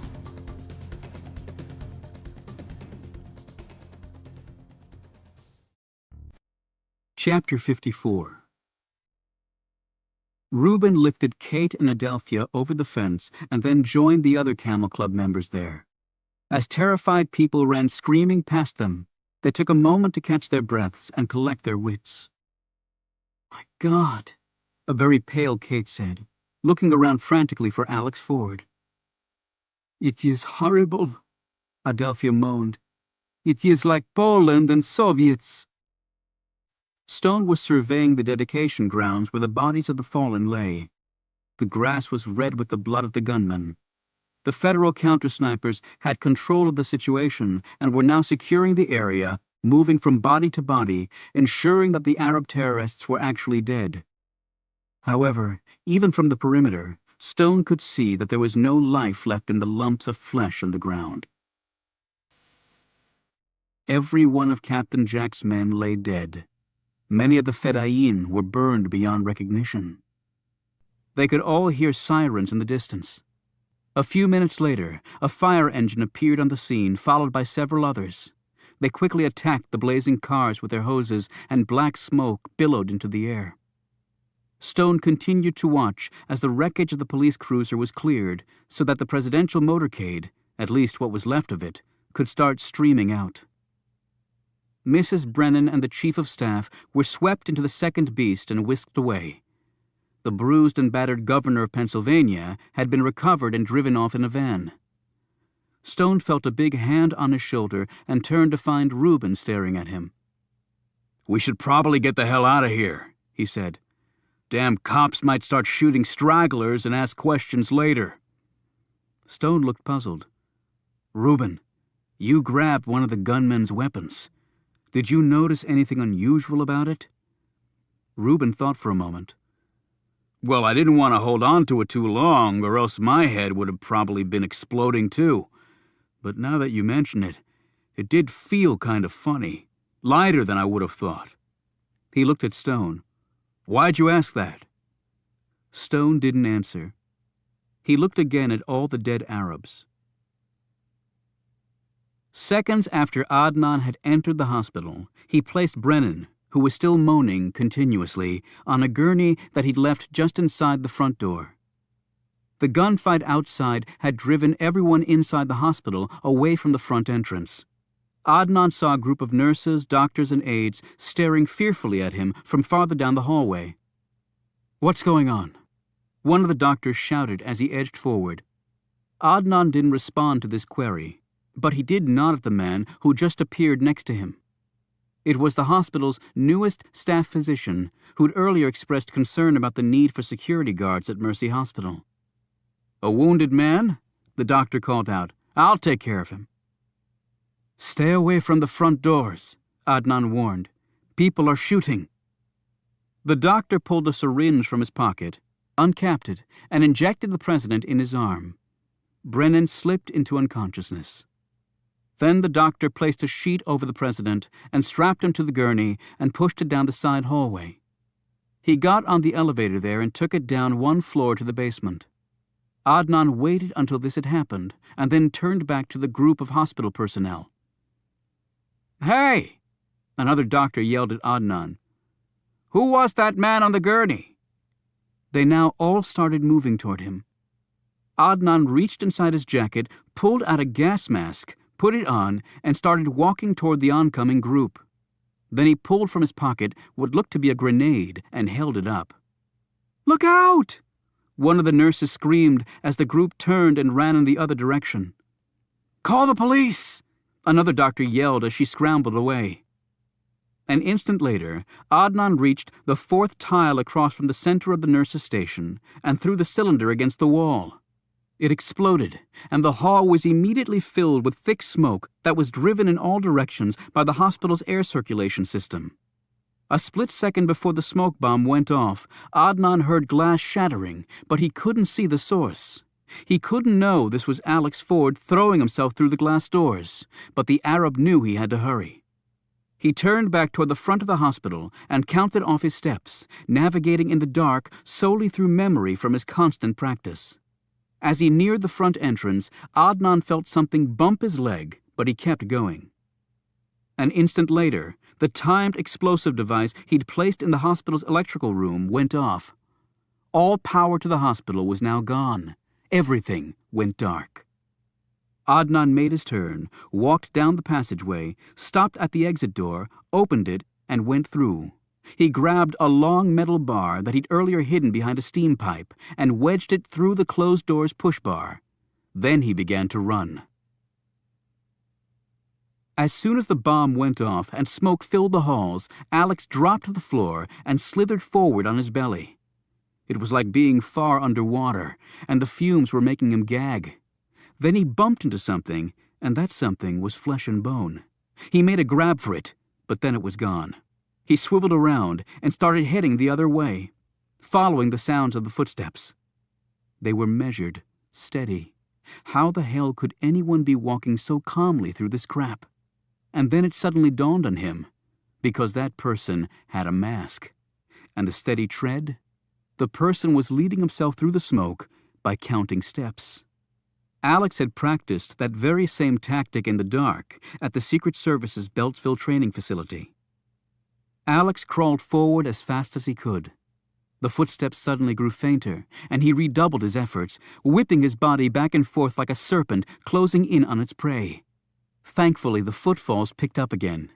He hit another hallway, turned and belly crawled down it. He heard a door open and then close. He slithered faster, pushing himself to the right and feeling for the wall. When his hand hit metal, he reached up and grabbed the handle, but the door refused to open. He pulled his gun and shot at the door at waist level. One of the slugs hit the push bar, collapsing it, and the metal pole bar Adnan had wedged there fell free. He wrenched open the door and flung himself through. The smoke wasn't as bad in here, but the power to the hospital had obviously gone out because there was no light. Alex rose, found the handrail, and made his way down the steps, slipping and sliding along the way. He missed an entire step and ended up in a heap at the bottom of the first flight of stairs. Bruised and bleeding, he picked himself up and kept going by using the rail the rest of the way down. His panic increasing, Alex started taking the steps 2 at a time before reaching the bottom and hustling down the hall. He burst out of the exit door right as Adnan was getting in the ambulance that was parked there. Alex suspected the president was in the back. He didn't even cry out a warning. Alex just opened fire, hitting Adnan in the arm. Adnan fired back, and Alex had to throw himself to the side, where he lost his footing and tumbled down a set of concrete stairs. He rose, got off another shot, and took a round in return right in his ribs, fired by Ahmed, who'd emerged from the driver's side of the ambulance. Luckily, Ahmed's small-caliber ordnance had zero chance of penetrating the latest stage Kevlar that all Secret Service agents wore on protective detail. Still, it felt like Muhammad Ali had nailed him with his best punch, and Alex slumped down in pain, just as another shot fired by Adnan burned through the skin of his left arm. The ambulance sped off, its siren screaming, as Alex faltered after it on legs that were nearly dead, his chest killing him, his arm bleeding profusely and his lungs full of smoke. Alex finally dropped to his knees and fired at the ambulance, emptying his mag, but failing to stop it. Then he tried his wrist mic, but it didn't work. He realized the bullet that hit his arm must have also severed the wiring to his compact. The last thing he remembered before passing out was one final sight of the ambulance, and then it was gone. And so was the president, on his watch. Chapter 55. George Franklin pulled his car into the driveway. He'd come from the other side of Brennan, opposite where the ceremonial grounds were located, and he hadn't had his radio on. "Laurie?" he called out. "Jamila?" He plunked his keys on the kitchen island and went through the house calling out again. He opened the door to the garage and was puzzled to see his wife's convertible and the big Navigator SUV parked there. Had they all gone out in Jamila's van? "Laurie? Boys?" He went upstairs, starting to become a little uneasy. When he opened the door to his bedroom, that unease turned to panic as he saw the phone lying on the floor along with a torn-up sheet. "Laurie, honey?" He heard a sound from the closet. He rushed over and ripped the doors open and saw his bound wife. Laurie's eyes were not focusing well, but she did seem to be looking at him. He raced to her side and pulled her gag off. "My God, Laurie, what happened? Who did this?" he said frantically. She mouthed the name, but he couldn't hear it. "Who?" she said softly. "Jamila. She has the boys." And then Laurie Franklin started sobbing as her husband held her. The ambulance raced into the garage and the doors shut behind it. Adnan and Ahmed jumped out of the ambulance, opened the back door, and unloaded the president. Jamila had already opened the back of the van and was standing next to the rear passenger door, where she was trying to keep the boys calm. They were all upset, but fortunately, they were also too young to free themselves from their car seats. Now Jamila raced to the rear of the van and pushed the button that was hidden in a crevice inside the interior there. The floor lifted up, revealing a compartment. It was lead and copper-lined and cut into two shapes, one of a man in a fetal position and the other of a small cylindrical object. The shape of the man conformed to the measurements of President James Brennan, with an inch all around to spare. Jamila stared at the young man who had stepped back to let the doctor, Adnan, and the other man present lift Brennan from the gurney. "Ahmed?" she said unbelievingly. He looked at her.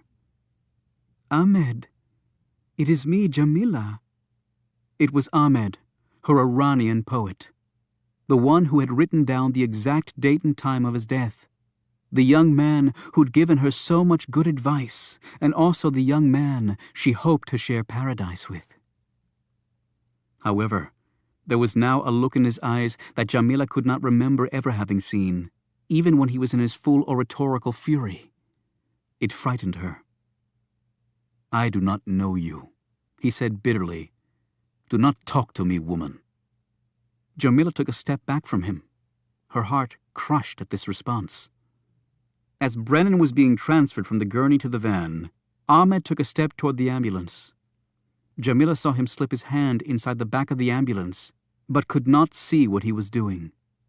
When he walked over to the others, Jamila came forward again. "Ahmed, we were at the camps together in Pakistan. You must remember me." This time, Ahmed didn't bother to answer. Jamila screamed as she saw a knife appear in Ahmed's hand, its point aimed right at the president's neck. Adnan was faster, and he slammed into Ahmed, knocking him down. "You fool!" Ahmed screamed, getting to his feet as Adnan pointed his gun at him. "Do you realize who we have here?" He gestured to Brennan. "This is the American president, the king of evil. He has destroyed everything we have." "You will not kill him," Adnan said. "Listen to me," Ahmed shouted. "We will never have this chance again. Can you not see that? The Americans will keep killing. They will kill us all with their tanks and planes. But we can kill him. That will destroy America." "No," Adnan said fiercely. "Why?" Ahmed cried. "Because of the plan?" he said derisively. "A plan devised by who? An American. We take orders from Americans, Adnan. Do you not see that? This is all a plot to kill us. I knew that. I have always known that. But now we take our revenge." He held his knife up in the air. "We do it now." "I do not wish to kill you, Ahmed, but I will." "Then kill me!" Ahmed rushed forward and Adnan fired. Jamila screamed as Ahmed slumped to the floor of the garage with a single shot to the center of his chest. Adnan put the gun back in his holster and pushed Ahmed's body out of the way. The tears slipped down Jamila's cheek as she stared at her dead poet. The other men now worked away calmly, as though a cockroach had been killed in front of them, instead of a man. Brennan was placed in the compartment, an oxygen tank in the other cutout space. The doctor fitted a mask over Brennan's face and turned on the feed line. Adnan closed the compartment and turned to the sobbing Jamila. "He did know me," she said haltingly between sobs. "That was my Ahmed." Adnan's response was a hard slap to her face. This startled Jamila so badly that she stopped crying. "Now get in your van," Adnan said firmly, "and do your job." Without another word, Jamila did exactly as he said. The garage door flew back up, and the van raced out. Adnan looked at the other two men and nodded at Ahmed's body. They picked it up and placed it in the oil pit, while Adnan wrapped up his bleeding arm where Alex had shot him. Adnan had suspected that Ahmed would try something. He'd been keeping a close watch on him, ever since they loaded the president into the ambulance. Still, it had been a close call. Seconds later, the three climbed into the ambulance, where Adnan became the patient, with the doctor presiding over him and the third man driving. This was the original plan of escape and would have also included Ahmed. Despite this cover, however, Adnan knew they'd been seen at the hospital, and now he had a gunshot wound. They would not make it through the roadblocks, yet they would make a fine decoy. And then, very soon after that, it would be over. Adnan gazed at the doctor, a man of 50, and understood from his look that he knew this to be the case too. Adnan closed his eyes and held his wounded arm. The pain wasn't bad. He'd had far worse. It was just one more scar to add to what he already had. However, this time, Adnan sensed it would be the last scar for him. He had no plans to rot in an American jail or let the Americans electrocute him like some animal. After the apartment building had been cleared except for the snipers, the lawmen had launched multiple RPGs into the 6th-floor apartment. Only then were the two gunmen finally silenced, after the most intensive gun battle Pennsylvania had seen since Gettysburg. When the apartment was stormed, the shooters were both found dead, but only after having fired all of their M50 ammo and thousands of rounds from their overheated machine guns, which were now both sizzling to the touch. The hospital was evacuated, and Alex Ford was discovered lying bleeding on the asphalt. When he was revived, he told them what he'd seen, and an APB went out on the ambulance. Jamila ran into a roadblock barely 5 minutes outside of Brennan. There were 3 cars in front of her, and the police were making people get out of their vehicles. She glanced back at the boys. The baby had fallen asleep, but the other 2 boys were still crying hard, and Jamila too felt tears sliding down her cheeks again. Ahmed said he did not know her. He had told her not to talk to him. Ahmed had been killed right in front of her. He had tried to stab the man. He'd gone against the plan and been killed for that. And yet what hurt her most of all were his words, "I do not know you." His hatred had consumed him, crushing the poet's heart in its grip. That was the only way Jamila could make herself understand what had happened. She was brought back from these thoughts by a tapping on her window. It was the police. She rolled down her window, and the howls of the children reached the ears of the officers. "Damn, lady, are those kids okay?" "They are scared," Jamila said, launching into her prepared speech. "I am scared too. There are sirens and police and people running and screaming. I have just come from downtown, and people there screaming everywhere. It is mad. The world has gone mad. I take children to their home. I am nanny," she added, probably unnecessarily. She started to sob, which made the kids cry even harder. This woke the baby up, and he added his powerful lungs to the crisis. Okay, the officer said. "We'll make this real fast." He nodded to his men. They looked through the van and underneath it. They were searching inches from where the president lay unconscious. However, he might as well have been invisible, and the police were quite anxious to move on to another car. From the putrid smells coming from the back seat, all three boys had gone to the bathroom. The officers slammed the doors shut. "Good luck," one of them said to Jamila, and waved her on. A minute later, after repeated attempts, George Franklin finally got through on the flooded 911 line and reported what had happened, giving a description of Jamila, the boys, and the van. However, Jamila was on the way to her rendezvous spot long before this message was relayed to the field. 10 minutes later, the black chopper soared over the devastated dedication grounds and landed in the parking lot. One of the doors opened, and Tom Hemingway stepped out and hustled over to Carter Gray, who stood talking to some federal agents. Hemingway said, "My God, sir, we were on our way back from New York when we heard. Is the president still alive?" Gray's eyes had regained their focus, and his mind its priorities. "The president, we have just learned, has been kidnapped," Gray said. "I need to get back to Washington as soon as possible." A minute later, the chopper lifted into the air and headed south. Chapter 56. Jamila slowly drove back from the rendezvous point toward the Franklins' house. The transfer of the president from her van to his final transportation out of the area had gone very smoothly, taking barely a minute.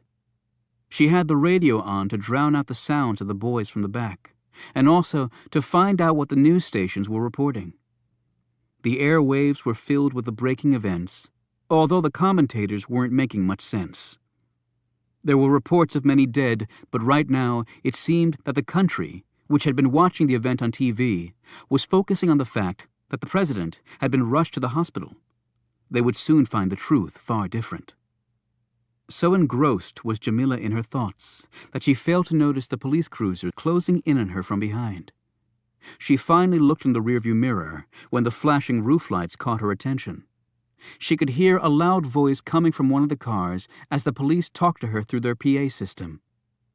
"Pull the van over and get out immediately." She didn't pull the van over, and she had no intention of getting out immediately. Instead, she accelerated slightly. In the lead cruiser, the officers eyed each other. "Looks like she's still got the kids in there with her." The other cop nodded. "We can box her in and try to talk her out." "Yeah, but if she doesn't come out, call in a sniper unit, pronto." "I don't think there's any left. Hell, we haven't had a single murder here in over 4 years, and in one day we have an attack on the president and some crazy nanny kidnapping their employer's kids." A half-mile farther up the road, another police cruiser blocked the way. Jamila saw this and pulled off the asphalt and drove across the grass. The cruisers were about to follow, but then stopped as Jamila turned the van around so it was facing back toward the road. She unfastened her seatbelt and climbed into the back seat. "What the hell's she doing?" one of the cops said. "You think she's going to hurt those kids?" "Who knows? What's the status of the sniper?" I took it as a really bad sign when the dispatcher laughed when I asked for one. "There's no way we can chance a shot with those kids in there. So what do we do?" "Look, the side door of the van's opening." They watched as an arm appeared and the baby was set on the ground, still in its car seat. Next, the two older boys were likewise deposited on the ground. "I don't get this," the cop in the passenger seat said. "If she makes one move to run them over, you take out her tires and I'll try for a headshot through the windshield," the other replied. The men climbed out of their cruiser. One had his pistol out, the other held a pump shotgun. However, Jamila had no intention of hurting the children. She glanced at them each in turn as she settled back in the driver's seat. She even waved to the oldest boy. "Bye-bye, Timmy," she said through the window. "Bye-bye, you naughty little boy." "Na-na," was all the tearful boy said back as he waved his hand at her. As much as Jamila had disliked Laurie Franklin, she was relieved she hadn't had to kill the woman. Children needed their mothers. Yes, children needed their mothers. She took a moment to write something down on a piece of paper that she pulled from her purse. She folded it carefully and then gripped it in her hand. She put the van in gear, started rolling forward, and pulled back onto the road. Another police cruiser had joined the hunt now. Jamila headed toward the two policemen who were standing outside their cruiser. "Stop the car," one of them said over his portable PA. Jamila didn't stop. She accelerated. "Stop the car now or we'll open fire!" Both officers aimed their weapons. One cruiser closed in on the rear of the van, while the other cruiser broke off and got the boys safely in their car. "Shoot the tires out," one of the cops said as Jamila bore down on them. They both fired and took out the front tires. Still, Jamila kept coming. She gunned the motor, and the van hobbled along at a fair clip on the shredded wheels. "Stop the van!" the cop yelled again through his PA. The cops behind the van shot out Jamila's rear tires, and still she rolled on. The van was weaving and lurching, but was still headed directly for the two policemen. "She's crazy!" one of the cops cried out. "She's going to run us down!"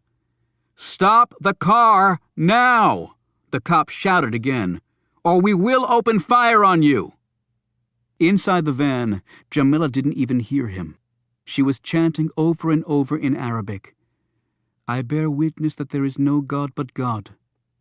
For an instant, as she hurtled forward, her thoughts careened to a young man named Ahmed, who didn't know her, despite having captured her heart.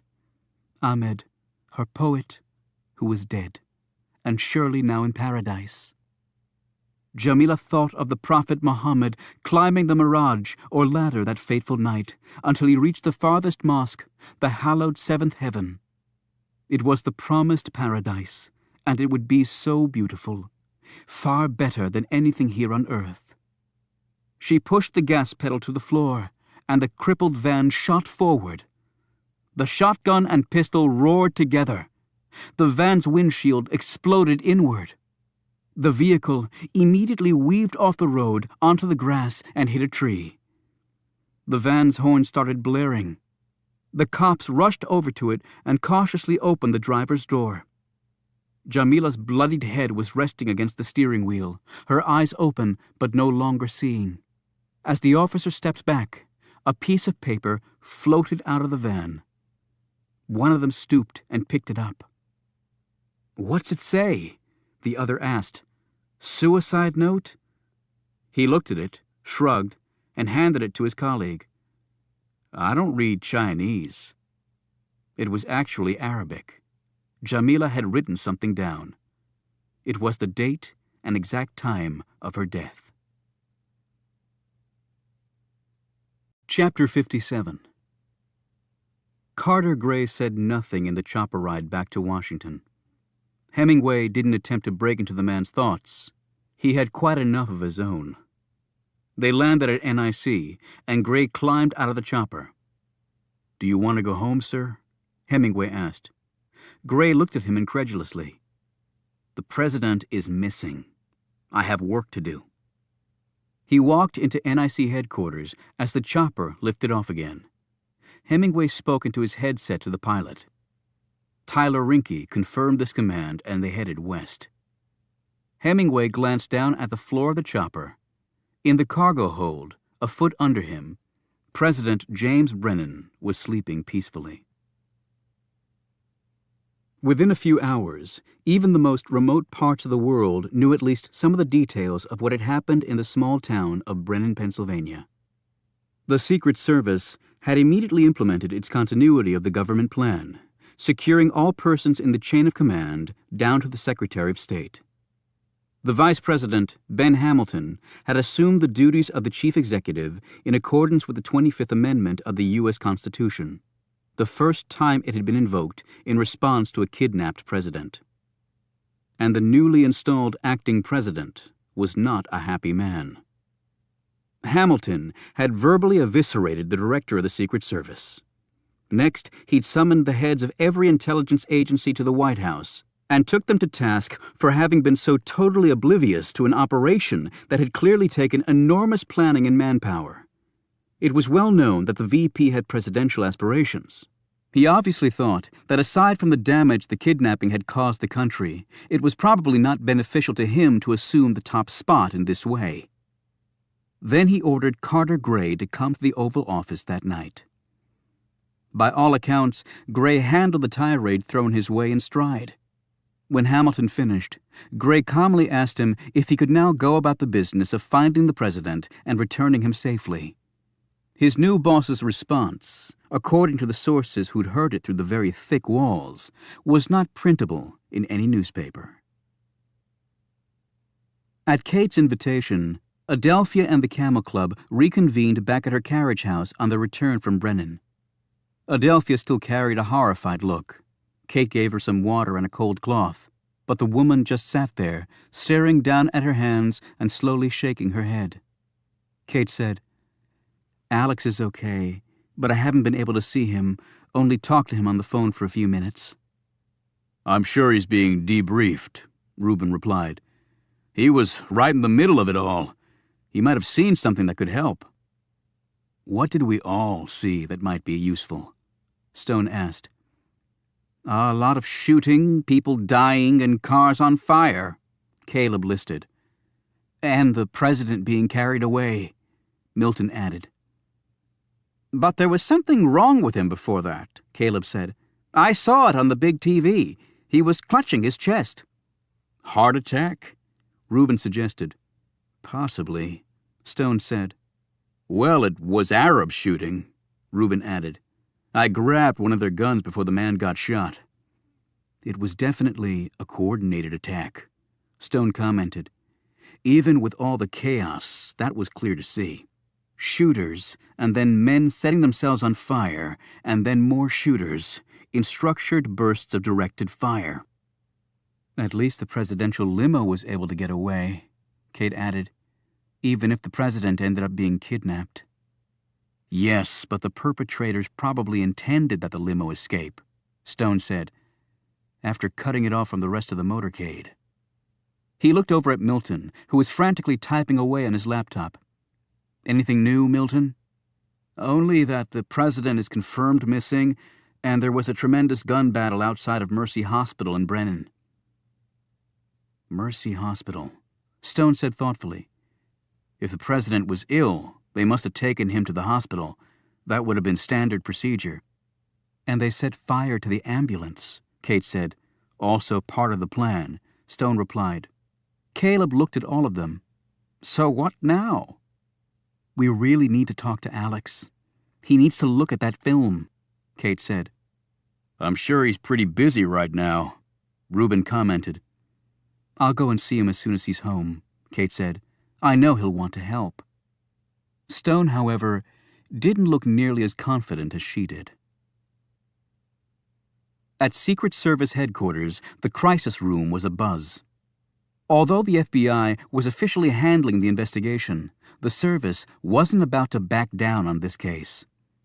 Alex Ford, his arm bandaged, his bruised ribs wrapped with tape, and his lungs still feeling like they'd been charcoaled, had been debriefed for the 10th time and was in turn being caught up on recent developments. "We've got the hospital security guard," said the Secret Service's director, Wayne Martin. "The 2 other men in the ambulance were killed after a gun battle, but we got the bastard." "And the president?" Alex asked anxiously. Martin said, "No sign of him. We think he was transferred to another vehicle.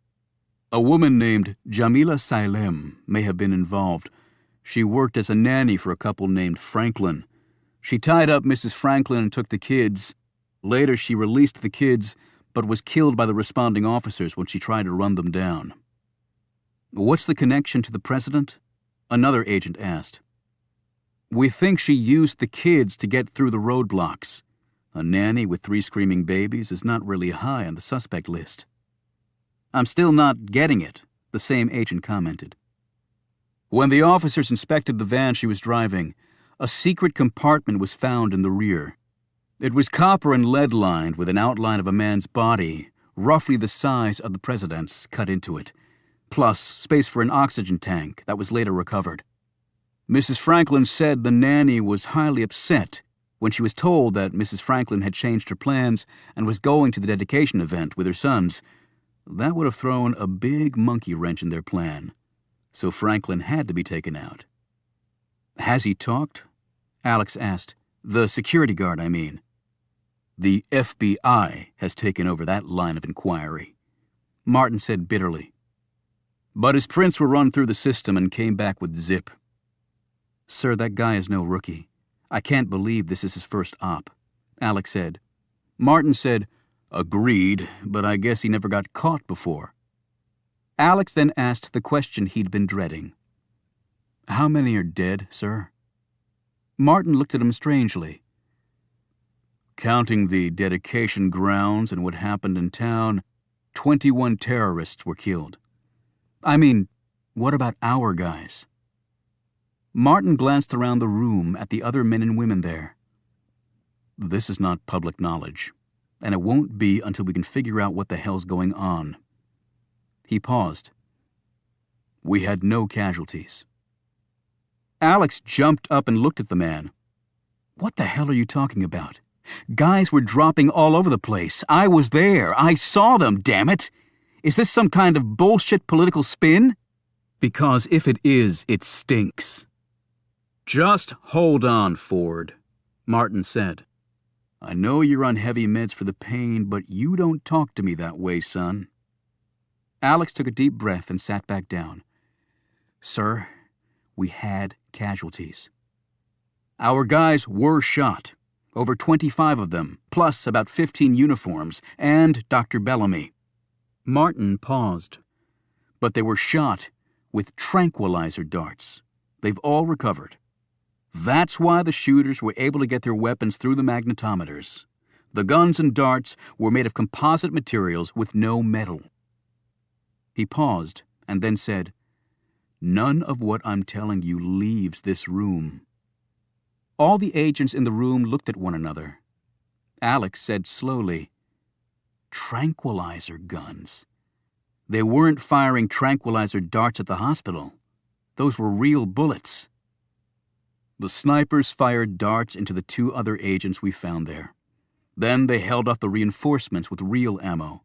However, despite having the high ground and one of the best sniper rifles on the market, they didn't hit one damn person with live ammo. Eyewitnesses said the snipers only shot in the vicinity of our guys. They put up walls of fire in front of the hospital to keep our people away. That seems clear now. They apparently never took a kill shot, although our guys said there were plenty of opportunities for them to do so.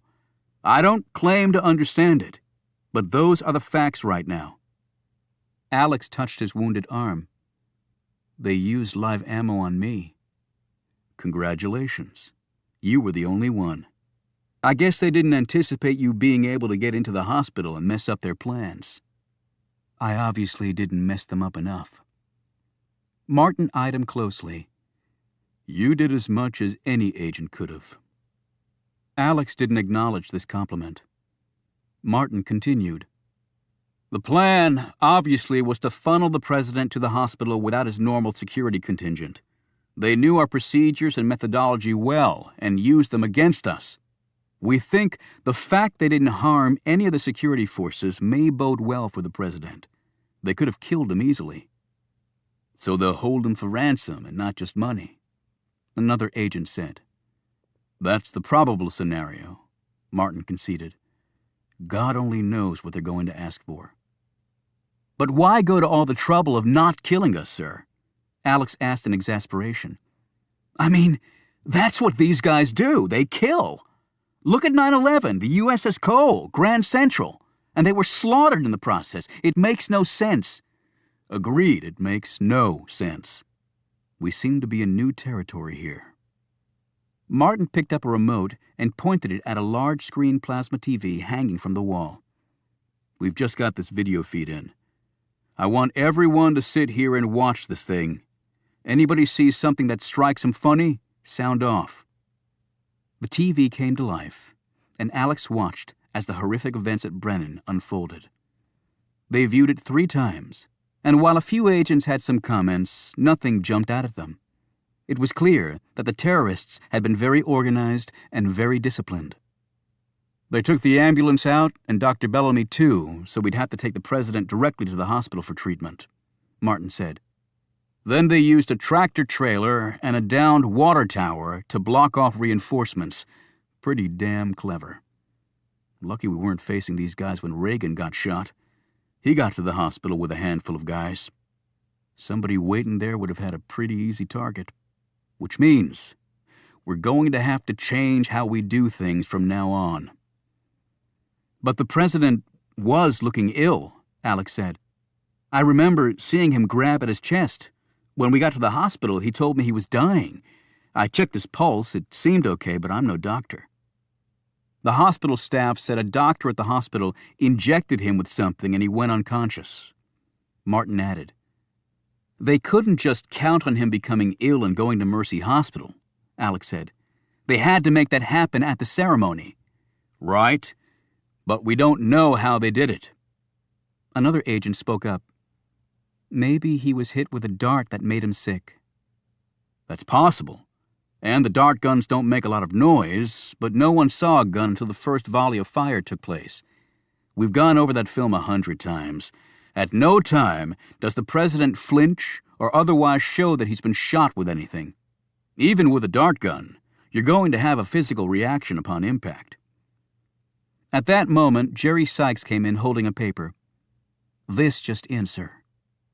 Martin read it and then looked up at his crew. The hospital in Brennan has reported 5 people who came to the hospital complaining of respiratory problems and heart attack symptoms. They sent us a rundown of the people's descriptions and other details. They're all being treated, but tests show there's nothing wrong with them. Some sort of biological agent might have been released in the air, Sykes suggested.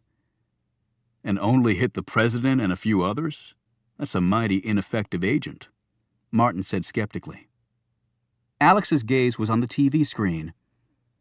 Were the 5 people who went to the hospital a National Guardsman, 2 older men, a young woman, and an elderly woman? Martin looked up from the file. How in the hell did you know that? In response, Alex pointed to the screen. Back up and run that sequence in slow motion. They all watched as Brennan started shaking hands along the rope line. Okay, stop right there, Alex cried out. Martin froze the playback. Look at the man's hand, Alex said, pointing to the National Guardsman's prosthetic device. It's a fake hand, Ford, Sykes said. A couple of the agents on the line noticed it. Right, I saw him too, Alex said. He shakes with his right hand, which is artificial, and you'll see Brennan shaking 5 more hands before he went down. Now roll the tape. The National Guardsman saluted the president. Stop it right there, Alex said. See, he saluted with his left hand, or left hook. 1 hand and 1 hook? So maybe he's waiting to get the other one done, Martin said impatiently. But why shake with your right and salute with your left? Sykes said, I'm left-handed, but most people are right-handed, so I always shake with my right, but I sometimes salute with my left. So what? Martin said, Okay, anybody else see anything? Alex kept studying the hand. Can you zoom in on the guy's hand? Martin and Sykes looked at him crossly. Just humor me, guys, Alex said. It's not like anybody else here is spotting anything. Martin hit the zoom button until the prosthetic hand nearly filled the screen. Check that out, Alex said, pointing. Check what out? Martin exclaimed. The moisture on the guy's palm. Sykes looked at Alex quizzically. That's sweat. It was a warm day, Alex. Right, it was a warm day, but artificial hands don't sweat. Holy shit, Martin yelled as he stared at the screen. As the men were leaving a little later, Martin stopped Alex. Ford, you have nothing to be ashamed of. You're a damn hero, actually. You don't really believe that, Alex said, and neither do I. Chapter 58. 24 hours had passed, and a panicked America continued to wait for word on its missing president. The National Guardsman's address had been tracked down, but he was long gone by the time they got there. The other sickened people at the hospital were found to be suffering from a powerful synthetic hallucinogen that was absorbed through the skin. Tests showed that it caused heart attack-like symptoms, partial paralysis, and feelings of imminent doom. The hospital had to call in CIA scientists and technicians to help identify the substance. The CIA quickly informed everyone that it had never used the drug on anyone, but the enemies of America certainly had, the bastards. The good news, however, was that the drug was not fatal, and its effects could be counteracted quite easily by existing medications. It appeared the substance had been transferred when the infected president shook hands with 5 more people standing in the rope line. Another body had been found in a garage in downtown Brennan. Alex identified the man as the one driving the ambulance at the hospital. The garage was owned by an American businessman. However, no trace of him could be found. The ballistic report showed that the bullet removed from the dead man was fired from the same gun that had wounded Alex. The bullet had glanced off the Secret Service agent's arm and embedded itself in a wooden railing. That, coupled with the proximity of the garage to the hospital, indicated strongly that the switch from the ambulance to Jamila Saelem's van had taken place at the garage. The president had obviously been transferred from the van to something else, perhaps another vehicle, and then slipped out of the area. Acting President Hamilton had spoken several times to the American people to reassure them that the country was stable and its leadership running smoothly, and that whoever had done this terrible thing would be severely punished.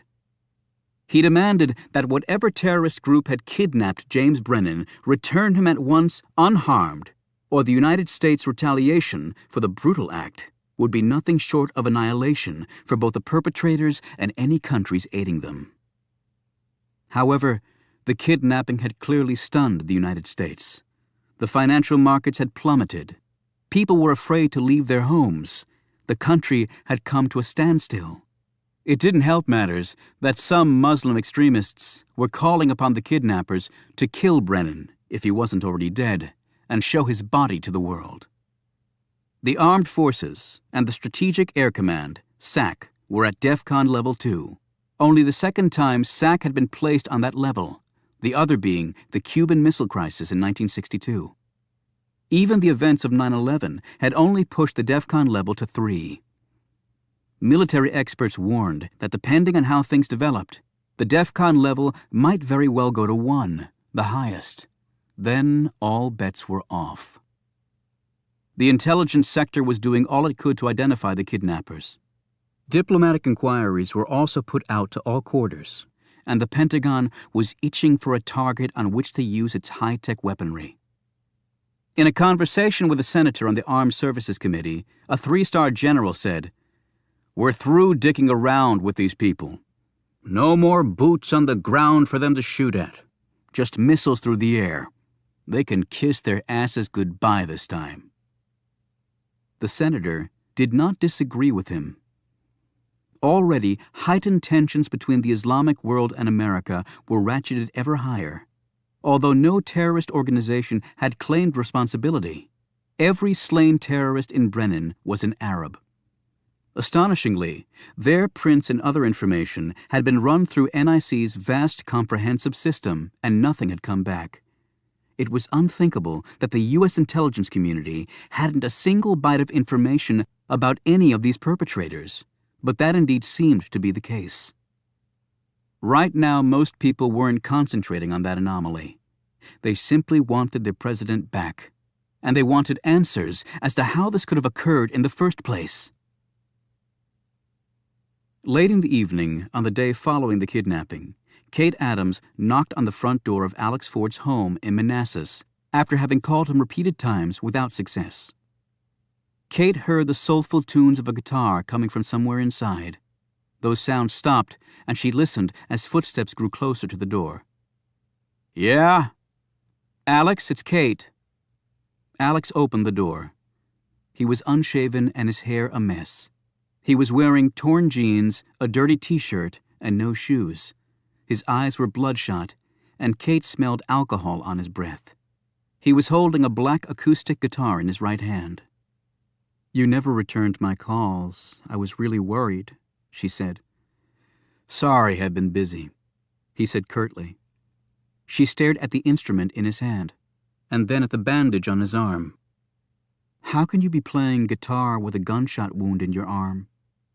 "Who needs a sling when you have Jack Daniels?" "Can I come in?" He shrugged, stepped back, and closed the door behind her. "I'm surprised your house isn't surrounded by media trucks." "They haven't released my name. I'm just the unidentified Secret Service agent who screwed up and let someone kidnap the president." He led her into a small family room, and they sat down. The room had very little furniture. In fact, Kate thought it was so barren that it almost looked like someone was either moving in or moving out. The only thing out of the ordinary was hundreds of shot glasses on one shelf. "I have a shot glass from every place I visited while on protection detail." She turned to find his gaze on her. "Not much to show after all those years, is it?" he said. There was an awkward silence until he said, "You want something to drink?" "Nothing as strong as what you're having." He rose and came back a minute later with a glass of Coke on ice. "No Jack, right?" she said warily. "Nope. I'm actually fresh out. Funny, I had a whole bottle yesterday." "So that's the plan? Stay here and drink yourself to death while you play Johnny Cash ballads?" "It's a plan," he said dully. "Not a very good one." "You have a better idea?" "You promised to meet with Oliver and the others." "Oh, right, the Camera Club," he said absently. "No, the Camel Club." "Whatever," he said, and started strumming on his guitar. Kate glanced around the room, and her gaze came to rest on a photo. She picked it up. The man in the picture was very tall and lean, with a weathered face and a huge black pompadour slicked back to an exaggerated degree. A cigarette dangled from his lips, and he was holding a guitar. She glanced at Alex, who was watching her closely. "Your father?" "The one and only Freddie Hot Rod Ford," he said. "He doesn't really look like Johnny Cash." "I know. More like Hank Williams Sr." She put the photo back down and looked around. "Not much of a life, is it?" he said. Kate turned and saw Alex watching her. "Being a Secret Service agent doesn't mix really well with a home life," he said. She smiled. "Don't worry. I'm not after you for your money." "Good thing." She sat back down, sipped her Coke, and said, "You need to meet with Oliver, Alex. Remember, a woman has been kidnapped." "Then call in the FBI. Although I think they're tied up on another kidnapping right now." "They want you." He pointed to himself. "Look at me, Kate. If your sister were missing, would you really want me handling the case?" "Yes, Bullshit. Please, Alex, will you meet with them? No, I won't. Why not? I don't owe you or anyone else a damn explanation. She set down her glass and stood. I'm sorry you feel that way. She turned to leave, but he put a hand on her shoulder and turned her back toward him. I screwed up, Kate, he said simply. I didn't do my job. It wasn't your fault. They almost killed you. No, they suckered me like I was a rookie. This Middle Eastern security guard just happens to stroll out of the hospital, and he just offers to risk his life to help me, and I let the son of a bitch walk away with the President of the United States? You didn't let him walk away. You figured out what they were up to. Yeah, about 60 seconds too late, and in my job, that doesn't cut it. He leaned against the wall. You remember what Clint Hill, Kennedy's Secret Service guy, told me? That you didn't want to be like him because he'd lost his president. That's right, Alex said. And now I know exactly what the man meant. Chapter 59. Carter Gray had barely slept since Brennan disappeared, yet the NIC chief had little to show for his efforts. 36 hours after the president had been kidnapped, he was sitting at a conference table at NIC. Across from him, shackled to a chair with two burly guards hovering nearby, was a man answering only to the name Farid Shah, which matched his official documents. Gray knew that it was all phony, and had managed to wrest control of Shah from the FBI, based mainly on the fact that he had considerable dirt on the FBI director. Farid Shah from India, Gray said. But you're not Indian. My father was Indian. My mother was Saudi. I took after her, the prisoner said quietly. His wounded arm was taped to his side. They weren't going to allow him to wear a sling, since it would also make a very effective suicide tool. A Hindu marries a Muslim? Out of 1 billion people, you'd be surprised how much it happens. And how exactly did you get from India to America?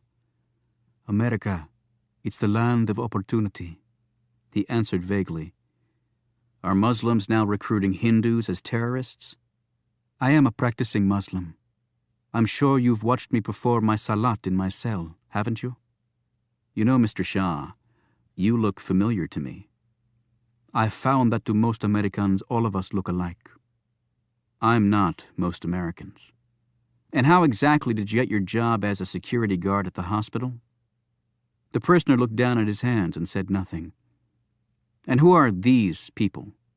Gray asked as he spread out the photos on the table. Are these your family? No reply. They were found in your apartment, so presumably you know who they are. It's interesting. On the backs of each photo are dates written in Arabic. They appear to be the dates of birth and death and also some other information. Gray held up one photo of a teenage boy. This says he was 16 when he died. It also says he was killed during the Iran-Iraq War. Was he your brother? Which side of the war was he on? Which side were you on? Gray didn't wait for an answer that he knew wasn't coming. He picked up another photo, this one of a woman. It says she was killed in what is written as the first American invasion of Iraq. I'm assuming you're referring to Persian Gulf I, when Iraq invaded Kuwait and the United States came to Kuwait's aid. Was she your wife? Did you fight for Saddam Hussein? Again, nothing. Gray picked up one more picture, that of a teenage girl. He turned it around and read, Killed in second American invasion of Iraq. Was this your daughter? The prisoner was still studying his hands. You've lost all these people, your family and friends in war and insurrection, Muslim against Muslim, and then Muslim against American. Is that what this is all about? Gray leaned in closer. Is this all about revenge? Gray slowly collected the photos and nodded to the guards. As he rose to leave, Gray said to the prisoner, I'll be back very soon, and then you will tell me everything. The following morning, responding to news rumors, the the nation was finally told that during the kidnapping of President Brennan, the terrorists had used tranquilizer guns. These resulted in no deaths to any American, although numerous people suffered injuries when the crowd stampeded at the dedication ceremony. The confirmed killing of 21 Arabs had the world shaking its collective head. The New York Times headline put the issue succinctly: "Suicide killers who kill only themselves?" A commentary in the Washington Post wondered if it was due to the fact that real guns would have been detected by the magnetometers. Yet no one could explain why the snipers at the hospital also used tranquilizer guns. The New York Post put it most bluntly with its headline, "What in the hell is going on?" Violence was spreading into the streets across America and the world. Clearly, it was only a matter of time before something major happened. On that very same morning, the White House absorbed more stunning news. Each of the major American television networks had received a heads-up from Al Jazeera that it was about to release a ransom note from the kidnappers that had just been delivered to the Arab News Network. There were stunning revelations contained in the note, representatives of Al Jazeera claimed. No one, not even the acting president, would be given an advance copy of the ransom demand. Apparently, the kidnappers wanted the government to find out at the same time as the rest of its citizenry. Acting President Hamilton's response to this, if it had been on live TV, would have required a number of bleep-overs and an official FCC rebuke for on-air profanity. Yet what could he do? Hamilton assembled his cabinet, advisors, and military commanders to watch the announcement. "How the hell do we even know if these people have Brennan? This could all be a load of crap," the National Security Advisor warned. "Exactly," the Secretary of Defense Joe Decker echoed. He was well respected as a cabinet member who did his homework and played the political games to the fullest. He also had the reputation of a man unafraid to pull the trigger when it came to unleashing America's military juggernaut. Decker had been an Iron Man in Brennan's administration, and Hamilton was relying heavily on him during this crisis. Hamilton withdrew a slip of paper from his pocket. "This was forwarded to the White House a few minutes ago from the networks. It accompanied the demand letter." "What is it, sir?" Decker asked. "They say it's the nuclear codes that President Brennan was carrying with him. We'll need to confirm that they're accurate. Obviously, the codes are no longer valid." 2 minutes later, after a quick consultation and a confirming phone call, Defense Secretary Decker glumly looked around the room. "They're the ones." The other men and women in the room stared downward, avoiding eye contact with each other. They were all thinking the same thing. Whatever the kidnappers were asking for would almost undoubtedly be something the U.S. could not agree to. And that, unfortunately, would seal the fate of James Brennan. A grizzled news anchor appeared on the plasma screen mounted on the wall. Hamilton, putting words to the unspoken thoughts of those gathered around him, said, "I swear to God, if those bastards filmed the beheading of Jim Brennan, there won't be one building left standing over there." The veteran news anchor appeared upset, but quickly started reading. First, America and the rest of the world had to recognize Islam as a great religion and give it the respect it deserved. Second, for every dollar given by the U.S. to either Israel or Egypt, a dollar had to be given to Palestine for economic development. Third, there must be a complete withdrawal of all Allied troops from Iraq and Afghanistan, although UN troops could remain. Fourth, all Allied military bases in Afghanistan must be removed. Fifth, all private foreign oil interests in the Middle East must be turned over to the country where such oil interests were located, including the oil pipeline running through Afghanistan. Sixth, any foreign businesses operating in the Middle East must be majority owned by Arabs and must reinvest all their profits in the region for the next 2 decades to help build infrastructure and create jobs. Seventh, there must be agreement by the United States and its allies that they would not invade another sovereign nation unless specifically attacked by that nation's military or unless there was credible evidence of such nation's support of a terrorist attack against the U.S. or its allies. Eighth, the United States must refrain from using its powerful military to reshape the world in its image and must respect the diverse cultures in the Middle East. Ninth, there must be an acknowledgement that many problems in the Middle East were the result of the West's misguided foreign policies and colonial exploitation, and that a widespread dialogue must be initiated on how best to move forward. As this list was read off, the mood in the room at the White House darkened even more. A general exclaimed, "Same old crap. I'm a little disappointed they weren't more creative." "We can't bow to blackmail," Hamilton said. He looked around the room for confirmation. "Absolutely not," the NSA agreed. "Clearly, we can't," Secretary Decker added forcefully. Around the table, people started scribbling notes on the appropriate spin for this chain of events. Meanwhile, the generals and admirals huddled in a corner, sketching out a military response. The Secretary of State, Andrea Mays, spoke up. "Wait a minute, people! Damn it! Let's not just write Jim Brennan off." She was a close friend of the kidnapped president. The Pentagon group looked at her in utter disbelief. One of them snapped, "Do you really believe that they're just going to hand him back to us?"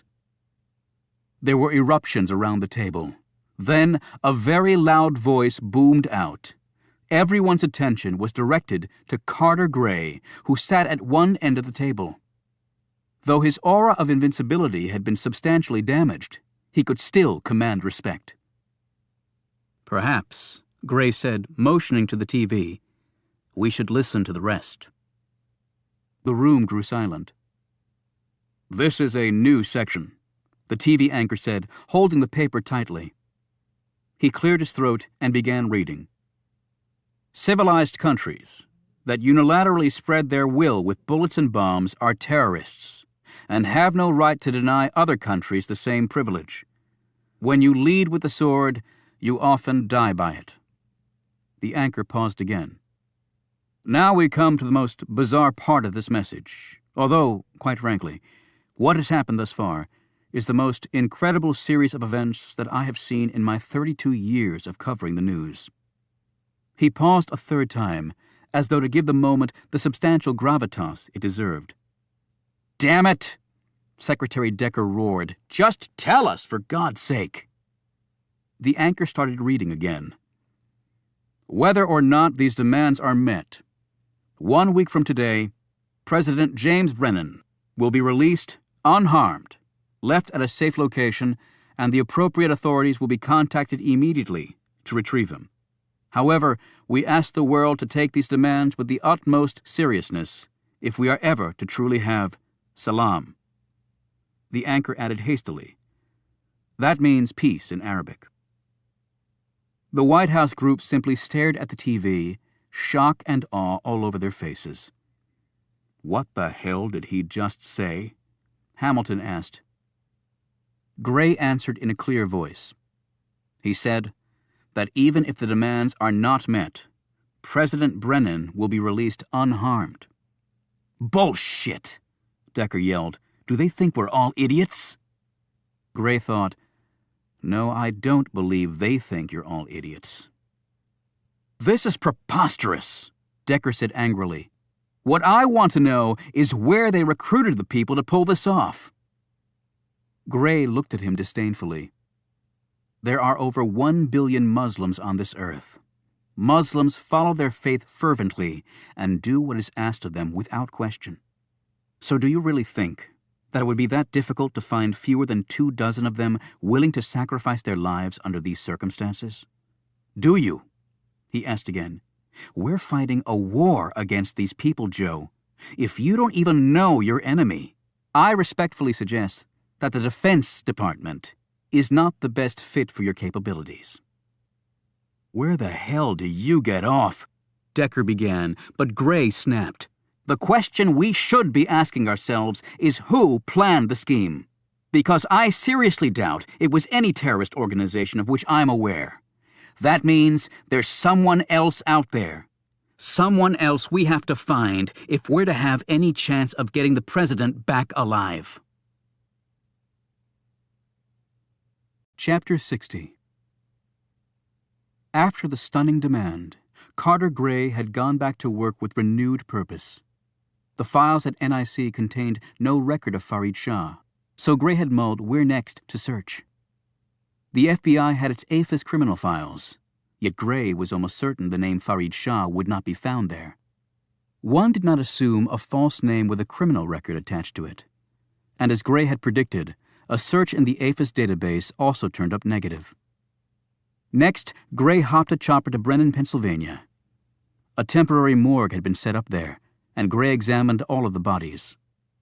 The corpse of the doctor from Mercy Hospital looked familiar, but that was all. The problem was many of the photos NIC had in its terrorist files were anywhere from 5 to 15 years old. People could change a lot in that amount of time. Gray then traveled to the dedication grounds, the garage, the hospital, and finally, the apartment building where the snipers had kept the police at bay. Nothing occurred to the NIC chief except his ability to marvel at the terrorists' intricate planning. Who had set this in motion? Who? On the chopper ride home, he pulled out the photos he'd taken from Shah's apartment. A sudden thought occurred to him. The chopper was redirected to Langley. When he arrived, Gray gave the photos and also a mugshot of Farid Shah to the DCI and asked him to make immediate inquiries to try to identify any of them. Late that evening, back at his office, Gray received a phone call from Langley. They had turned up an Arab informant who thought he recognized one of the people in the photos. It was the young girl. She was the daughter of someone the informant had fought with in Iraq. First, as part of an underground movement against Saddam Hussein, and then against the American occupation. When the informant saw Shah's mugshot, he identified it immediately, although the man's appearance had changed drastically. He was the young girl's father. "What was the father's name?" Gray asked impatiently.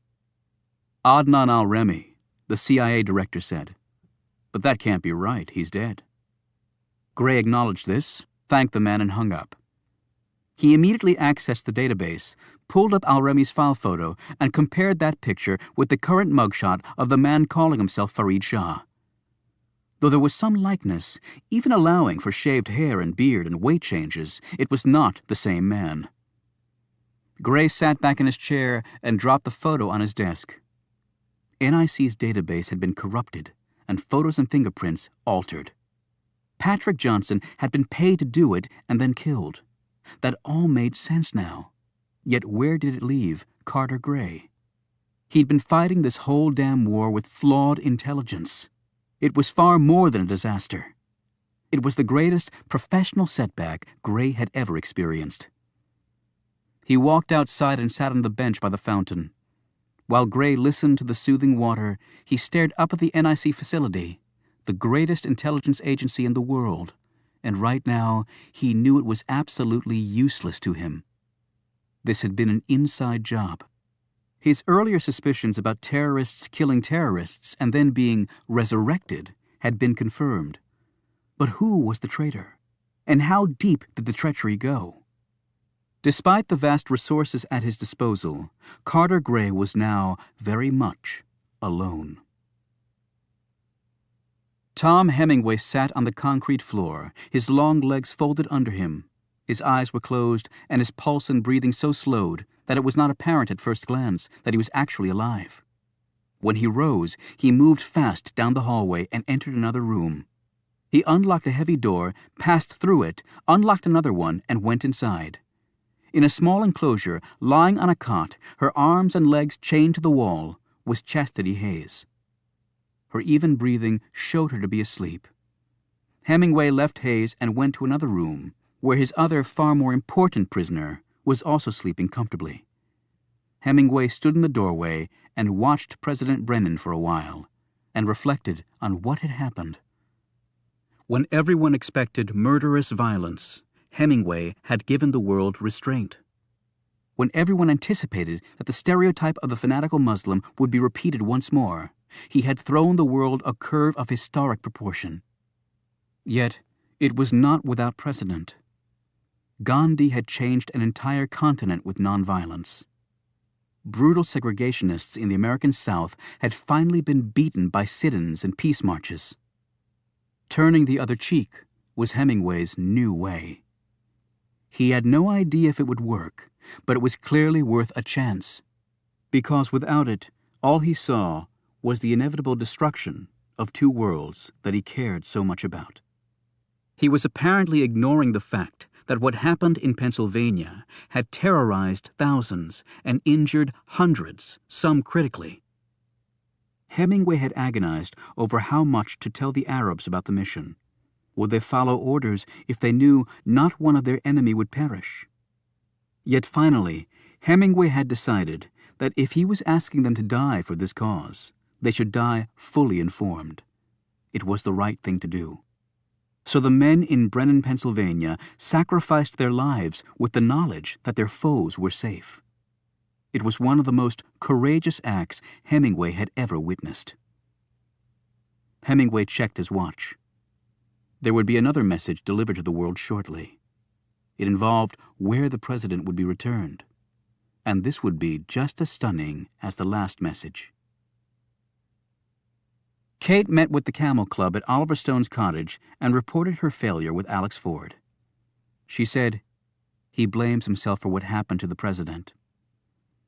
Having come to know him well over the years, I can't say I'm surprised," Stone replied. "He's a proud man who takes his work very seriously." "Too much pride is sometimes a bad thing," Kate said. "Well, we're running out of time," Milton said. He had his computer on and pointed to the screen. "It's getting very ugly out there." They all crowded around him, staring at the news flashing across the computer. Milton said, "Even with the demand note saying they'll let Brennan go, the violence is getting out of control. Muslims are being beaten and killed by mobs all over the world, and the Muslims are retaliating. 5 Americans were ambushed in Kuwait and beheaded, and Iraq has become totally destabilized again." Stone added, "And now even the more moderate Islamic elements are calling for the kidnappers holding Brennan to extract a heavy price for him from America. One group is calling for the kidnappers to demand nuclear weapons in exchange for his return," Caleb said. "My God, the whole world is collapsing. Why can't people just sit and read books and be nice to each other?" Reuben raised a thick eyebrow at that naive comment. "The U.S. military is cocked and locked, just waiting for the word to go." "This might cause an all-out war with the Islamic world," Caleb said. "Some people might want war," Stone said. "Carter Gray might want that." "What if the president is released?" Kate said. "It might not matter," Stone replied. "With the world so divided, all it could take is one single catalyst to set the final battle in place." "But if we can find out who did it," Kate said. "Us?" exclaimed Reuben. "We haven't got a bloody chance in hell of doing that." "You're wrong, Reuben," Stone interjected sternly. They all looked at him. "Alex Ford once paid me a visit here. Perhaps it's time the Camel Club reciprocated."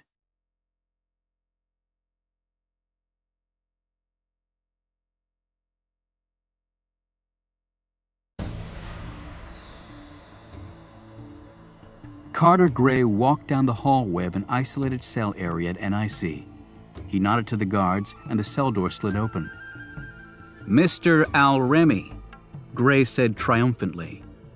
"Shall we talk?" There was no response from the burly prisoner who was lying on his bed, the covers over his head. Gray motioned to the guards. The 2 men grabbed Al-Remy by the shoulders and attempted to haul him up. "Oh, shit!" one of the guards exclaimed. They let go of Al-Remy and he fell to the concrete floor. Gray rushed in and stared at the body. Loose strands of medical tape were sticking out of his mouth. He had taken it from his wounded arm, balled it up, and crammed it into his mouth, suffocating himself under the cover of his blanket. His body was already cold. Gray looked up at the video camera hanging in the corner and screamed, "A man chokes himself to death on medical tape and you saw nothing? You idiots!" He threw the file into Adnan Al-Remy's cell. The photos cascaded over the body. As he stalked off, The glazed eyes of the corpse seemed to follow each furious stride of the intelligence czar. If a dead man could have managed it, Adnan al-Remi would certainly have been smiling.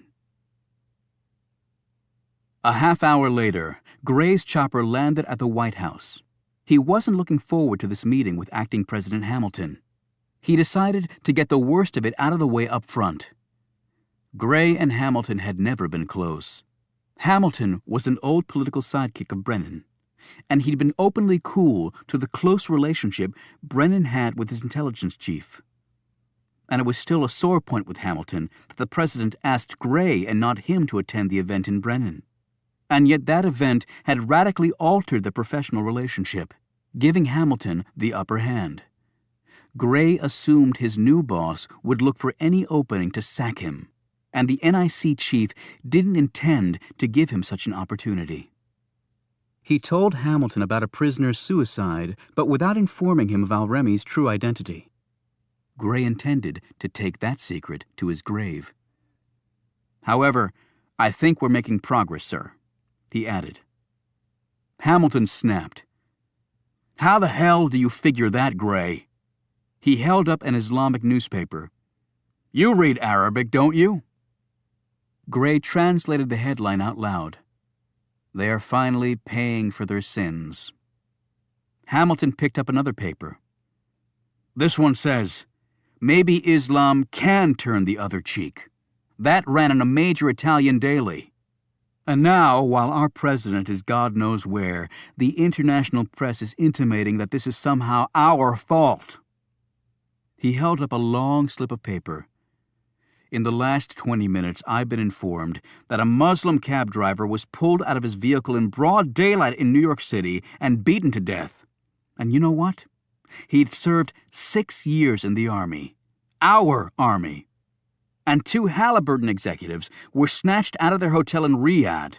Their gutted bodies were found in an alley a half-mile away with 'Death to America' written across their naked bodies. And that's just the latest in about a dozen such incidents I've gotten today. The Pentagon's waiting for me to tell them to nuke somebody, and my intelligence folks are anything but intelligent, it seems. We don't have one damn lead as to where Jim Brennan is." He stared at Gray, obviously itching to hear the man's feeble response so he could pounce. Ben Hamilton had seemingly aged 4 years in the brief time since the kidnapping. Gray had never known a president to come into the White House with dark hair and leave with anything less than gray. This was the most impossible occupation in history, and, in the strange way the world worked, the most coveted. Gray said, "Regardless of how this happened, and what the international media is saying about it, dogs don't change their spots. When the inevitable happens, we'll have the opening we need." Hamilton slammed his fist down on his desk. "I want Jim Brennan back alive. Your previous work for this country means squat to me. This happened on your watch, and I hold you fully accountable for it. The United States has been humiliated by a bunch of damn Arabs. Unless the president is returned safe and sound, you will no longer head this country's intelligence community. Are we perfectly clear on that?" "Absolutely," Gray replied impassively. He knew this to be baseless rhetoric. There was no possible way the acting president could afford to fire his intelligence chief during such a crisis. But let me point out that there is not one demand of the kidnappers that this country can seriously consider, given our current foreign policies, and we can't wait 1 week for his release. Not that I believe they'll release him. The American people will not tolerate that, and the violence is only going to become worse in the meantime. Hamilton snapped, "Well, then I guess you'll just have to find him on your own." Gray studied the man keenly. He sensed exactly what his adversary was thinking.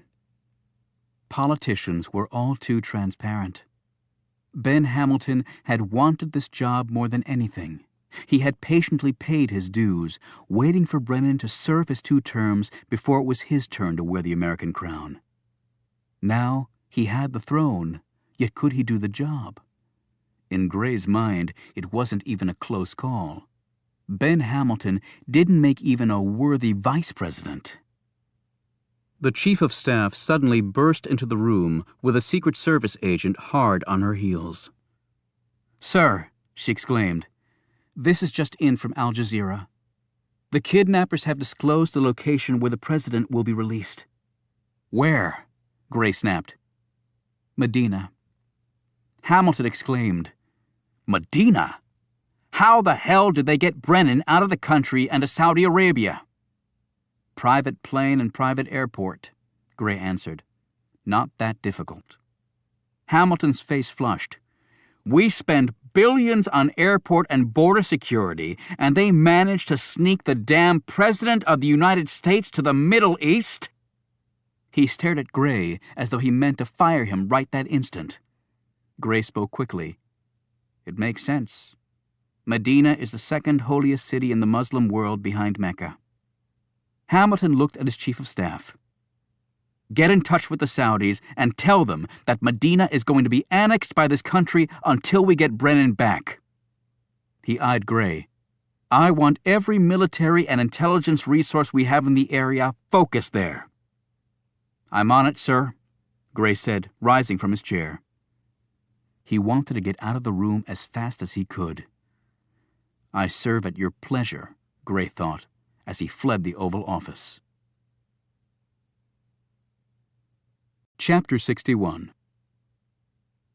Captain Jack sat back in his chair and smiled with excellent reason. He had in his hand the password he needed to set his final plan into motion. Their captive had endured far more torture than had been anticipated, although his North Korean colleagues were very skilled at such exercises. Yet the man had finally broken. They all did eventually. Captain Jack read the Arabic words and smiled. From a cloned phone that was not traceable to him, he made one call. Speaking in fluent Arabic with well-honed inflections, he said what he needed to say and then used the precious password. This authenticated the source of Captain Jack's statement to the party on the other line, and it would be immediately relayed to the world. Captain Jack clicked off the phone and used his lighter to burn the piece of paper. If Tom Hemingway thought he had stunned the world, wait until it heard what his old friend had to say. Secretary of Defense Joe Decker stared across the desk at Acting President Hamilton. They had just been informed of the latest statement issued through Al Jazeera, and they were furious. "It's our only choice, sir," Decker said. "We simply don't have the troops to deploy there, and frankly, even if we did, it might quickly turn into another Iraq. We have to avoid that at all costs. We can't afford it." Andrea Mays, the Secretary of State, who'd been hovering in the back of the Oval Office, came forward. She was a tall, large-boned woman with graying hair. "What Secretary Decker is proposing is a direct violation of the Non-Proliferation Treaty, sir. We can't do it." "Yes, we can," Decker insisted. "How?" Hamilton asked sternly. "This country has made it clear that any use against it of weapons of mass destruction, biological, chemical, or nuclear, would void the terms of the Non-Proliferation Treaty with regard to the offending country." "But Syria hasn't attacked us," Mays exclaimed. "The Sharia group has just now claimed responsibility for kidnapping President Brennan. Sharia is based in and financed by Syria. Under the foreign policies outlined previously by this country, that means Syria has attacked us through the Sharia group, and they used some chemical agent to abduct the president. And we have evidence that Syria has recently started up a WMD program. Now, even though Syria hasn't used WMDs against us yet, the U.S. has no obligation to simply sit here and be attacked. Coupled with the fact that they've kidnapped our president and are now throwing that fact in our faces, more than justifies our position." Mays shook her head in disbelief. "Syria is not a threat to develop WMDs. They are a fractured nation of Kurds, Sunnis, and religious minorities." "They are no friend of this country," Decker shot back. May said, "They don't want the chaos and violence they see in Iraq. Who would? And they don't buy our democracy goal. We're giving money to Libya because it dropped its nuke program. It's still a dictatorship. Saudi Arabia is one of the world's worst offenders of human rights, and their record on women's rights is atrocious. And yet we allow them the status of one of our greatest allies. How can we expect other Arab nations to take us seriously with such inconsistency in our foreign policies? The public in Syria is very aware of its government's shortcomings, and opposition groups are growing stronger there. The government repealed the death penalty for members of the Muslim Brotherhood. There are other positive signs pointing to freedom growing there without a U.S. invasion. Their government will change, but it'll take time." May stopped speaking and looked at the president. "That's what I've been telling Jim Brennan for 4 years. These things take time. We can't just uproot a 1,000-year-old culture overnight." Decker piped in. "Many of the dissident groups in Syria are leftist and communists. We don't want to go down that road again." Hamilton looked at the Director of Central Intelligence, who was sitting in front of the fireplace. "Are you on board with Joe's opinions, Alan?" The director said, "It's not a slam dunk, but it's close enough. And there's no reason to waste time going to the UN or building a coalition, sir," Decker added quickly. "They have our president, and we need to get back in the driver's seat, and this will put us there fast. And we can and should do it alone." Decker's eyes blazed. "Damn it, sir, with all due respect, we are the world's only superpower. I say we start acting like it." "And Jim Brennan?" Hamilton asked. "If he's still alive, and we all pray that he is, then this will probably be the only shot we have of getting him back." Hamilton mulled this over and finally said, "Okay, gentlemen. Call the networks and get me airtime immediately. I'm going to inform the public about this." He turned to Decker. "God help us if we're wrong, Joe."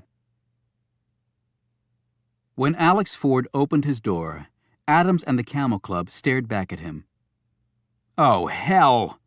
Alex began angrily. Kate said, "Alex, please, we have to talk to you." Reuben added, "It's bad, Agent Ford. Really bad." Alex said, "What are you talking about?" Stone answered, "There have been some major developments." "What developments, Oliver?" Alex asked. Kate cut in. "A terrorist organization has claimed responsibility for the kidnapping. We heard about it on the drive over here." "The Sharia group. It has clear ties to Syria," Stone said. "Where's your TV?" Kate asked. "The president is coming on in 2 minutes." Alex led them inside and turned on his TV set. Ben Hamilton appeared on the screen a few minutes later, looking very grave. He summed up the situation to the country and then said, "America is a generous nation. We have always been a people that reach out to others in need. We came to the aid of our friends during 2 world wars, wars fought to keep the world free. There is no doubt that we are a good, honorable people who use our might benignly to spread freedom around the world. But we are also a nation that defends itself and strikes back when we have been attacked. Well, my fellow Americans, we have been attacked. And now the organization that has attacked us has shown itself. The Sharia group has irrefutable ties to the nation of Syria, a country that has long been known to harbor terrorist groups operating against America and its allies." He paused. "All American government personnel in Syria have been airlifted out. All other Americans known to be in Syria have been given early warning to leave the country immediately. The Sharia group's own ransom demand conceded that the United States has every right to defend itself when attacked, and to also strike back against any nation that assisted in that attack. And America will not be dictated to by terrorists." Here Hamilton gave a long pause. Thus, my fellow Americans, the decision has been made by me, as your Commander-in-Chief, after consultation with the Secretary of Defense and the Pentagon." "Oh, shit," Alex and Kate blurted out together, for they knew what was coming. "We now make our demand of the kidnappers." Hamilton paused again and squared his shoulders.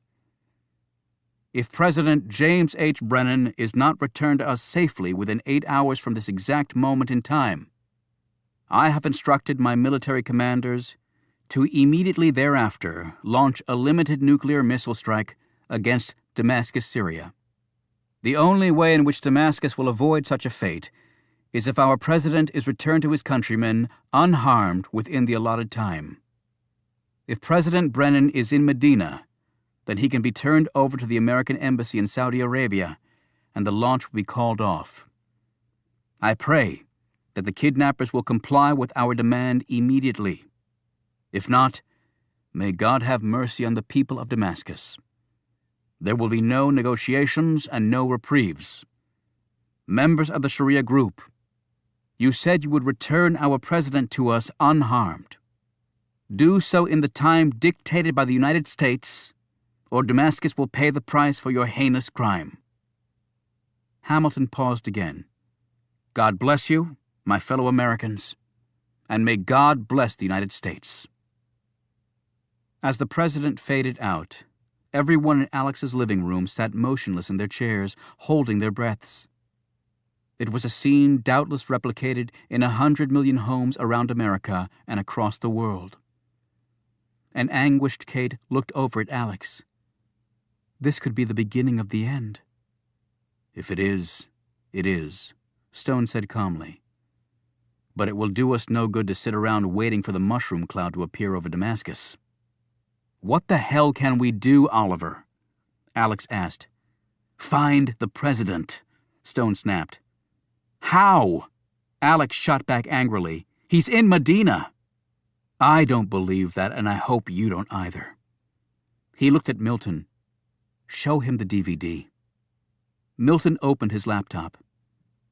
"This is the video that was taken during the break-in at my house, Agent Ford." "What the hell does this have to do with anything?" Alex shouted. "We're going to launch a nuclear missile in 8 hours. Don't you understand that?" "Look at the film, Alex," Kate pleaded. Alex finally threw up his hands and plopped down on the floor in front of the laptop. "Damn," he said a minute later. "That's Tyler Rinke and Warren Peters. They're from NIC." "I thought they were NIC employees," Stone said. "Why'd you think that?" "Because they were also the ones who killed Patrick Johnson." Alex sat back, stunned. Why would they have killed Johnson? Because he was altering files at NIC, making people seem dead who weren't really dead. And I think someone was paying him a lot of money to do it. But Johnson got greedy or sloppy or both. Let me get this straight. Johnson was altering files at NIC to make some people appear dead who really weren't? Stone said, "We believe that these men were the ones used in Brennan, Pennsylvania. The newspaper said that not one of the Arabs killed there was in the NIC files. That is inconceivable. I think these men were human, sterilized weapons, and they were used to kidnap President Brennan. When we searched Rinke's home, we discovered that he'd invested a lot of borrowed money in expectation of the stock market plummeting, which it has now." "Are you saying this whole thing was about making money in the stock market?" Alex exclaimed. "No, it's much deeper than that," Stone replied. Alex looked at him. "Any idea who's behind it?" "Someone high up at NIC," Stone ventured. "Higher than Rinke and Peters, certainly." "Let me take another look at that video," Alex said. He watched once more as Rinke and then Peters appeared on the screen. Then he pointed at the image of the man in the black mask as he leveled the security guard. "He hit the guy pretty hard," Alex noted. "He had to check his pulse to make sure he hadn't killed him." Reuben suddenly put a finger up to his lips and motioned toward the window. The blind was drawn, but the window was open. They all heard it now. Footsteps.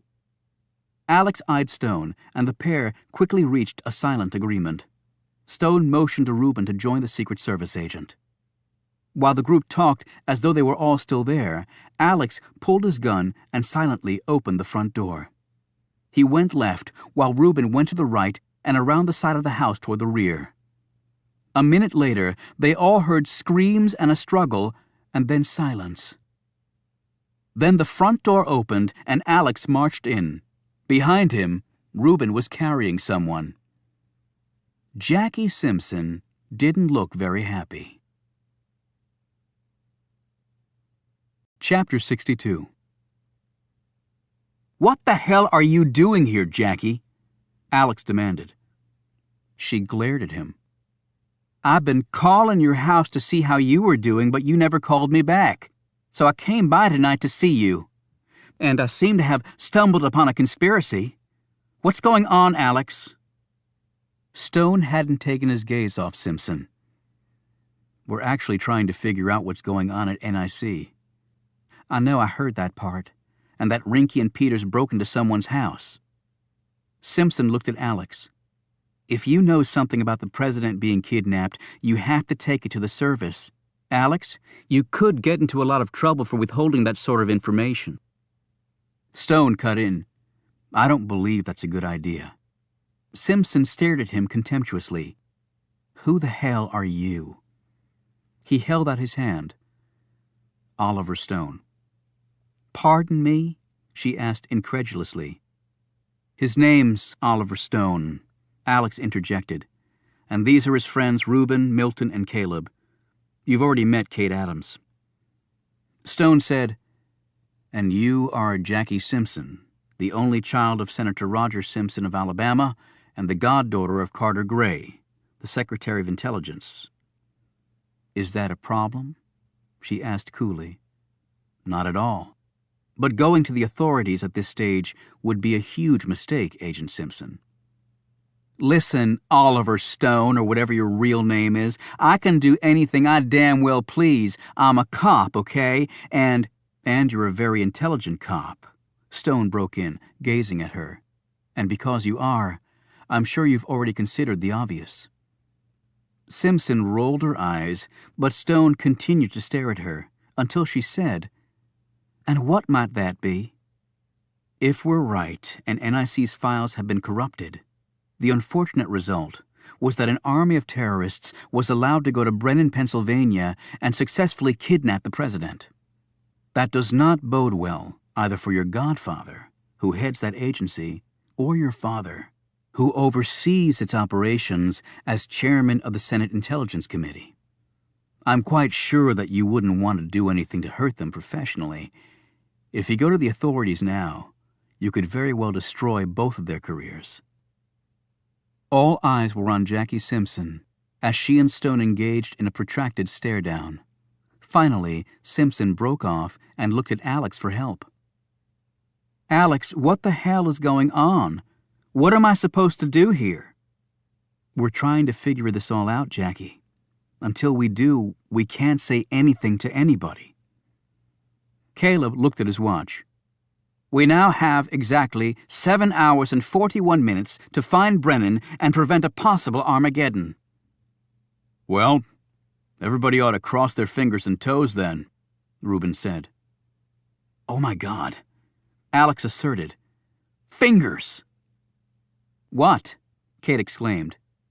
Alex snatched Milton's computer and replayed the DVD. "There," he said, pointing. "Right there. Do you see that?" They all looked confused, because he wasn't pointing at Rinky or Peters. He was pointing at the man in the mask who'd knocked out the security guard. Stone looked at him puzzled. "All I see is a man in a mask, Alex. What else is there to see?"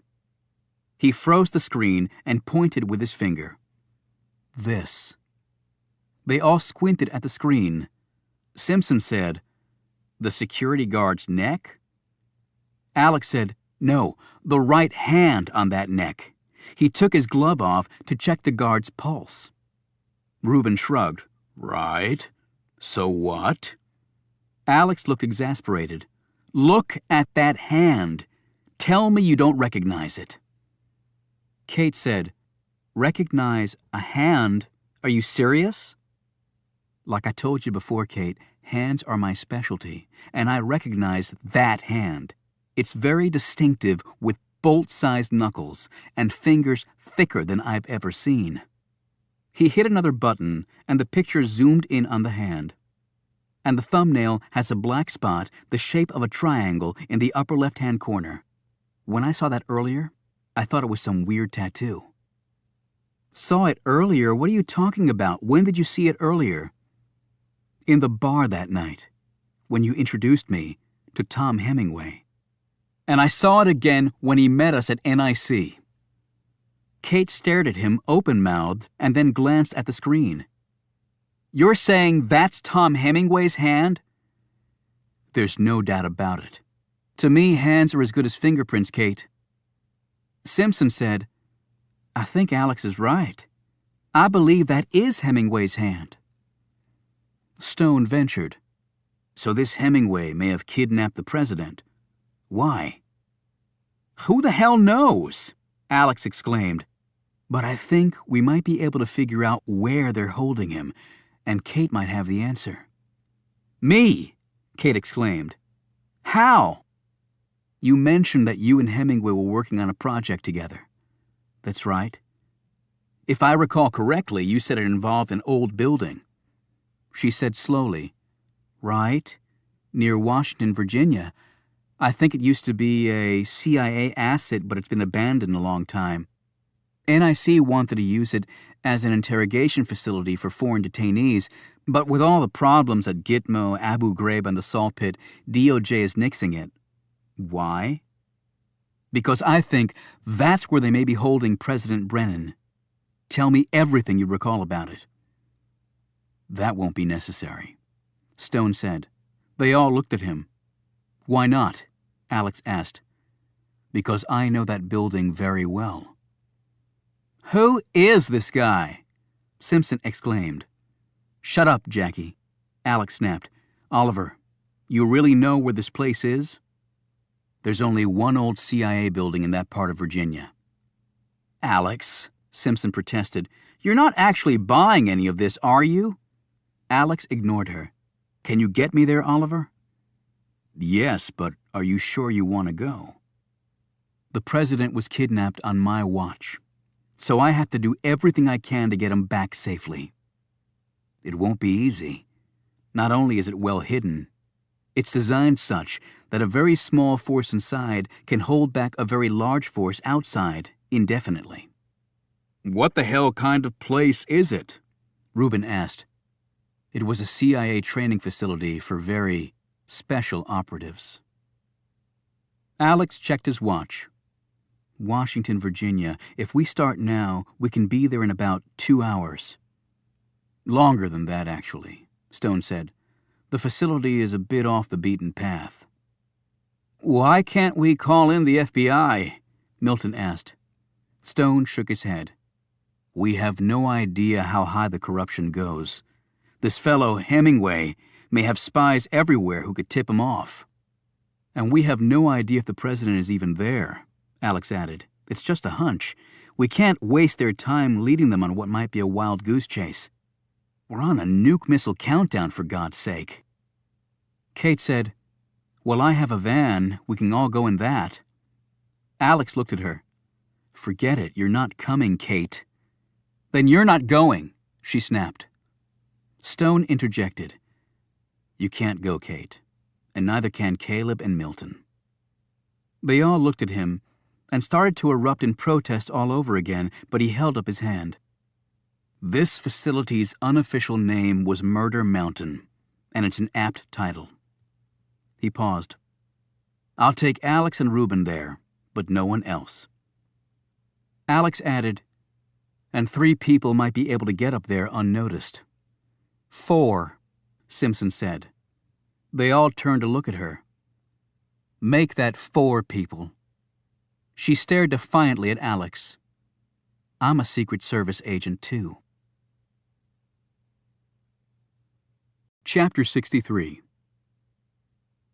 The nuclear-powered submarine Tennessee had been given the unenviable task of launching the missile strike against Damascus.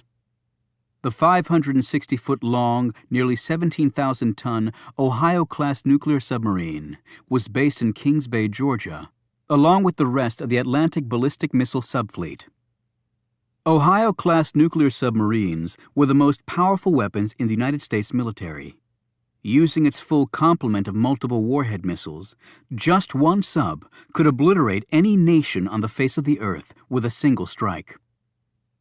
The Tennessee was currently parked in the middle of the Atlantic Ocean, hundreds of feet down. Although it could have hit Damascus with one of its latest generation Trident II D5 missiles while sitting in its East Coast home port. Each D5, cost nearly $30 million, stood 44 feet long, weighed over 60 tons, and had a maximum range of 12,000 kilometers with a reduced payload. Capable of Mach 20, the D5 was 10 times faster than the Concorde, and no military jet in the world could come anywhere close to matching its speed. Only a single D5 would be launched at Damascus, yet that was misleading to the actual firepower being unleashed. The long-range D5 configuration contained 6 Mk5 independent re-entry vehicles, each one carrying a W-88 475-kiloton thermonuclear warhead. By comparison, a single W-88 warhead far exceeded the combined explosive power of every bomb used in every war in history, including the 2 atomic bombs dropped on Japan in World War II. While the 155 sailors on board the Tennessee had been at sea for 4 weeks, the crew was well aware of current events. The sailors knew what they'd been ordered to do, and every one of them intended to carry out that order to the letter, even if most of them harbored secret fears about what path this would lead the world down. They stared at their computer screens and went over again and again the launch procedures that might very well send the world into a titanic war. It was quite heady stuff for a group whose average age was 22. Meanwhile, in the first hour since Hamilton had appeared on TV, the Arab world had united fully behind its sister nation. Diplomats from Saudi Arabia, Jordan, Kuwait, and Pakistan were desperately trying to convince America to change its mind. While the city of Damascus was being evacuated, military commanders and political leaders of other Muslim countries were conferencing on how best to respond if an American missile struck Syria. Middle Eastern terrorist organizations everywhere had called for an all-out jihad against the United States if Damascus was hit. Across much of the Middle East, the leaders of these groups began planning the retaliations. If a missile did strike Syria, the devastation would be far beyond anything the world had ever experienced before. Damascus was one of the most densely populated cities on the planet, with over 6 million residents. It would only be possible for a minuscule percentage of its citizens to escape to safety in the allotted time. All others would simply disappear in the nuclear flashpoint, as a mushroom cloud of radiation rose into the air before descending onto the oldest continuously inhabited city in the world. Syria and the Sharia group had immediately and vigorously disclaimed responsibility for the kidnapping. However, this explanation was not widely believed in Western circles.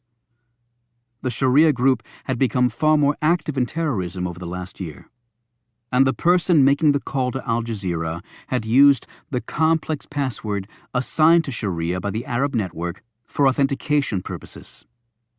This password was constantly changed and was known only to a few highly placed leaders of the terrorist organization. Statements from the Sharia group that one of its leaders who knew the current password had been missing for 2 weeks largely fell on deaf ears. The United Nations had called on America to step down from its intention of launching a nuclear missile, and all other members of the UN Security Council had reiterated this demand through emergency diplomatic channels. To all these pleas, the United States' reply was the same. It was all up to the kidnappers. All they had to do was return James Brennan unharmed, which was what they said they were going to do anyway, and the Syrians could live. The only difference was the U.S. was now dictating the timetable of the return of the president. Israel was on the highest alert. Its leaders well knew that the country would be one of the first targets of an Islamic counterattack. And Syria was close enough to Israel that the issue of nuclear fallout caused the Israeli Prime Minister to contact acting President Hamilton for clarification on the matter. Its vital Golan Heights water sources weren't that far from the target zone. The government in Beirut also contacted Washington, since Damascus was close to Lebanon's border. Washington's terse reply was the same to both countries. Take all precautions you deem necessary. Back at the White House, acting President Hamilton sat in the Oval Office with Defense Secretary Decker, his military commanders, the National Security Council, Secretary of State Mays, and a few other members of his cabinet. Carter Gray was conspicuously absent from the group. The momentous decision to launch nuclear weapons was clearly weighing on Hamilton. His skin pale and his face drawn, the man looked terminally ill. He sipped on bottled water to alleviate the acid burning through his stomach, while his generals and admirals conversed with each other in low voices. Decker left one of these groups and walked over to Hamilton. "Sir, I understand the enormity of your decision, but I want you to know that we have more than enough capability to do this." "I'm not worried about your hitting the damn city, Joe. I'm worried about what happens after that." Syria has been aiding terrorists for a long time. Damascus is full of former Ba'athist heavyweights just biding their time before attempting a coup in Iraq. It's well known that mosques in Damascus are recruiting stations for mujahideen. And Syrian militia are all over the Sunni Triangle in Iraq. It's time we drew a hard line in the sand with them. It's the same domino theory as spreading democracy in the Middle East by starting with Iraq. We make an example of the Syrians, then everyone else follows suit. "Yes, but what about the radiation fallout?" Hamilton asked. "There will be some, certainly, but where Damascus is situated, we believe that it will be somewhat contained." Hamilton finished his water and threw the bottle in the wastebasket. "Fallout somewhat contained. I'm glad you believe that, Joe." "Mr. President, you made the right decision. We couldn't allow this to happen without retaliation. That would empower these people to do even more. It has to stop. And deploying more troops would only stretch our military beyond the breaking point and allow the Syrians to successfully fight us guerrilla style, just like the Iraqis are doing. Besides, when they realize we're not bluffing, they'll release the president. We won't have to launch." "I hope you're right." Hamilton stood and stared out the window. "How much time left?" Decker instantly looked at his military aide. 6 hours, 11 minutes, 36 seconds. The aide promptly replied as he studied the laptop in front of him. "Any more word from the Sharia group?" Hamilton asked. "Only that they don't have the president," Andrea Mays said. The Secretary of State came over and stood next to her boss. "And what if they're telling the truth, Mr. President? What if they don't have him? Maybe someone is trying to lay the blame on Syria in hopes that we do exactly as we are doing." Decker interjected. "I'll grant you that even though authentication passwords are changed by Al Jazeera regularly, there is the possibility that someone else might have gotten access to it. But the person calling in the information had intimate details of the kidnapping that only the perpetrators would have known.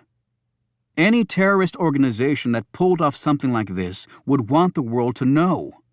Historically, their strategy has never been to lay the responsibility off on another group. The only difference is the Sharia group never expected us to use the nuclear card. That's why they're backtracking now and disclaiming culpability. The bastards have him all right." Hamilton stared at Decker. "But if they don't, and we level Damascus?" Hamilton shook his head, turned back around, and stared into the darkness of an otherwise beautiful late summer night in Washington, D.C. From the streets of the city, thousands of voices screamed back at him in protest. The chants of no nukes managed to pierce even the thick walls of the White House, as the citizens of the U.S. made their opinion very clear to their leadership. Yet once the nuclear threat had been made, it could not be withdrawn. Hamilton understood. Otherwise, America's trillion-dollar nuclear arsenal would instantly become worthless. Instead of going to the White House and participating in what he considered a useless death watch for 6 million Syrians who were on the precipice of extinction, Carter Gray had remained at NIC headquarters. He stopped at Patrick Johnson's empty cubicle and stared at the blank computer screen. Glitches and computer crashes, and presto, living, breathing terrorists were placed neatly into their digital graves. He sat in Johnson's chair and surveyed the room. The picture of his fiancée, Anne Jeffries, was still on the desk. He picked it up and studied it. A nice-looking woman, Gray thought.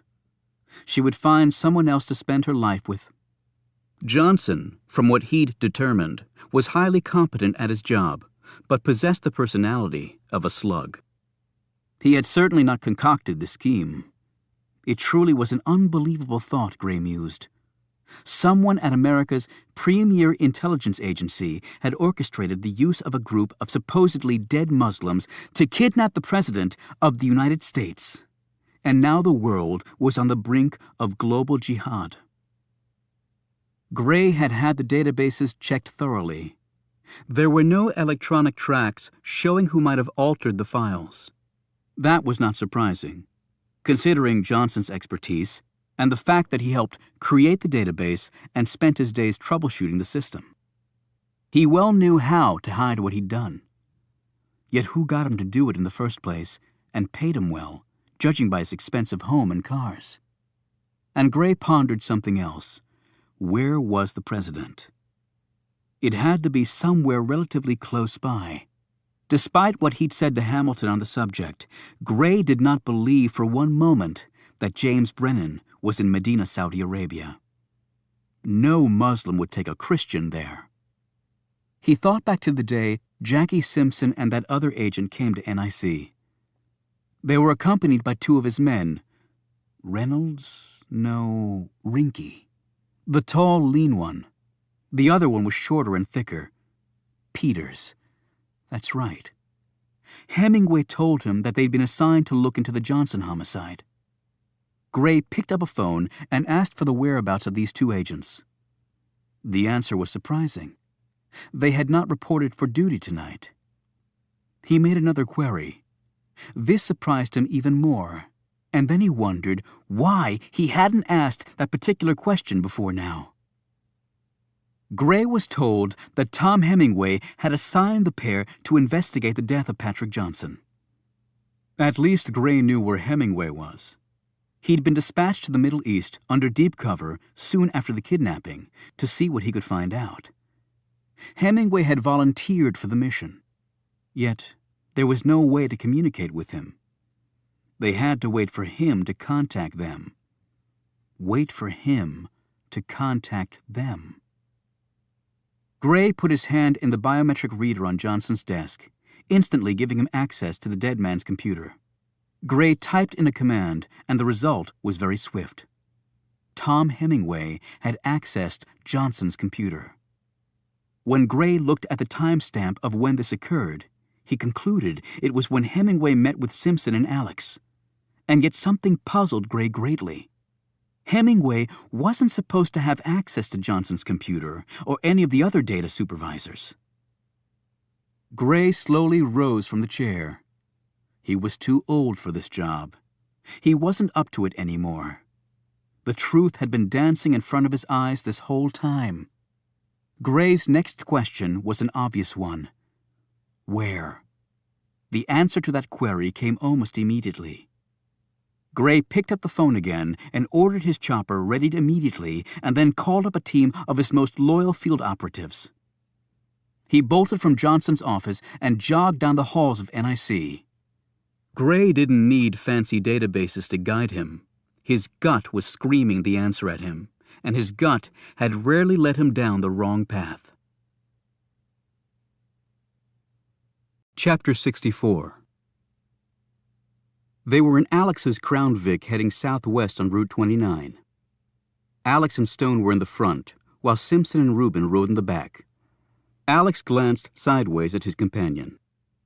Here the Secret Service agent was heading toward a possible showdown with a man who masterminded the kidnapping of a United States president. His rescue team consisted of a rookie Secret Service agent and a big guy pushing 60 whom Adelphia called Shifty Pants. And then there was the man named Oliver Stone, who worked in a cemetery, leading them all to a place called Murder Mountain. And to top it off, if they failed, the world might very well be toast. Alex sighed. We're all dead. About 35 minutes after they'd branched off from Route 29 onto Highway 211, they entered the small town of Washington, Virginia, the seat of Rappahannock County. From there, Stone gave intricate instructions, and they rose into the mountains, soon leaving any semblance of civilization behind, as asphalt roads turned to gravel and then to dirt. It was difficult to believe they were a little over 2 hours away from the nation's capital, and not that far east of the confluence of busy interstates 81 and 66. Simpson said from the back seat, "So what is this Murder Mountain place?" Stone glanced at her with a bemused expression, and then looked out the windshield. "Take the next right, Alex, and then pull off the road." "Road?" Alex said in frustration. "What road? I haven't seen a real road for about 20 miles. My suspension's shot." They were in the midst of the mountains now, and the only thing that looked back at them from out of the darkness was thick forest. Stone glanced back at Simpson. "As I said before, Murder Mountain was a training facility for special operatives of the CIA." "I know that's what you said. What I want to know is, why do you call it Murder Mountain?" "Well, the short answer to that is they weren't being trained to be nice to people." Simpson snorted. "So you're saying a U.S. government agency was training murderers? Is that what you're saying?" Stone pointed up ahead. "Pull the car over there, Alex. We're going to have to walk now." Alex obeyed this instruction, unclipped his magnetized flashlight from the doorpost of the Crown Vic, went around to the trunk, and started passing out equipment. This included guns and night vision equipment. Reuben and Stone both handled their weapons expertly. "Nom, 3 tours, and then DIA," Reuben said, in response to a curious look from Alex. "I know my way around a pistol." "Good," Alex said. He looked at Stone, who was checking his weapon. "You all right with that, Oliver?" "I'm fine," Stone said quietly. Actually, he was terrified to have a gun in his hand after all these years. "In case we get split up for any reason, everybody got a cell phone?" Alex asked. "The signal probably won't work well up here," Reuben commented. "And once we get inside the building, there won't be any transmission possible," Stone said. The building was constructed with copper and lead shielding. "Great," Alex said. "Okay, Oliver, lead the way." They headed into the woods. "Does anyone have a problem with caves?" Stone asked, as he halted the group at an entrance into the side of the mountain. "I have a real problem with getting lost and dying in one," Alex said. "That won't happen, but it does get a little snug in places." "How snug?" Reuben asked anxiously. "I'm not exactly a little guy." "You'll be fine," Stone reassured his friend. Alex stared into the pitch-black hole. Is this the entrance to the building? "It's not one of the official entrances, but they'd be watching the official entrances, wouldn't they?" Stone replied. "Okay, stay close to me." He shone his light ahead and stepped inside. Simpson was the last to enter, and she clearly wasn't very happy about this turn of events. She glanced around behind her, shivered, and followed the others inside. It took them some time to navigate the curving passageways. In 2 spots, they had to clear debris that had fallen down and blocked the way, and in several other locations, they had to crawl through. Above them, the ceiling creaked and groaned, prompting them to hurry along faster. They reached a shaft that had rough foot and handholds carved into the rock. Stone went first. When he reached the top, he shone his light on a wall of black rock. However, when he tapped it, the wall was hollow. He felt along the wall, then carefully pushed on it until the section started giving way. Alex clambered up and helped him, and soon the wall had been pushed back. They all scrambled through the opening.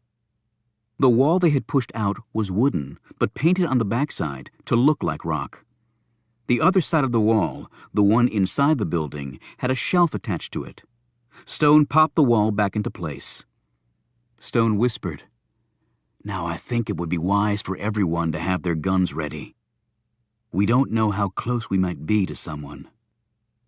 As they walked along, they looked around at the immensity of the place. And it was as though they had stepped back in time 40 years.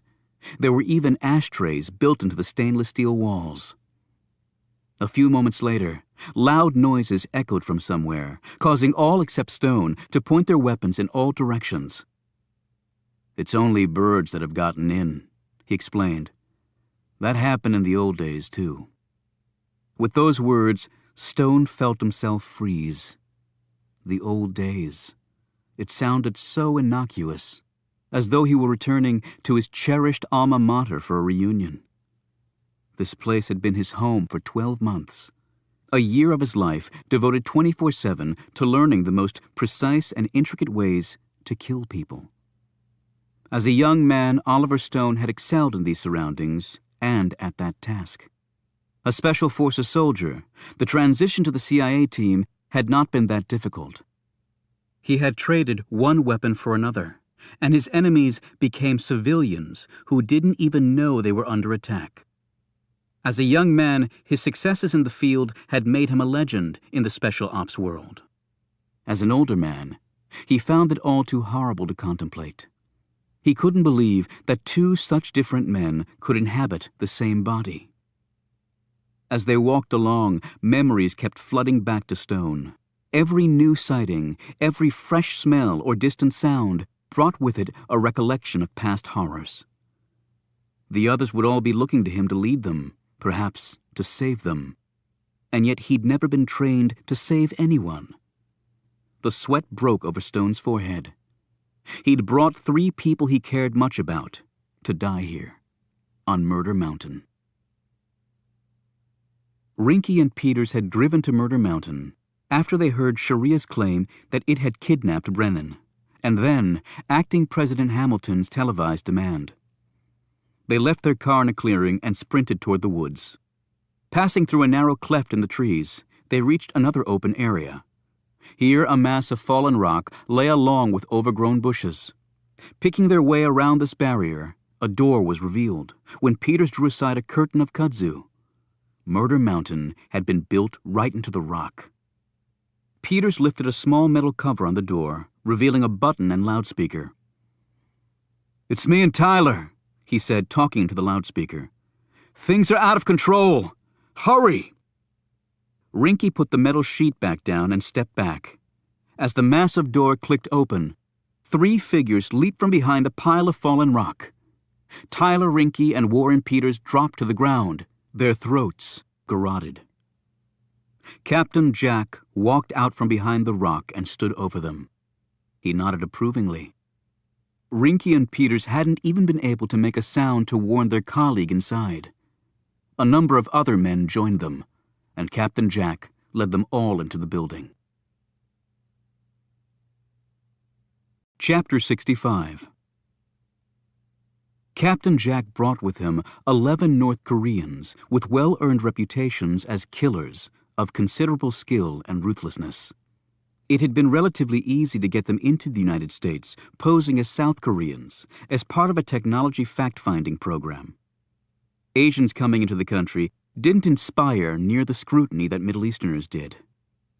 However, despite his men's murderous abilities, Captain Jack was also well aware of Tom Hemingway's prowess, and he wisely chose to split up his crew, keeping 2 men with him. Captain Jack had seen firsthand what Mr. Hemingway could do in a fight. 8 members of a Yemeni death squad had the misfortune of running into Hemingway while Captain Jack observed from a safe distance. It had been a slaughter. All 8 Yemeni, each tough, hardened, and armed, were dead within 5 minutes. Hemingway never even pulled his gun.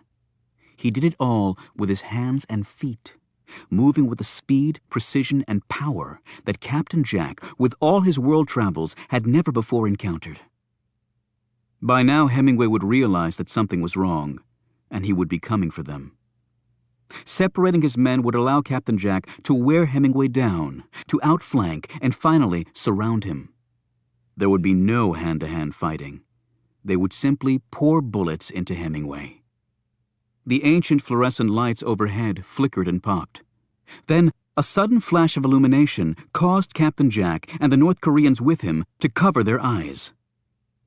The first thing Captain Jack saw when he drew his hand away from his eyes was a foot that seemed to come right out of the wall.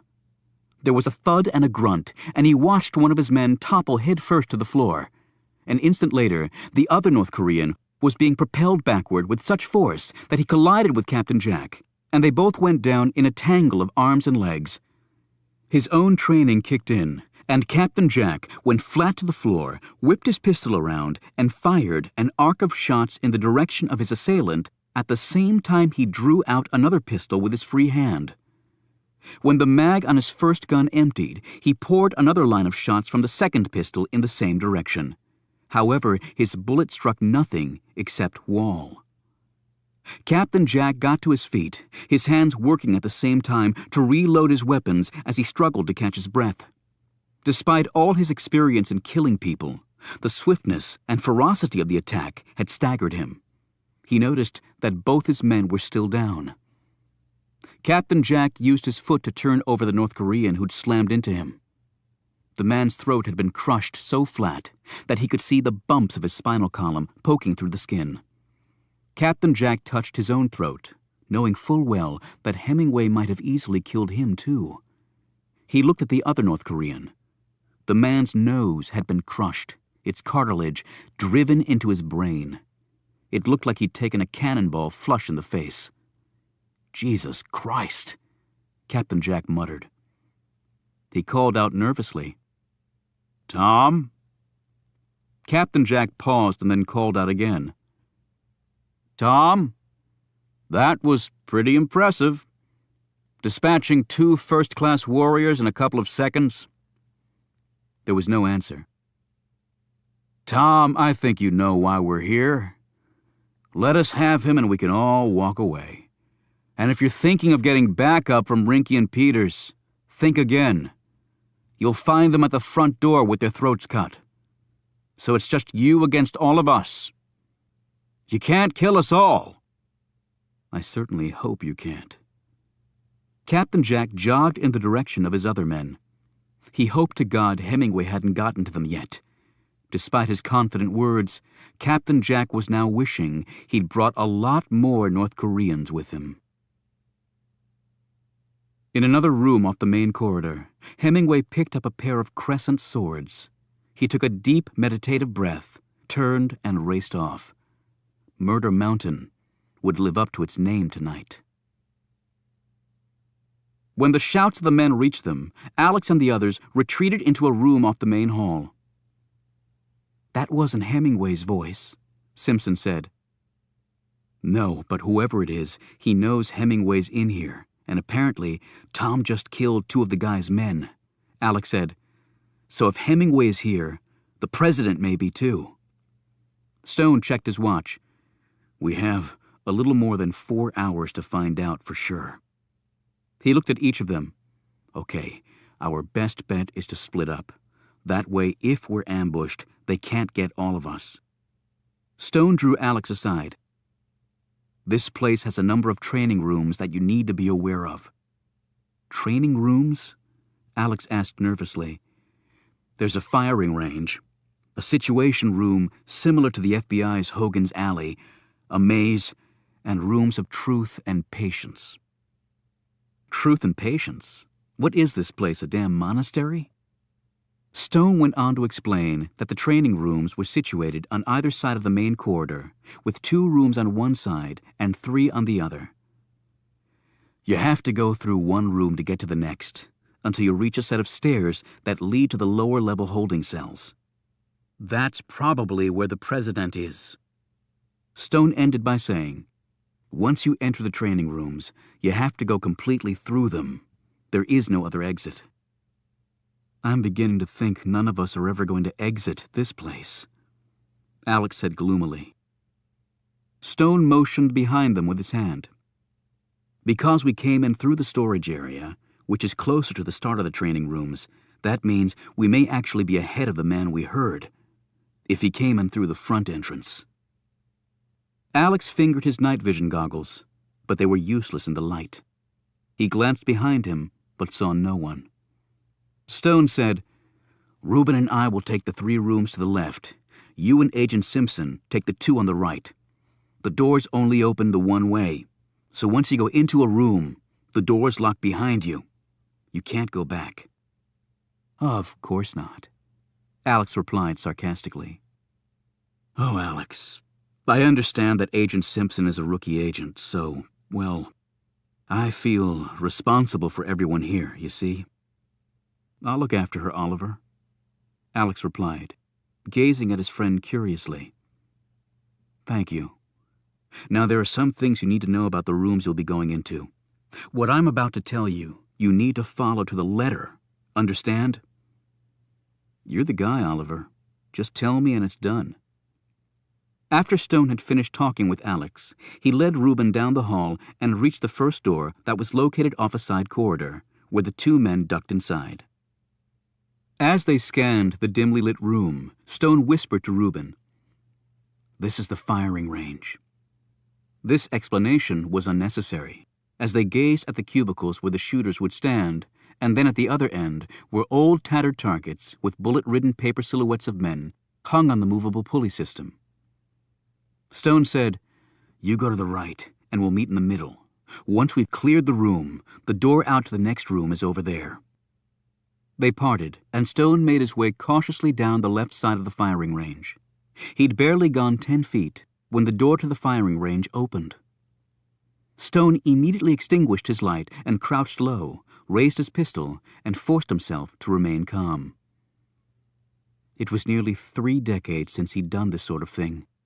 He looked up for an instant and thought he saw someone flit by, but it was difficult in the poor light to make out who.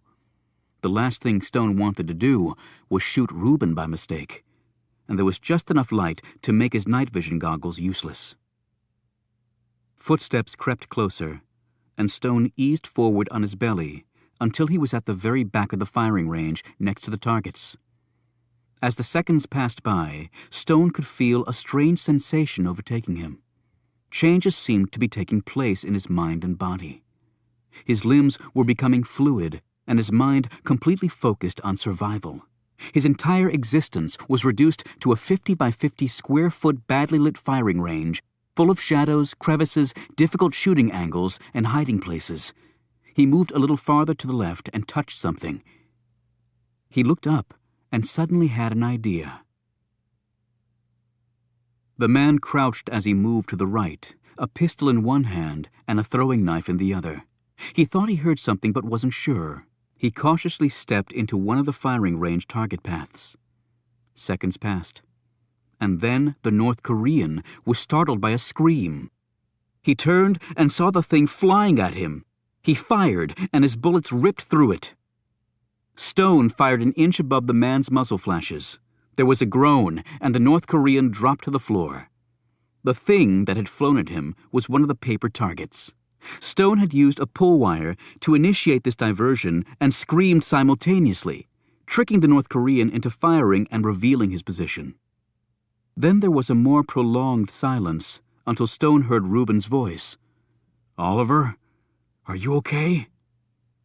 A few moments later, Reuben and Stone stood over the body after making sure the room was empty.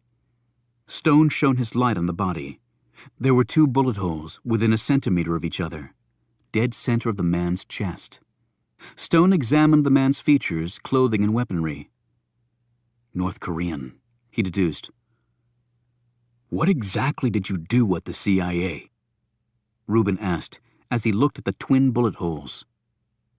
I was officially called a destabilizer. It sounds far less offensive than what I actually was. The machine gun bullets ripped through the door to the firing range. Rubin and Stone threw themselves to the floor. The door burst open and a second man flew inside, still firing. Stone managed to kick a leg out and trip the man, sending him sprawling and his machine gun flying out of his hands. Rubin pounced on the much smaller man. Got him, Oliver! Rubin cried out. Rubin wrapped his huge arms around the man and squeezed. Not so tough without your gun! Then Rubin cried out in pain as the man smashed his heel on top of Rubin's foot. Rubin's grip loosened a bit, which was the only opening the man needed. 2 blows slammed into Rubin's chin, then 2 more thunderous strikes knifed into his gut, and Rubin was on his knees gasping for air and spitting up blood. The man's hand raised, the blade in it held in a killing position. It descended toward the back of Rubin's neck. The bullet hit him flush in the brain, and he dropped to his knees and then toppled to the floor. Stone thrust the pistol back in his belt and ran over to his friend. Rubin, he said shakily. Rubin! Damn, Oliver, Rubin said slowly through his busted mouth. He rose on trembling legs. The 2 men looked at each other. What the hell are we doing here, Oliver? Rubin said, wiping the blood away. We're way out of our league. Stone looked down at his trembling hands and felt the pain in his leg where he'd tripped the man. He'd killed 2 men tonight, after not having killed anyone for nearly 30 years. Despite his brief feelings of his old training coming back, this was not like riding a bicycle. It was less about physical training and youthful strength, and more about a mindset that said it was okay to kill another human being by any means possible and for any reason. Stone had once been such a man. He no longer was. And yet, he was trapped in a building that would very likely be his and his friend's crypt if he didn't continue to summon his old homicidal instincts. He helped his friend up. I'm sorry for bringing you here, Rubin. I'm very sorry. Stone's voice cracked as he said this. Rubin put a big hand around his friend. Hell, Oliver, if we gotta die, I'd rather go with you than anybody else I know. But we have to get back. I mean, what would Caleb and Milton do without us? Alex and Simpson were in a large dark room that smelled distinctly foul. They hadn't heard the shots from the firing range because it was insulated for sound. Using his night vision goggles, Alex was able to see that there was a narrow elevated passageway leading across the room that was reachable by a set of metal steps. He whispered to Simpson, I'll go first to make sure it's okay, but cover me close, he added. Why do you get to play hero? She asked. Who says I'm playing hero? If I get in trouble, you better damn sure come bail me out, even if it means getting your ass shot up. Now listen, when you go across that passageway, you stay right in the middle, okay? Do not step on the sides. Why? What'll happen?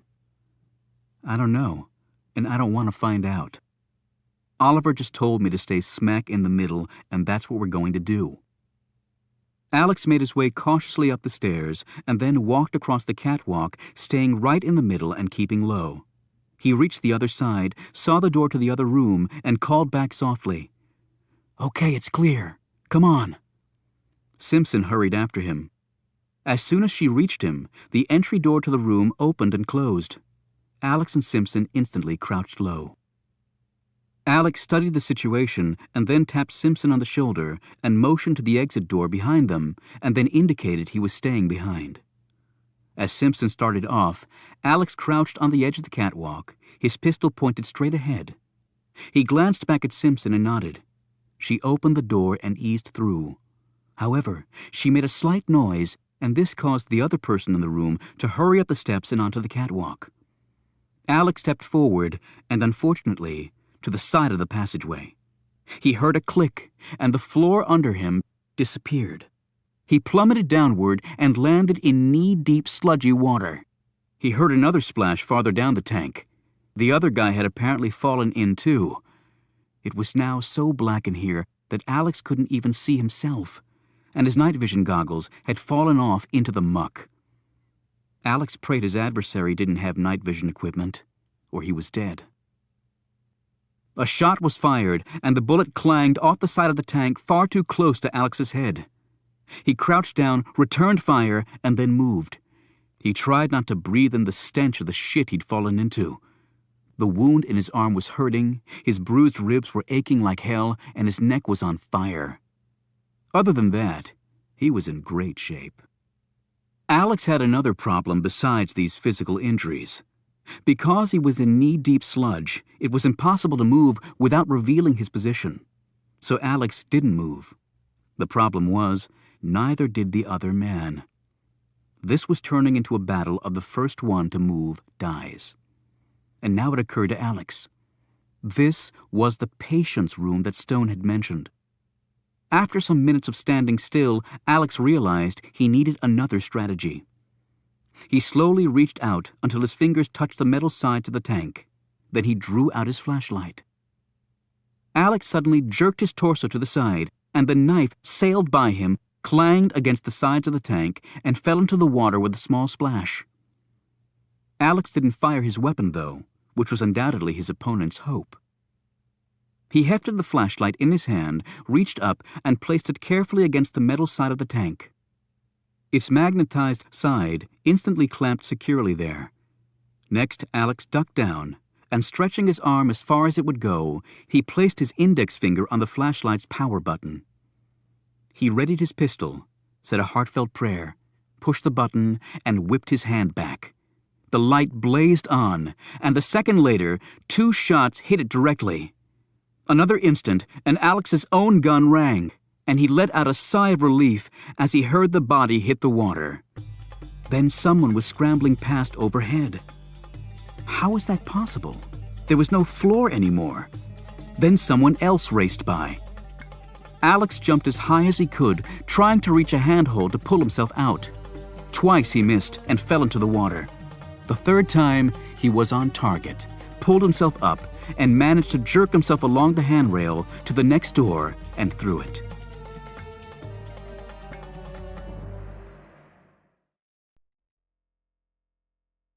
Chapter 66. Stone and Rubin looked around what appeared to be a replica of famed Hogan's Alley in Quantico, which the FBI used to train its agents for real-life scenarios. The Secret Service had a similar setup at their Beltsville training facility. This room had mock buildings, a phone booth, sidewalks, and an intersection complete with traffic light. An old black sedan with rotted tires was parked on the street. It was as though they had suddenly stepped back in time.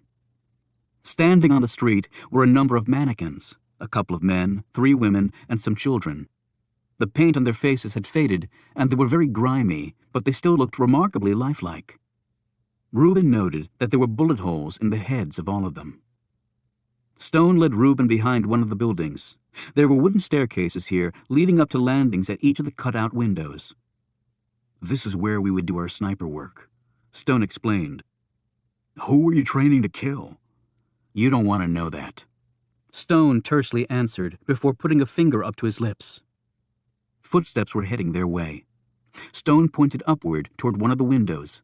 They made their way quietly up and cautiously peered out. 3 North Koreans had entered the space. They moved as one well-trained unit, each taking turns covering the others as they searched the area. Stone's and Rubin's fingers tightened on their pistol triggers. Stone eased forward and lined up a shot.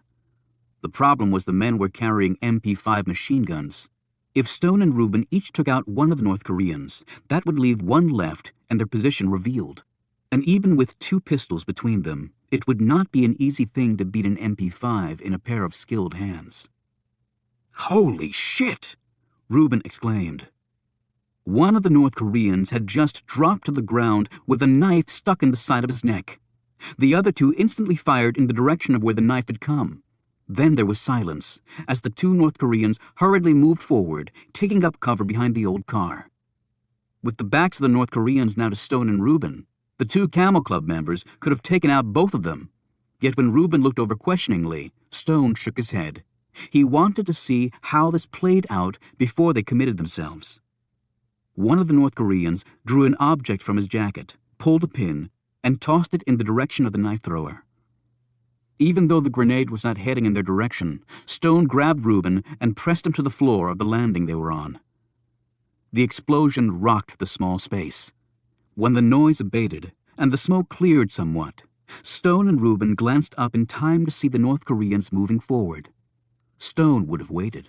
It was still too smoky to see all that clearly. An instant later, leaping out of this cover of smoke, was a figure dressed all in black from head to foot.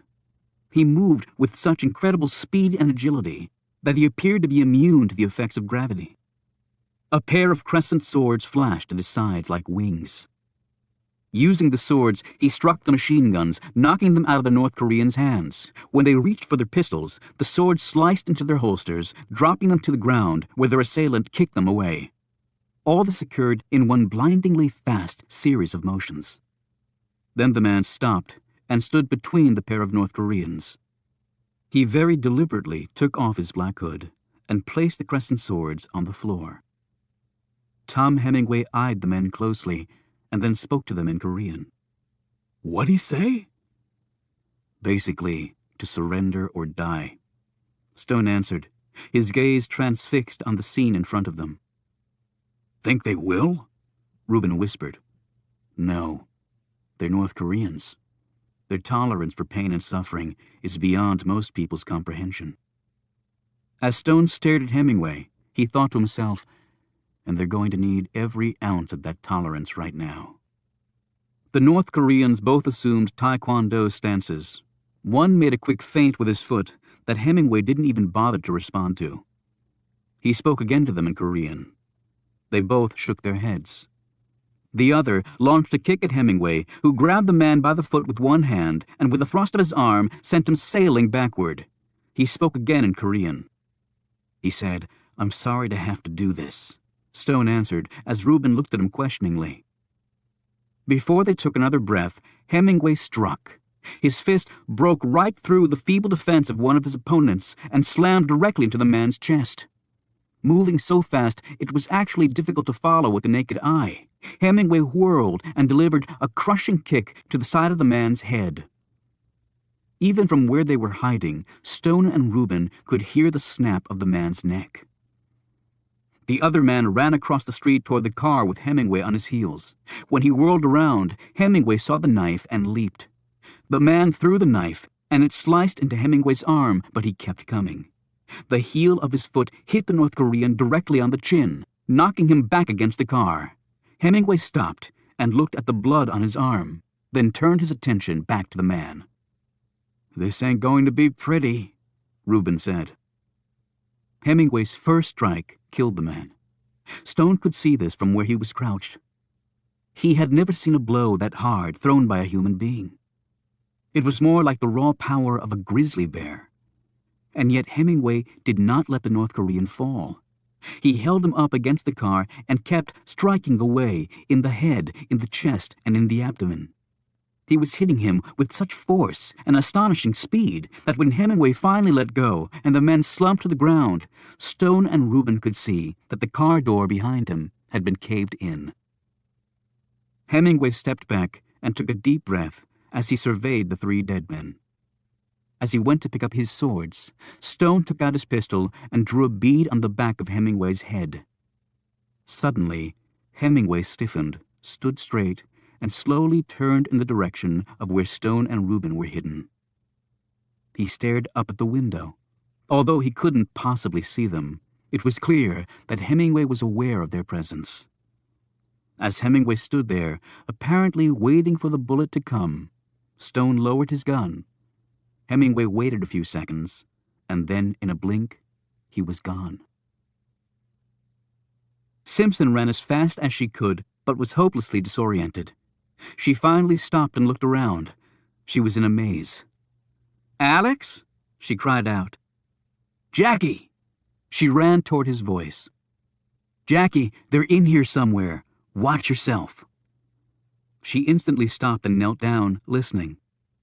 All she could hear at first was her breathing. Then the sounds of footsteps, stealthy footsteps. She backed down the corridor away from them. She held her pistol up, ready to fire. "Jackie? Down here!" she called out. Alex stuck his head around the corner and saw her. He quickly joined her. She looked at his filthy clothes. "What the hell happened to you?" He rubbed at the muck. "Don't ask. Just don't ever say I lack patience, or I'll deck you." He gazed behind him. "2 guys blew past me coming in here. Any sign of them?" She shook her head. "So how do we get out of here?" "It's as simple as checking the floor." "What?" Alex didn't answer. He walked down the corridor and stopped where it intersected with another. He got on his knees and looked at the floor. "Damn! How about that?" Simpson hurried forward and joined him. "See?" He was pointing at a small dot in a crevice in the floor that was barely visible. "A red dot," Simpson said. "What does that tell us?" "Which way to turn." "How?" "You must be a landlubber." "Meaning what?" "Meaning sailors know that red means port and port means left." He turned left down the corridor, and they walked along until they reached another intersection. There they found another dot. This one was green. Green means starboard, and starboard means... Right.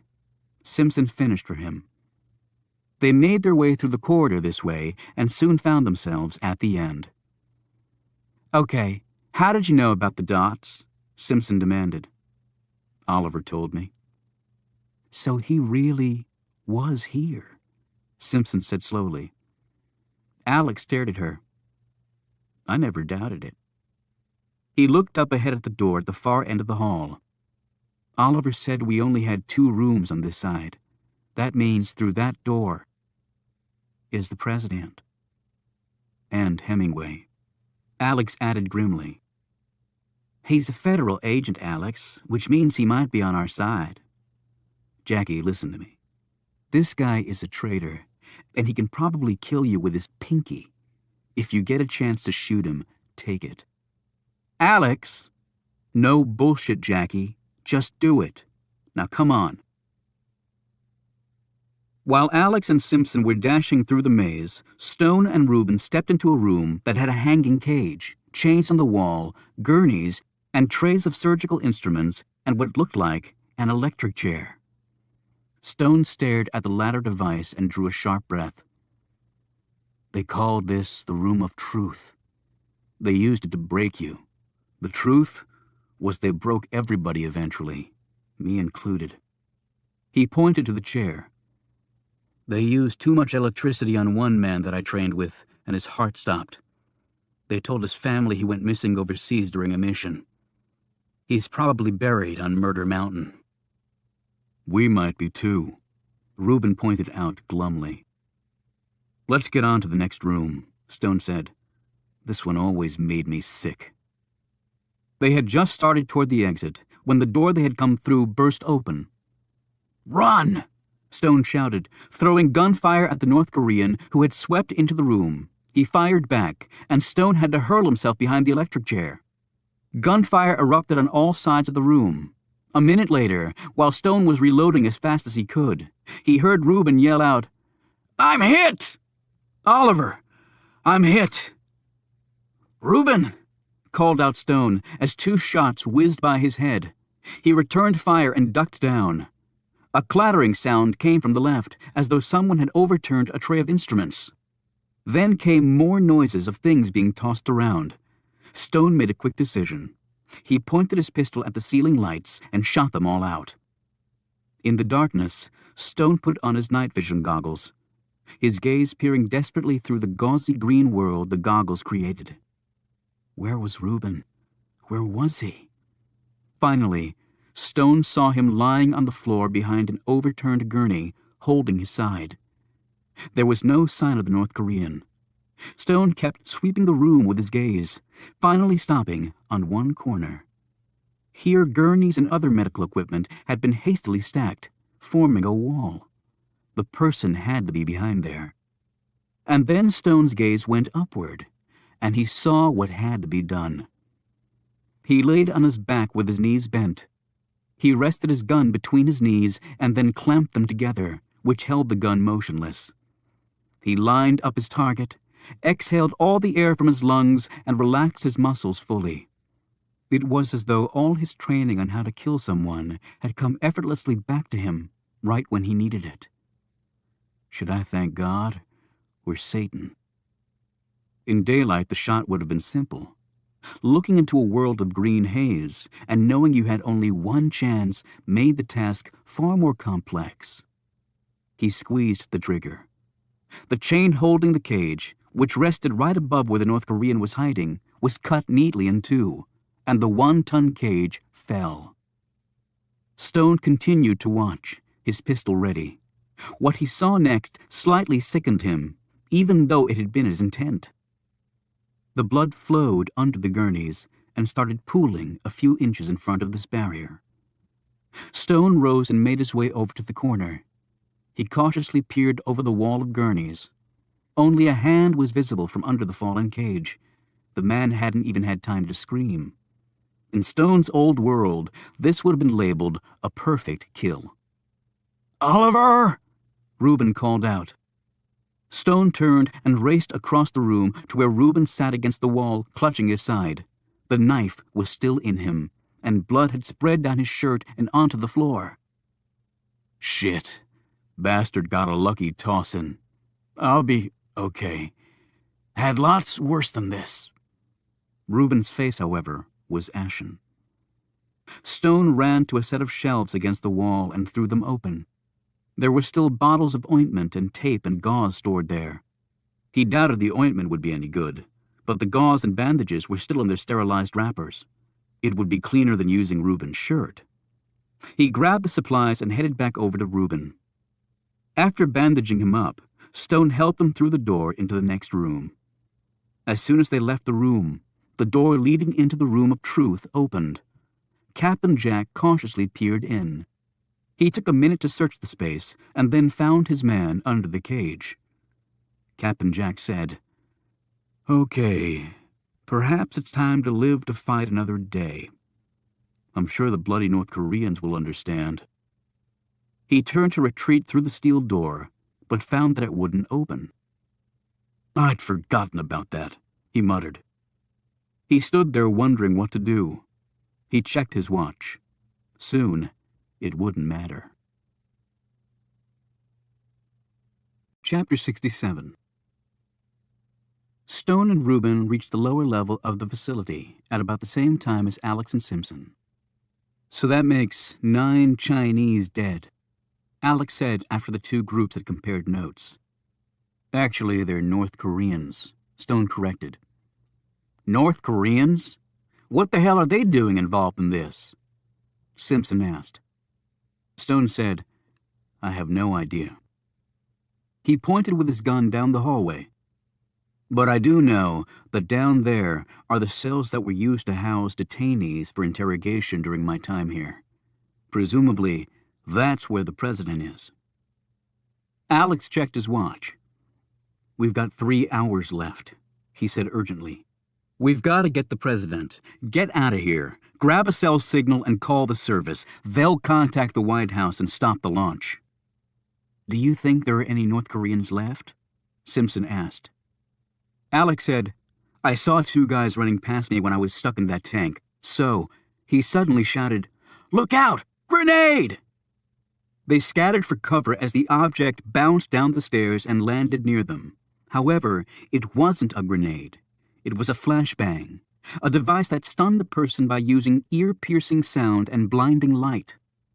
Members of the FBI's hostage rescue team swore by its effectiveness, and it did its job this time. When it went off, all of them were instantly incapacitated. Two North Koreans raced down the steps. They wore earplugs and so were unaffected by the sound of the explosion. They pointed their weapons at the helpless Alex and the others. Stone struggled to get to his feet, but he was so disoriented he couldn't manage it. Simpson's hands were over her ears, and she looked ready to pass out. Reuben lay crouched in the corner, clutching his side and breathing weakly. One of the North Koreans shouted one word, in English this time. "Die!" He moved his MP5 shot selector to auto, and his hand slid to the trigger. He could empty his entire 30-round mag in a few seconds. And he would have, too, if he'd still been alive. His spine snapped when the foot struck him from behind. He dropped to the floor. As he fell, his finger pushed back the trigger, and the machine gun emptied a few rounds right into the concrete floor. They ricocheted into the man, not that he felt them. The other man tried to fire his gun at Hemingway, but Hemingway ripped the mag right off the stock, then crushed it against the man's skull and finished him off with a vector strike to the liver, rupturing it. The man dropped to the floor with a thud. Then Hemingway was gone. As the effects of the flashbang wore off, Alex struggled to his feet and helped Simpson up. Stone did the same with Reuben. "Where did Hemingway go?" Stone asked. Alex pointed down the hall. "That way. Through that door. I saw him right before he disappeared. I'm not sure how, because my head was exploding at the same time." They took a moment to eye the battered North Koreans. "This guy is a freaking nightmare," Alex exclaimed. "He just saved our lives," Simpson pointed out. "Oh yeah? Probably because he wants to kill us all by himself," Alex shot back. "So what I told you still goes. Shoot to kill the bastard." Stone looked at his watch. "We're running out of time." Hemingway stood alone at the end of the hall, the two cells holding the president and Chastity behind him. The prisoners were unconscious after he'd given them amnesic drugs with their dinner earlier. He didn't believe they'd want to have any memory of what had happened to them. As the door opened at the other end of the hall, Hemingway receded into the shadows. Alex stepped through the door with the others and called out, "Hemingway, we've come for the president." Hemingway made not a sound. "You might not know what's happened, Tom," Alex added. "The Sharia group claimed responsibility for the kidnapping. Right this instant, the United States has a nuke aimed at Damascus. It's going to launch in less than 3 hours unless the president is returned safely. That's what Rinke and Peters were probably coming to tell you."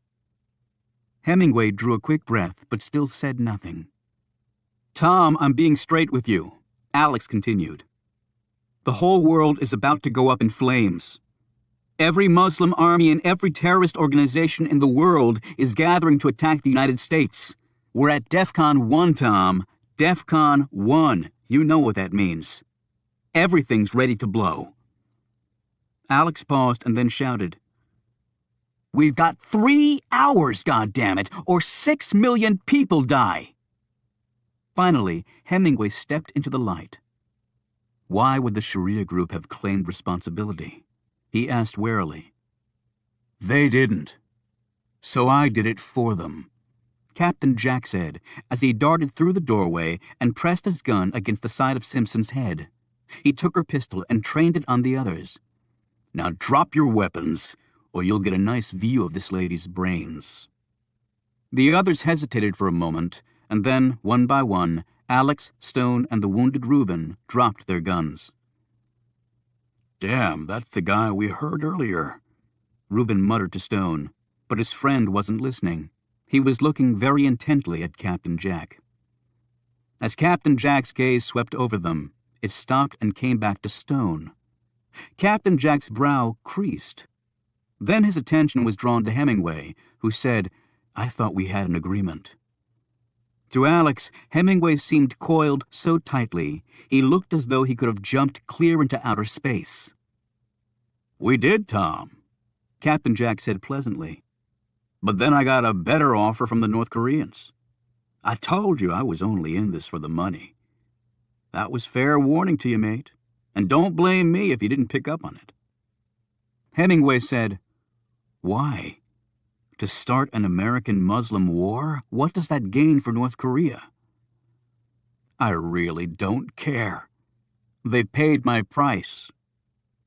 Alex said, "We're going to drop a nuclear bomb on Damascus." Captain Jack looked at him disdainfully.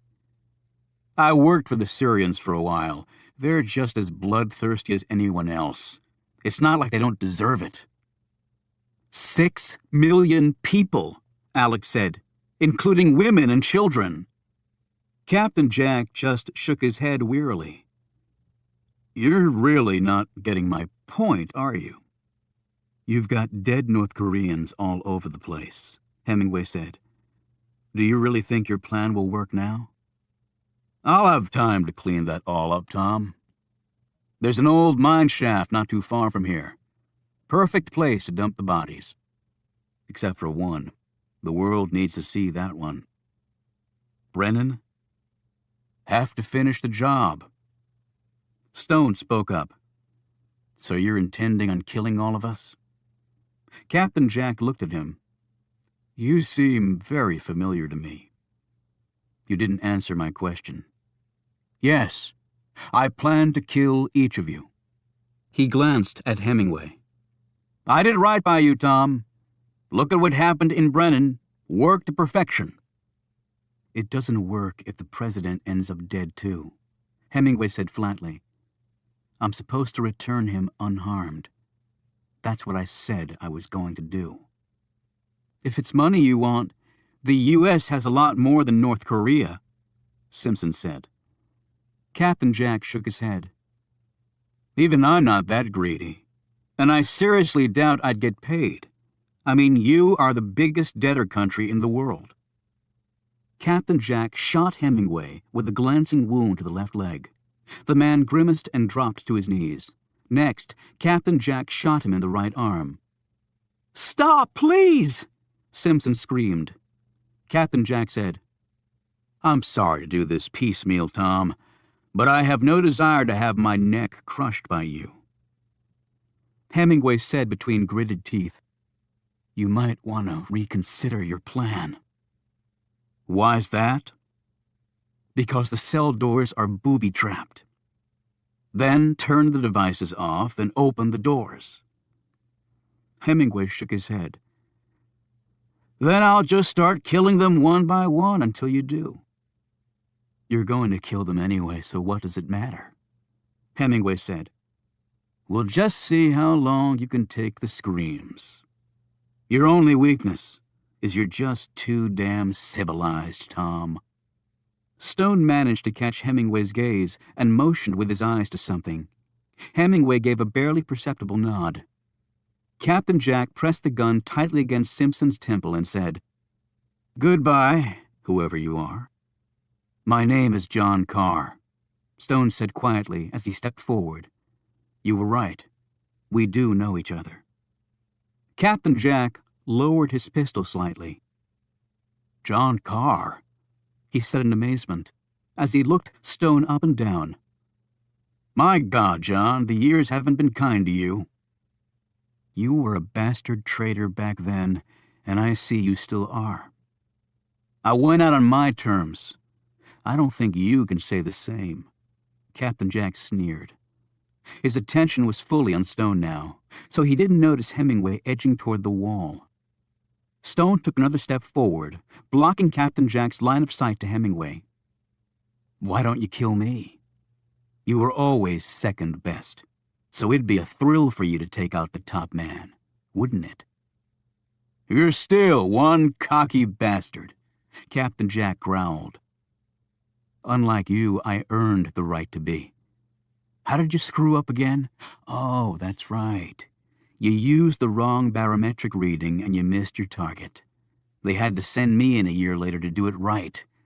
Face it, you were a second-rate bungler." Captain Jack pointed his pistol at Stone's forehead. "I won't have to worry about barometric pressure this time." Hemingway leaped and hit the light switch, plunging them into darkness. Captain Jack fired. There were screams and shouts and scuffling, and finally, one horrific cry, and then the sound of a body falling. The lights came back on, and Captain Jack was lying on the floor, his guns gone. Stone was standing over him, holding a knife covered in blood, fabric, and skin. He'd taken it from the room of truth. "You bastard!" Captain Jack groaned as he grabbed his lower calves where Stone had cut him, immobilizing the man. Captain Jack screamed, "Why didn't you just kill me?" "Because I didn't have to," Stone answered. "Listen to me," Captain Jack gasped. $10 million to each of you if you kill Brennan." They all looked at him in disgust. "He's just a man!"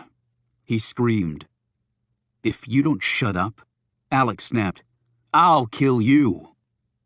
Hemingway managed to lever himself up against the wall. "You have to take President Brennan and leave him at a certain spot to finish this the right way." Alex looked at him in disbelief. "I don't know what the hell your crazy motivations are, and I don't care.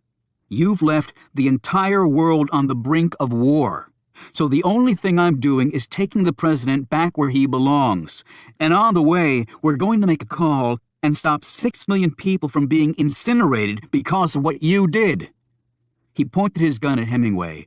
"Now you either open the cell door or I'll kill you." Hemingway struggled to his feet. "I'm not a traitor to my country, no matter what you or anyone else might think. I did this for my country. I did this for my world." "Open the damn door!" Alex yelled. "Now!" Hemingway took out a set of keys and unlocked one of the doors. "I thought you said it was booby-trapped," Captain Jack snarled. "I lied," Hemingway said. Stone and Alex carried the unconscious president out and sat him up against the wall. They found Chastity and placed her on the floor next to him. Alex pulled out his cell phone. "Damn it, I forgot there's no signal in here, so we need to get out of here to call Washington and—" A man's voice interrupted.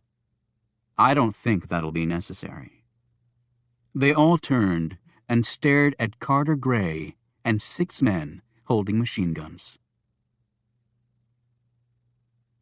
Chapter 68. "Thank God," Simpson said, stepping toward her godfather. However, Gray turned his attention to Hemingway. "The president was in the chopper that you flew me home in, wasn't he?"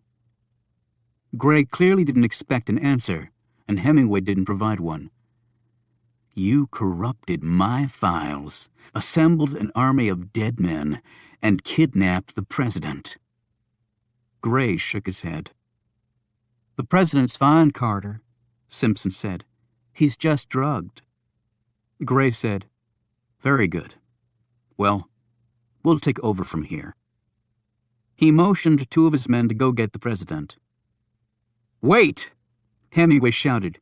"He needs to be returned the way I planned. You can't let all those people in Pennsylvania die in vain. They sacrificed themselves for a better world." Gray's face screwed up. "You are insane." He calmed and turned to Stone. "Hello, John. I can't tell you what a shock it's been finding out you're alive." Gray continued. He glanced over at Captain Jack lying on the floor, still clutching his bloodied legs. "2 old friends I believe to be dead. Resurrection seems to be a theme of the 21st century." "I wasn't ready to die on your timetable, Carter," Stone said.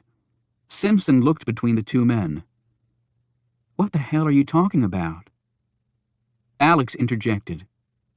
"Look, people, we're running out of time. We have to notify the White House that we have the president back. They'll stop the launch." Gray ignored this and said, "Jackie, I want you to step over here with me." "What?" she said. "Didn't you hear Alex? We have to stop the launch." "When you and I leave here together, you are never to speak of anything you've seen or heard tonight. Do you understand?" Simpson looked at the others. "I'm sure you can trust all of us not to reveal anything that would damage the country." "I'm not worried about the others, Jackie. Just you." Stone looked at the woman. You're the only one leaving here alive, Agent Simpson. He glanced at Gray. And I believe that includes the president. What the hell are you talking about? Simpson shouted.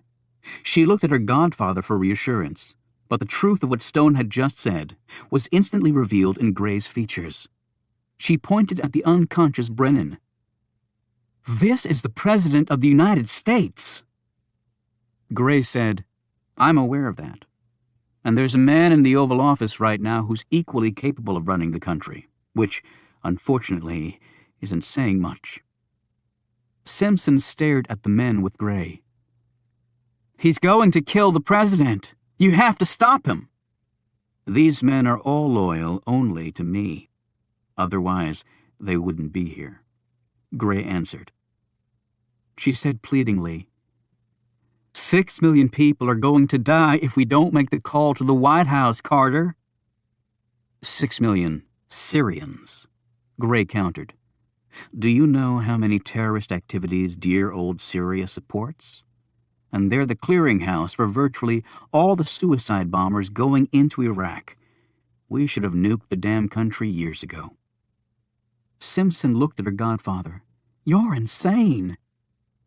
This is bigger than any one man, Jackie. Gray replied very calmly. This is strictly a war of good versus evil, and we have to ensure that those two sides remain clearly defined. And to do so, sacrifices have to be made for the good of all. Even the president is not above that. And to accomplish that, the world has to believe that his kidnappers have killed him. He paused and added, I'm sure your father would have no problem with any of this. Bullshit! Simpson roared. He'd be the first one to throw you in jail. Step over here with me, Jackie, Gray said with urgency. Do it now. Simpson didn't budge. No, you're going to just have to kill me too. Please, don't force me to make that decision. Alex suddenly screamed out, Gun! He threw himself toward Brennan, but someone else was a little quicker. The shot rang out as people seemed to be moving in slow motion. There were screams and scuffling feet and the sound of metal hitting the floor. And then there was silence. Jackie Simpson dropped first to her knees and then fell face down on the cold cement floor. The bullet that would have hit Brennan was now embedded inside her heart.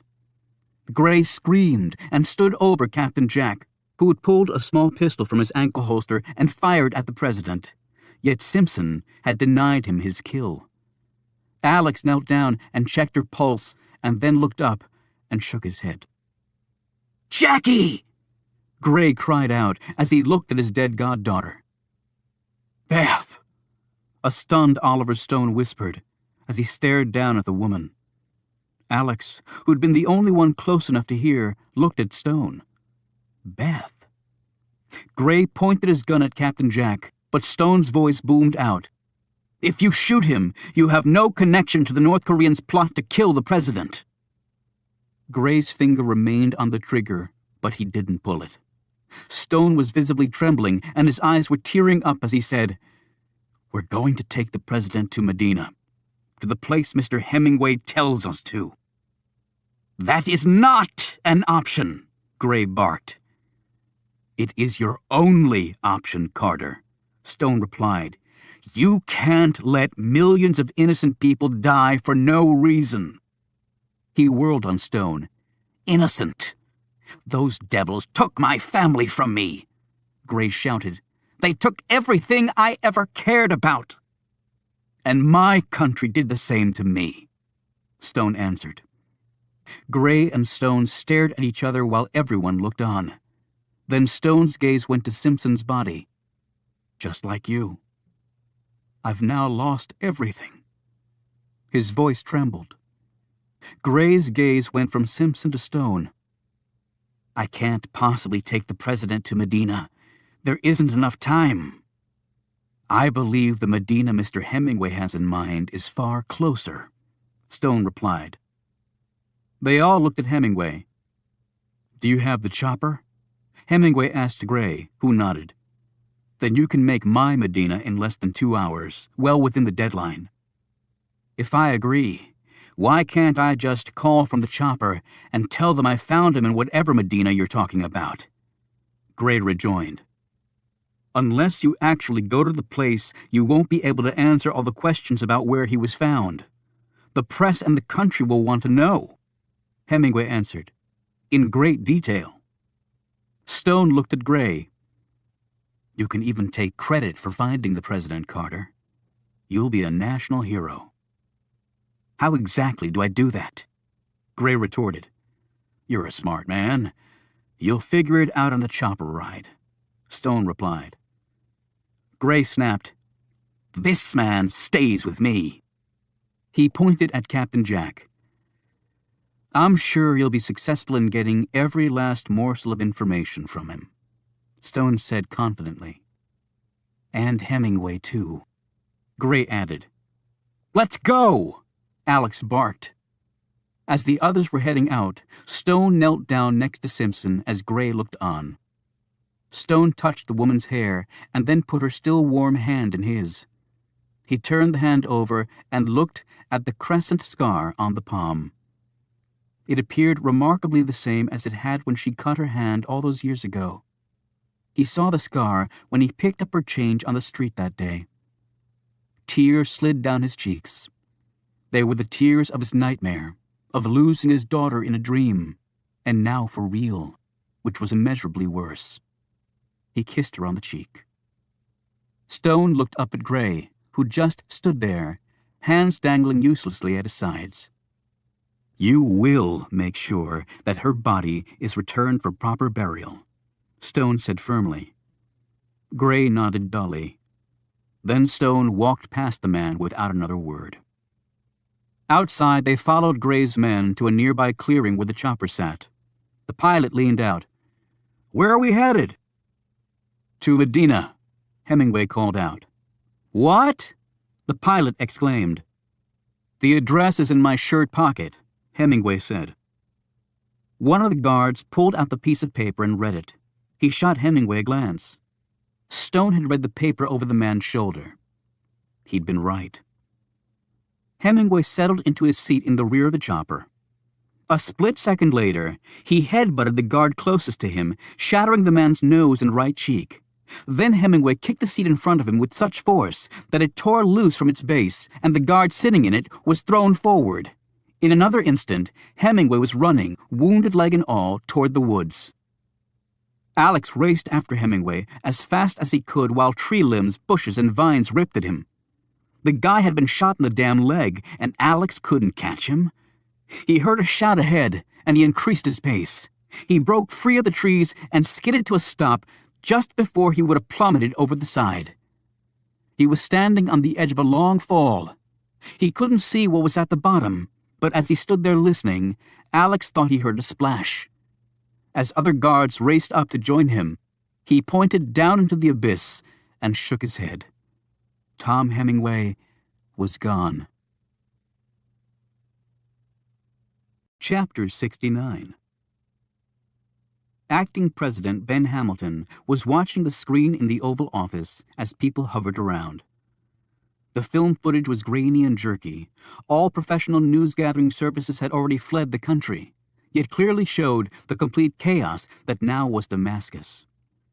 The roads were clogged with cars, the streets with desperate, terrified Syrians. It was reported that people were sprinting down the runway of the airport, trying to grab onto the last few planes that were taking off.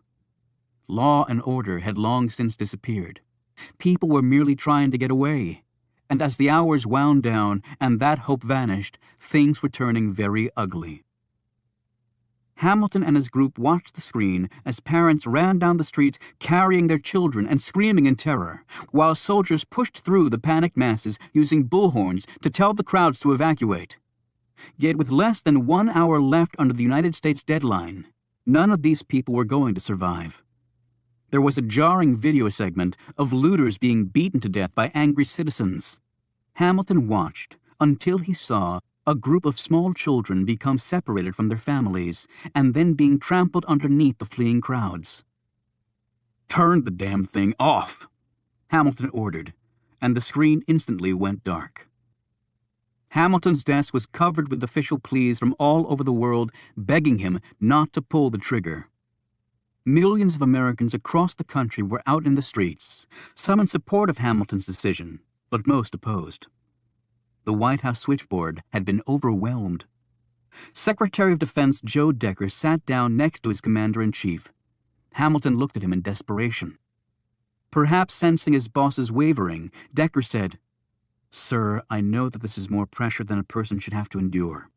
And I know what the world is telling you.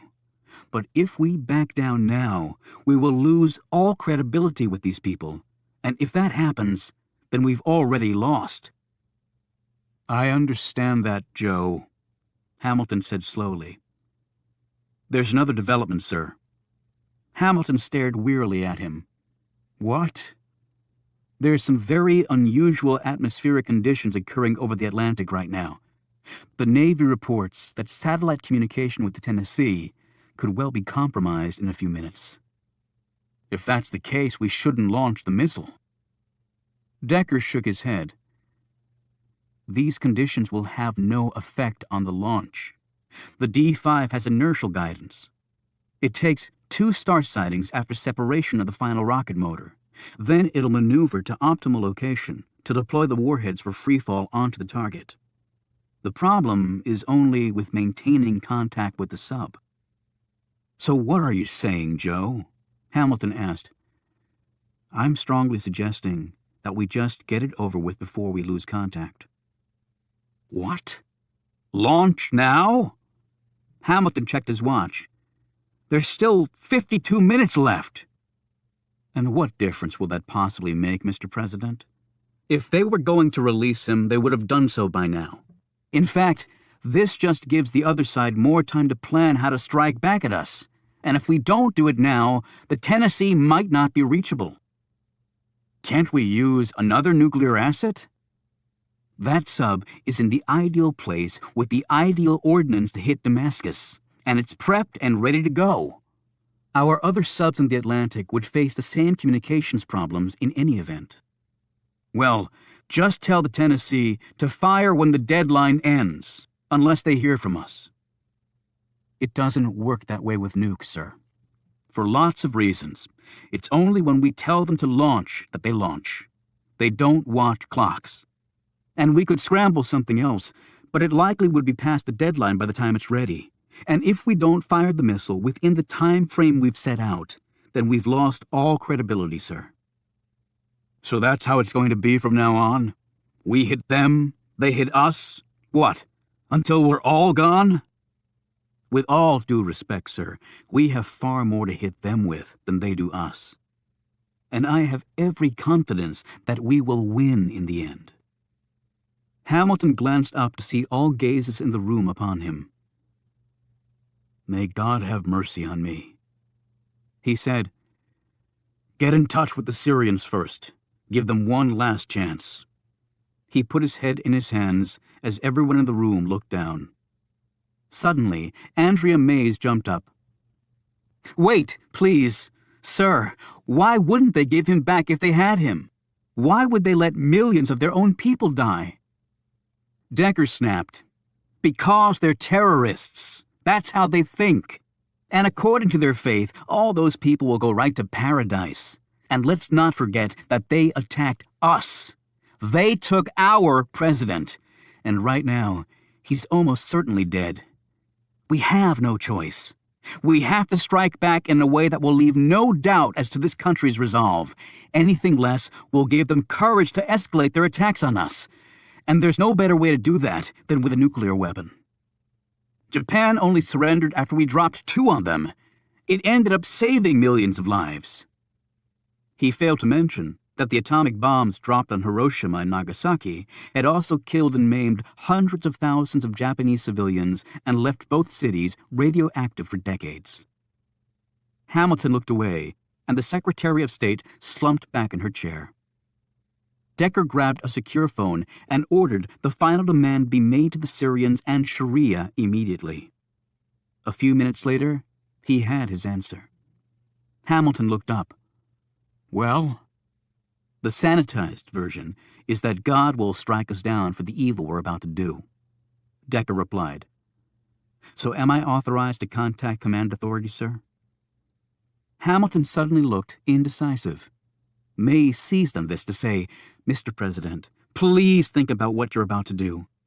If we annihilate Damascus, there will never be peace. Never." Decker moved in front of her. "Mr. President, we don't have peace now.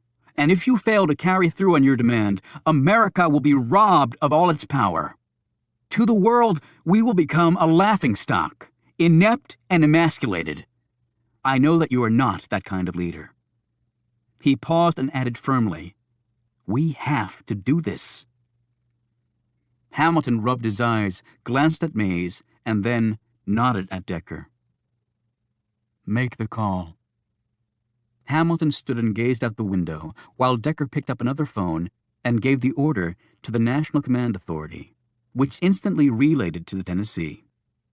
The mighty Trident missile would launch shortly thereafter, accelerating out of the water's depths with such incomprehensible speed and force that a protective wall of gas would enclose it. As it passed through hundreds of feet of ocean depths, not even a single drop of water would touch its metal hide. At a cruising speed of 14,000 miles an hour, the Trident missile would hit Damascus less than 30 minutes after launch, with the force of 1,000 Category 5 hurricanes all rolled into one. There would be nothing left. At first, the ringing phone didn't register. Then slowly Hamilton looked up. It was that phone. He raced over and snatched it up. "Yes!" His face paled, and he grabbed at his side. Most in the room thought he was about to have some sort of attack. "They have him!" He screamed to the room. "They have Brennan!" He whirled on Decker. "Call off the launch! Call it off!" Decker quickly spoke into the other phone and ordered the Tennessee to stand down. However, the Secretary of Defense suddenly paled. "What? That can't be." Everyone's gaze was riveted on him. Decker looked ashen-faced as he said, "The atmospheric conditions over the Atlantic have started disrupting satellite communications. The Tennessee acknowledged and confirmed the order to launch, but now command authority is having trouble contacting the sub again." Hamilton shouted at Decker, "I knew we should have waited the full 8 hours, you idiot!" Andrea Mays said shakily, "Oh my God." Hamilton grabbed the phone from Decker and roughly pushed the man out of the way. Into the phone he said, "This is Acting President Hamilton. You have to get in touch with that damn sub and tell them not to launch. I don't care how you do it. Just do it." He held onto the edge of the Resolute desk for support as his knees started to buckle and sweat glistened his brow. A stricken-looking Decker stood holding his shoulder from where Hamilton had shoved him against the wall. Hamilton yelled into the phone again. "Blow the goddamn sub out of the water if you have to!" He shrieked. "Just stop it! Stop it!" Seconds ticked by, and not one breath could be heard in the Oval Office, because every last person was holding theirs. Finally, Hamilton replaced the phone receiver in its cradle and sank to his knees. He looked very close to passing out now. Hamilton looked up at his subordinates. "They stopped the launch," he managed to say before staring directly at Decker. "With 1 damn second to spare." There were no cheers in the Oval Office. All of them were frozen. However, somewhere underneath the Atlantic Ocean, 155 American sailors screamed in relieved joy. The safe return of President James Brennan at an abandoned warehouse on the outskirts of Medina, Ohio, rocked the world yet again. The more than 14,000 American military and special operatives deployed to Medina in Saudi Arabia slipped away as quietly as possible. In the president's pocket had been found a typed note that read simply, "From great sacrifice comes great opportunity." Franklin Hemingway had penned those words 30 years earlier, and his son could think of no better message to leave with the leader of the free world. Carter Gray was hailed as a national hero for figuring out where Brennan was going to be released. While somewhat vague on the details, Gray explained that it was a combination of hard work, reliable informants, and a lot of luck. However, the kidnappers were true to their word, he said, because the president was in Medina, only about 7,000 miles away from the one we thought it was. Gray had spent an emotional night with Senator Simpson and his wife, comforting them on the loss of their only child. The official version of what had happened, and the only one her parents had received as well, was that Jackie was the victim of a deadly carjacking while driving along Interstate 81 very late at night. There were no suspects, and Gray knew there would never be an arrest. The only other development was the unexplained disappearance of 3 NIC agents. Gray would take care of that, too. On a positive note, Captain Jack had talked, and talked, and talked. Carter Gray now had quite a lot of ammo to use against North Korea. James Brennan triumphantly returned to the White House as huge crowds surrounding the area cheered. He gave televised remarks to the nation, thanking Carter Gray for his exemplary work, having no idea that the man had seriously contemplated killing him and blaming it on the Syrians. Brennan also thanked his beleaguered vice president for a job well done. Finally, he expressed his gratitude to the American people for being stalwart and true throughout the crisis. They would never know that a mere second had been the margin of error in the commencement of a worldwide apocalypse. His chief of staff stood by beaming. With the crisis over, her attention had returned fully to the election. The latest poll showed Brennan with a historically high 86% approval rating. Barring something catastrophic, her candidate would easily win the election and have 4 more years to build his legacy. Brennan received a full briefing on all that had happened, but no one could shed light on who'd kidnapped him. It now appeared clear that neither the Sharia group nor Syria had had anything to do with the abduction. In the colder light of reason, the Sharia group had no assets in the United States capable of having orchestrated such a scheme. The body of one of the group's leaders had been found, and the man had obviously died of torture. And no one had explained how so many skilled Arabs could have infiltrated the United States, with America's intelligence sector having no record of any of them. Damascus was still in shambles, but not nearly as bad as it would have been if the Trident had hit it. The Syrians and the rest of the Middle East were still understandably shell-shocked, but it seemed that with the world so close to the abyss, people were looking at things with a more cooperative eye. It remained to be seen if this mood had permanence, though. Vice President Hamilton had taken some time off from his official duties. Coming within a second of being the first American president since Harry Truman to order the use of a nuclear bomb was more pressure than any person should have to bear, and it had taken its toll on the man. However, Hamilton was expected to make a full recovery. Brennan had been astonished to learn that the kidnappers had died nearly to a man, while intentionally not inflicting any casualties on the United States. While he was still contemplating this stunning news, the president watched a recording of one of his favorite political roundtable shows that had been broadcast while he was still missing. Each of the 4 pundits on the show concluded that what was going on was a trick of some sort. "And if the president is delivered back safely?" the moderator asked. All of the pundits said that that would be another trick of some sort. "With what goal in mind?" the moderator asked.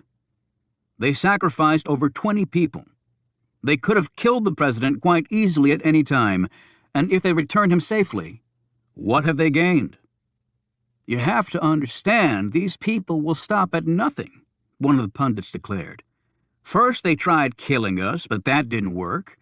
We fought back and are winning the war on terror, so they've clearly changed tactics.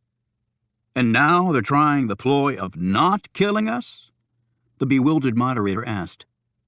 "Precisely," the smug pundit answered.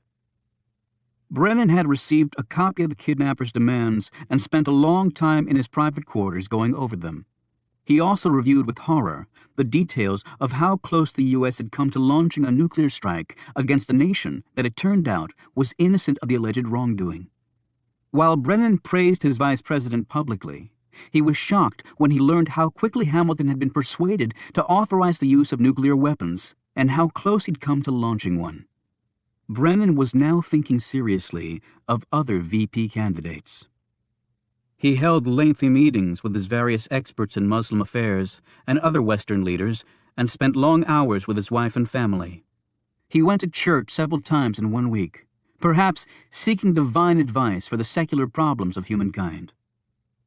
Now that the president was safely back, the international press started to report more openly about the kidnappers' demands. Throughout the capitals of Europe, South America, and Asia, people were actually focusing more on the substance of the demands, since for once, they didn't have an accompanying pile of human bodies and rubble to overshadow them. Finally, Brennan called a meeting of his cabinet, his National Security Council, and his top military advisors. There he brought up his abductors' demands. His National Security Advisor immediately protested. "Sir," the NSA said, "it's absurd. We can't comply with any of them. It's beyond preposterous."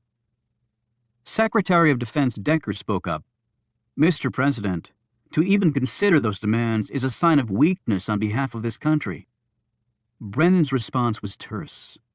"We came within seconds of killing 6 million people on what turned out to be deeply flawed evidence." "We didn't start this thing, and there's always risk involved," Decker countered. Brennan stared the man down. "We are the world's sole remaining superpower. We have a nuclear arsenal capable of destroying the world. Even if the others don't show restraint, we have to." The way Brennan was looking at Decker, it was clear a new Secretary of Defense would be joining a new Vice President in Brennan's second administration. Brennan pulled a slip of paper out of his pocket. It was the note that had been found on him after the kidnapping. He read it to himself. "From great sacrifice comes great opportunity." And as history had shown and Brennan well knew, great presidents were often created during such times. He turned away from Joe Decker and his Pentagon folks and looked at Andrea Mays, his Secretary of State. "I think it's time we got to work," President Brennan said. Chapter 70. Jacqueline Simpson was laid to rest in a private service at a cemetery in Northern Virginia. In attendance were her grief-stricken parents, close family friends, political dignitaries, representatives of the Secret Service, and her godfather, Carter Gray. Nearby, but hidden behind a copse of trees, stood Oliver Stone, wearing a brand-new black suit and tie that his friends had purchased for him. As the minister spoke words of religious wisdom and comfort, Stone didn't hear them. His gaze was transfixed on the coffin that held his daughter, Beth. He didn't cry. He was having trouble deciding what he should feel. He was her father, but then again, he wasn't. He had had her for 3 years. The Simpsons for the rest of her life. Simply from a time standpoint, he had little claim to be here, and yet he could not have stayed away. When the ceremony was over and all the others had left, Stone emerged from his hiding place and walked down to the burial spot. The cemetery workers were about to lower the coffin into the hole in the ground, but Stone asked them to wait. "Are you family?" one asked him. "Yes," he answered. "I'm family." For 20 long minutes, Stone knelt in front of the coffin, with one of his hands resting on its smooth, polished surface. He finally rose on shaky legs, bent over, and kissed the coffin, placing a single flower on top. It was a daisy. "Goodbye, Beth," he said quietly. "I love you." The Camel Club, Alex and Kate, met at Stone's cottage the following day. Reuben had been treated for his wounds, and the doctors had taken care of a couple of bothersome kidney stones at the same time. Chastity was fully recovered from her ordeal, something she had absolutely no memory of. Alex brought with him the newspaper account of Jackie Simpson's death. She was a damn hero, and all she'll be remembered for is being a victim of a carjacking, he said bitterly. Stone was sitting behind his desk. You're wrong. That's not all she'll be remembered for, he said firmly. Alex changed the subject. It's killing me that Carter Gray is now some national hero when he was going to murder the president. There has to be something we can do. Reuben said, But if we go public, then everything else comes out. I'm not sure the country can handle that after everything that's happened. Stone said quietly, Carter Gray will be taken care of. I'll personally see to that. They all looked at him curiously, but the man's expression did not invite questions. Reuben stood. Okay, I think it's time to make it official. He cleared his throat. I hereby call a special meeting of the Camel Club to order. Because of their exemplary work on behalf of the United States and their invaluable assistance to the club, I move that we admit 2 new members, Agent Alex Ford and Kate Adams. Do I have a second? Second, said Milton and Caleb together. All in favor, say aye. And the ayes carried. Alex said, Okay, I need to know something. Why the Camel Club? Stone answered, Because camels have great stamina. They never give up. That's what Oliver says, but the real reason is this, Reuben countered. In the 1920s, there was another Camel Club, and at each meeting of that club, they would all raise their glasses and take a vow to oppose prohibition to the last drop of whiskey. Now that's my kind of club. When the meeting broke up, Alex stayed behind to talk to Stone in private. So, Oliver Stone is really John Carr, he said. Was John Carr. He's dead. Stone said bluntly. Oliver, you told Carter Gray that your country had taken your family. What did you mean by that? Stone sat down behind his desk and fiddled with some papers lying there. Let's just say that I thought I'd finished my duties for my country. But apparently, my country believed that my job was not one you ever walked away from. He paused.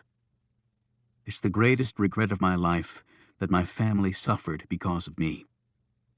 Your daughter's name was Beth? Alex said cautiously. And she was born in Atlanta? Stone stared at him. How did you know that? Alex was thinking of the mistake on the NIC database as to Simpson's birthplace that she'd pointed out to Hemingway. Yet the database was right. She was born in Atlanta, not Birmingham, where the Simpsons were from. And then he thought of the 2 tall, fair-haired Simpsons and their petite, dark-haired daughter. Now Alex had a good idea what Oliver Stone's dead wife looked like. It was clear to him that Jackie Simpson and Beth Carr were the same person. It was on her official file. Alex answered. Stone nodded absently. Alex put his hand on Stone's shoulder. I'm sorry, Oliver. Don't pity me, Alex. I've done many things in my life that I hate myself for. I could excuse them by saying I was serving my country, but that's not really much of an excuse, is it? Carter Gray had just finished his briefing with the president and was heading back to his chopper on the lawn of the White House. It had been a good meeting, although Brennan was making some curious, and to Gray's thinking, disturbing noises about a decided shift in America's policies toward the Middle East. However, Gray stopped pondering this when he saw the man standing at the fence looking at him. Oliver Stone motioned over to where Reuben sat astride his Indian motorcycle. Then Stone pointed to the west. As Gray followed this gesture, it was clear what the man intended. A few minutes later, Gray was in a limo following the motorcycle. As he'd expected, it turned into Arlington National Cemetery. A few minutes later, with the security detail at a discreet distance, Gray stood across from Stone in front of John Carr's grave. "I can give you 10 minutes at most, John," Gray said. "My name is Oliver Stone." "Whatever," Gray said impatiently. "And 5 minutes will be more than enough. Then get on with it. How did my daughter end up with the Simpsons?" Gray looked a little put out by the question, but said, "As you know, Roger Simpson worked at the CIA with me. We were very good friends. They couldn't have children. It seemed like a good solution. You and your wife had no family, and I couldn't just abandon the child, although there were some at the agency who thought she should have just been shot too. I had no idea you were even alive, John. I don't believe you looked very hard. I had no involvement in what happened to you. I didn't order it, and I didn't condone it. In fact, I saved your daughter from being killed. But you did nothing to stop the attack on me and my family, did you? Did you really just expect to walk away from it all? I never would have betrayed my country. That's not the point. That is precisely the point." Gray threw up a hand. "This is ancient history." Stone pointed to the left. "Part of your history lies over there where your wife is buried. Do you just forget that?" "Don't you dare talk about her," Gray snapped. "Now, is there anything else?" "Just one more thing," Stone said. "I want you to resign your position." Gray stared at him blankly. "Excuse me?" "You are to resign your position immediately as National Intelligence Director. You're no longer fit for the post." "I feel sorry for you," Gray said, shaking his head. "I really do. You served your country capably, and if you need something to make your old age more comfortable, I'll see what I can do. I'll go public, tell all that I know." Gray looked at him with pity. "And you have so much credibility. A man who doesn't even exist. And that friend of yours, Reuben, I've looked him up. He's even more incorrigible than you. And if you think Alex Ford is going to say anything, think again. He won't jeopardize his career by taking me on. And he's smart enough not to drag the country through something like this. So just go back to your little hole, John, and crawl in for good. All I need is for you to resign." Gray shook his head wearily and turned to leave. Stone added, "Before you go, you might want to listen to this." Gray turned back around and saw that Stone was holding out a small tape recorder. He hit the play button. A moment later, Gray was listening to himself as he calmly talked about killing the president at Murder Mountain. When Stone hit the stop button, Gray exploded. "How the hell did you—" He stopped as Stone held up his cell phone. "A friend gave me this phone that's also a recorder, and being an old spy, I put it to good use." He handed Gray the tape. "I'll be delighted to hear of your resignation tomorrow morning." He started to walk off and then turned around. "We both served our country capably, Carter. But the way we did it just doesn't have a place anymore.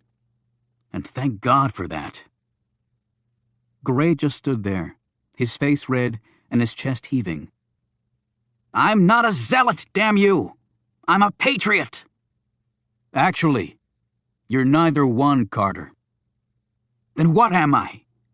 Tell me," he said tauntingly. "What the hell am I?" "You're wrong." The next day, Kate and Alex met for lunch. All of Washington was talking about Carter Gray's abrupt resignation. "Oliver couldn't have had anything to do with that, could he?" Kate asked.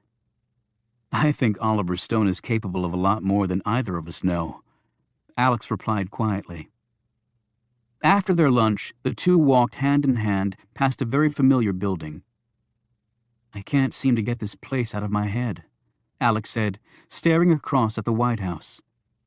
"Well, I'll just have to work extra hard on getting your mind on other things. After all, In a few years, you're a free man, Agent Ford." He looked at her and smiled. "I don't really consider myself a free man anymore. Am I supposed to take that as a compliment?" He kissed her. "Does that answer your question?" They watched as a helicopter lifted off from the White House grounds. Alex looked at the NIC insignia on the tail. That was probably Carter Gray, making his last trip to the White House. "Good riddance," Kate said. "The person who replaces him might be just as ruthless," Alex cautioned. "Now that's a truly frightening thought," Kate said. "It'll be okay." Alex pointed over to Lafayette Park. "So long as he's here." On a bench sat Stone and Adelphia, drinking the café. Adelphia was talking animatedly. However, it was clear that Stone's attention was fully on the building across the street. Alex and Kate walked off down the street, leaving the country in the capable hands of Citizen Oliver Stone and the Camel Club.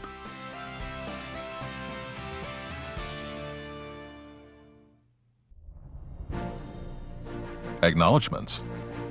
To Michelle, thanks for always being my #1 fan and best critic.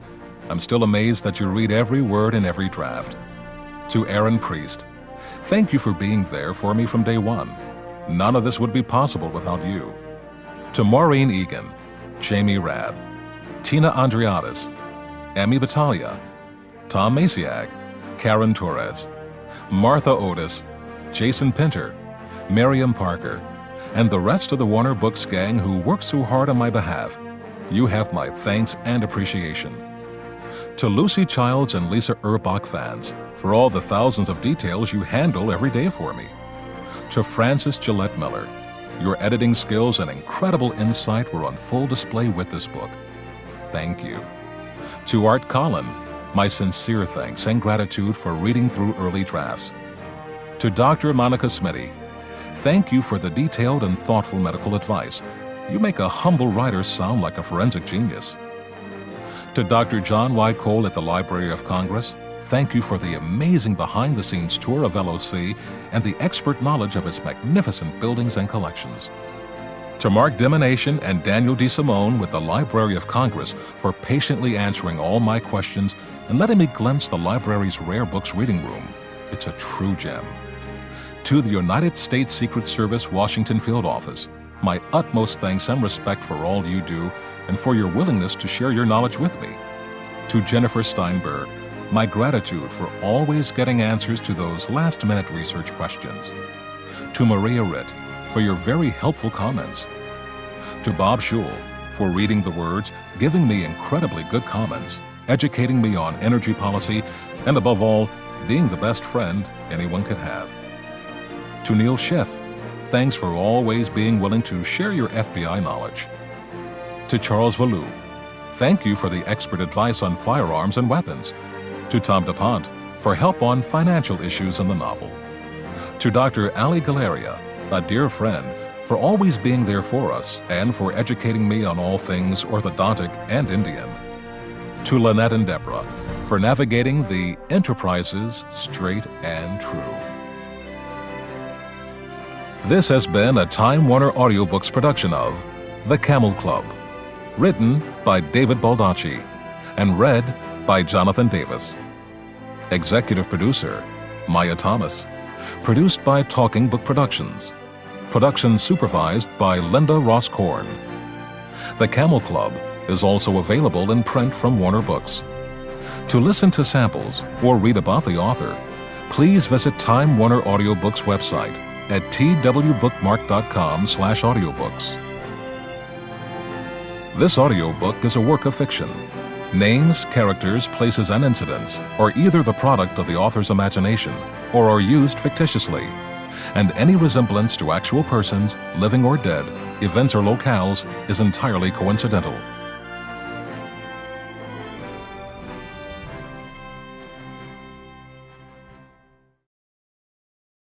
Audible hopes you have enjoyed this program.